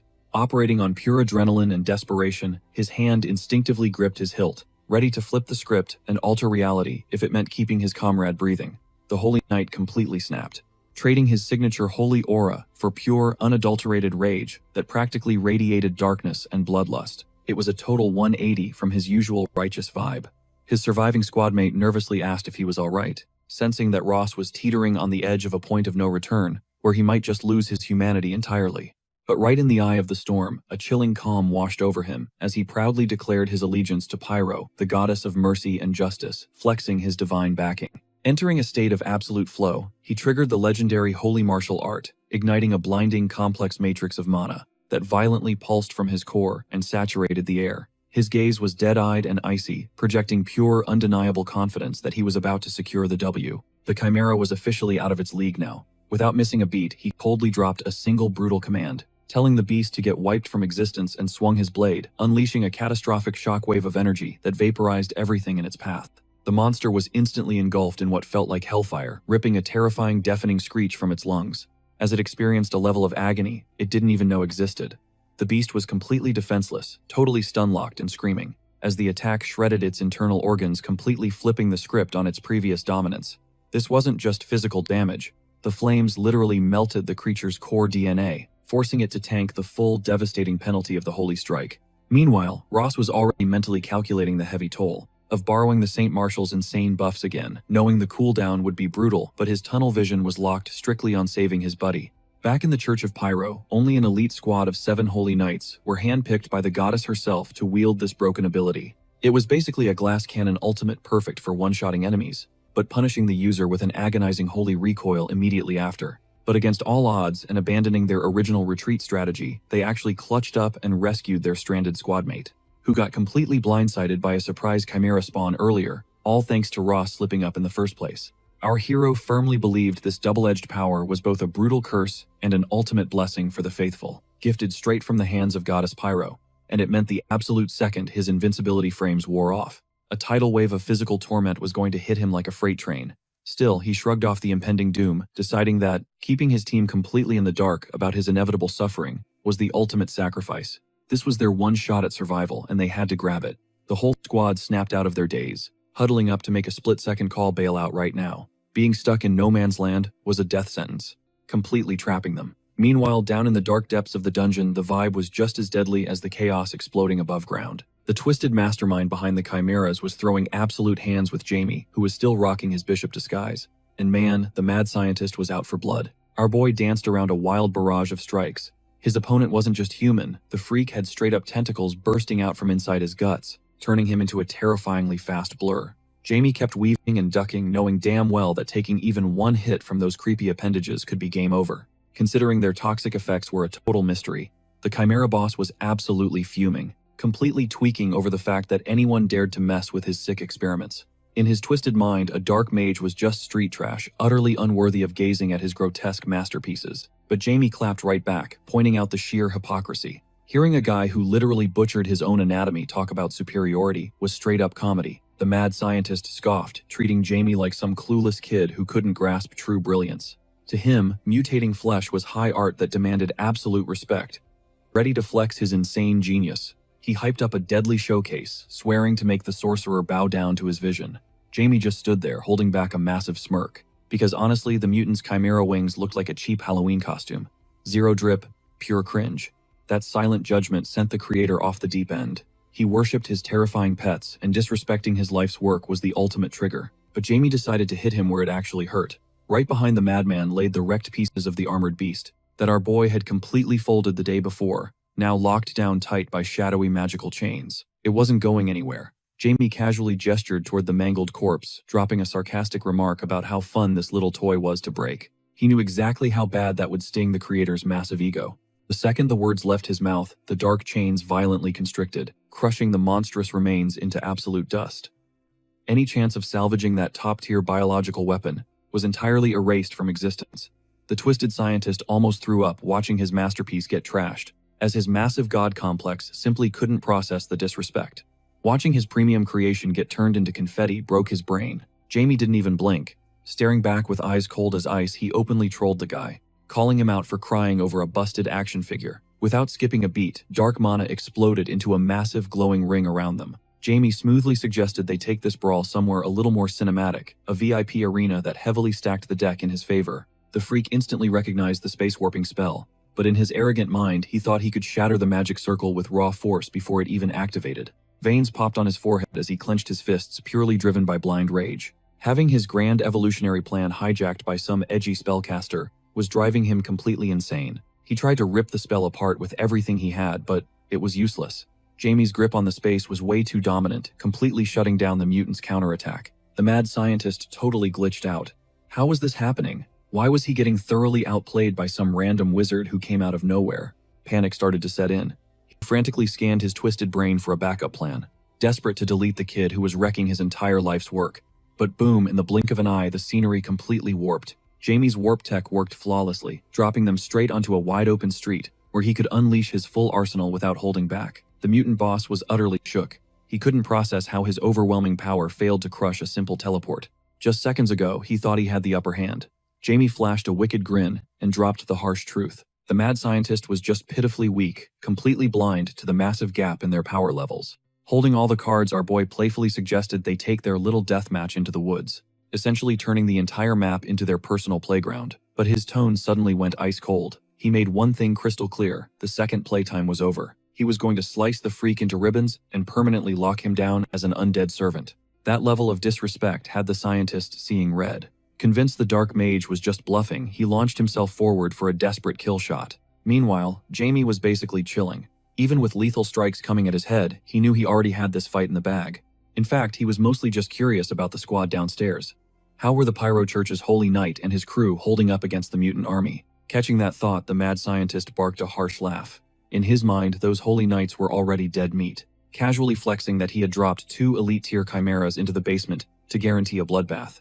But that one word, elite, made Jamie pause. His eyes narrowed. This meant these biological nightmares weren't just random grunts. They had an actual power-scaling hierarchy, getting deadlier as they ranked up. Realizing he had leaked too much lore, the mutant clamped his mouth shut, basically telling the dark mage that the question and answer session was permanently cancelled. Spotting an opening, the dude dashed forward, fully intending to land a devastating knockout punch. His big brain play smashed the exact tree our boy was perched on, forcing him into midair where he'd be totally exposed. But Jamie just floated up, casually riding his magical pet, completely unbothered by the insane energy radiating from that strike. Still, the mad scientist wasn't sweating it.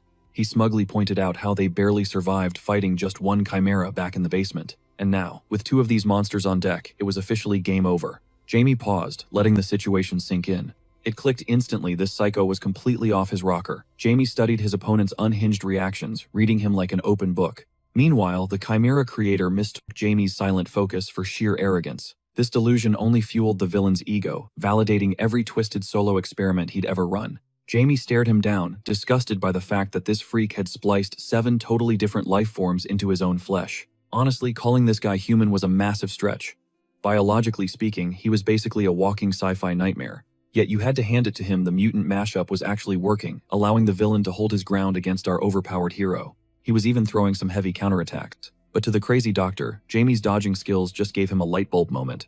In his twisted mind, Jamie wasn't a threat. He was prime real estate, the absolute perfect test subject to turn into a mindless ultimate minion. Cut back to Ross and his squad.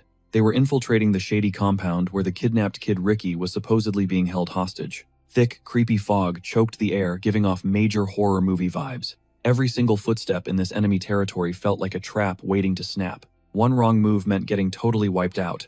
The Holy Knight gritted his teeth, zeroing in on their one and only mission: secure the boy. Glancing at the clock, Ross realized they only had roughly 20 minutes left. It was a literal race against time. To cover more ground, the squad made the risky call to split into 3 separate directions. No lollygagging allowed. Ross barely tapped the handle of the first door when a terrifying skin-crawling sensation hit him like a truck. After surviving pure hell just to get this far, his instincts were screaming at him. He whipped his head toward a sudden, deafening noise. Trying to lock onto the threat, he froze. Just a few feet away, a massive, blazing shockwave of pure mana erupted like a volcanic explosion. It blasted right through an empty room, catching him completely off guard.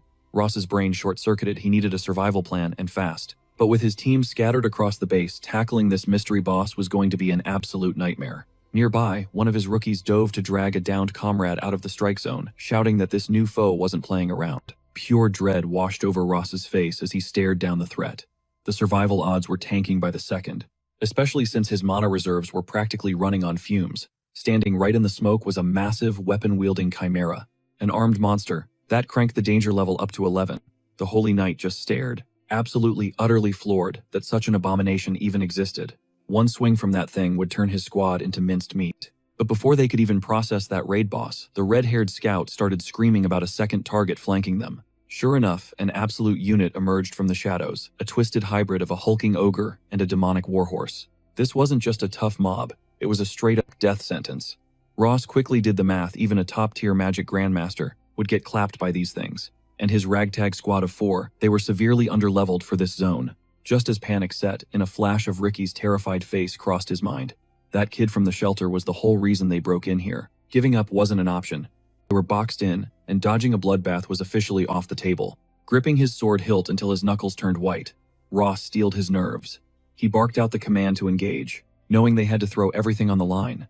It was ride or die time if they wanted to pull Ricky and the other victims out of this hellhole alive. Meanwhile, deep inside the darkest part of the lab, the unconscious kid destined to become the cult's next freakish experiment suddenly started glitching out. Ricky's eyes snapped open, his jagged breathing instantly smoothing out into an eerie, dead calm. Despite the absolute torture those fake church zealots had put him through, the boy managed to slowly push himself up from the operating chair. His brain was scrambling, trying to process the absolute trauma he had just survived. But something was totally off about him now. A blinding golden aura flared up around his tiny frame. His once innocent bright eyes were completely hollowed out, like someone pulled the plug on his soul. He blankly scanned the room, clueless as to how he got there. It was like his recent memories had been straight-up factory reset. Stumbling forward, Ricky tried to piece the puzzle together.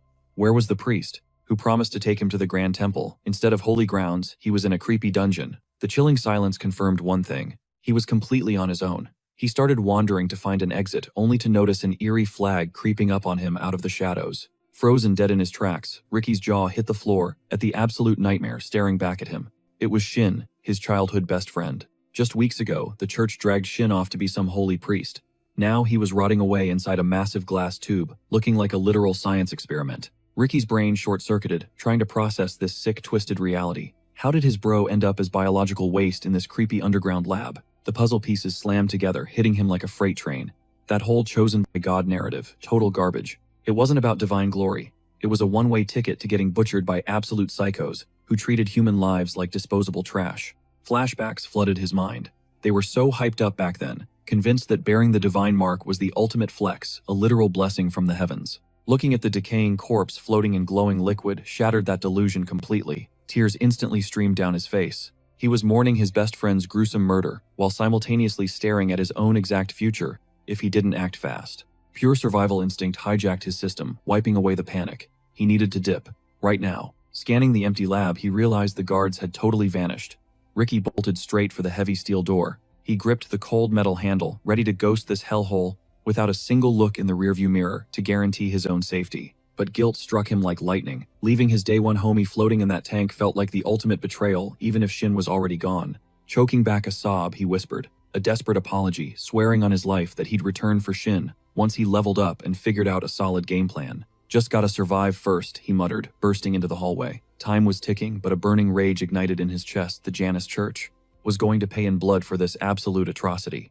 Tunnel vision locking in, Ricky ignored the creepy shadows dancing on the walls, putting all his focus into sprinting toward the exit. Out of nowhere, massive shockwaves echoed down the corridor, sounding exactly like a hardcore brawl. Someone was actually here to bail him out. Screeching to a halt, He peeked around the corner to confirm his crazy theory. Turns out his absolute legends of allies were throwing down, literally risking their own necks for him. Creeping closer to the chaos, fresh crimson splatters painted the floorboards, screaming at him to turn around and run away from the gore. But as he nervously raised his head, a wave of relief washed over him. Standing tall amidst the carnage was the absolute unit of a holy knight who had saved his neck before. Ricky's face lit up with pure hype.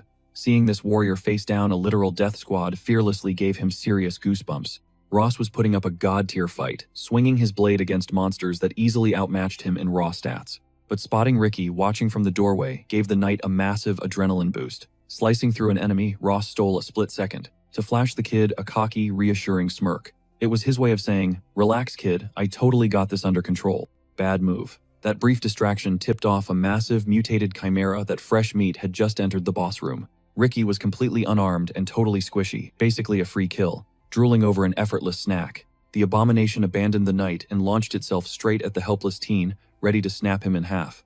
Ross instantly clocked the monster's lethal pivot.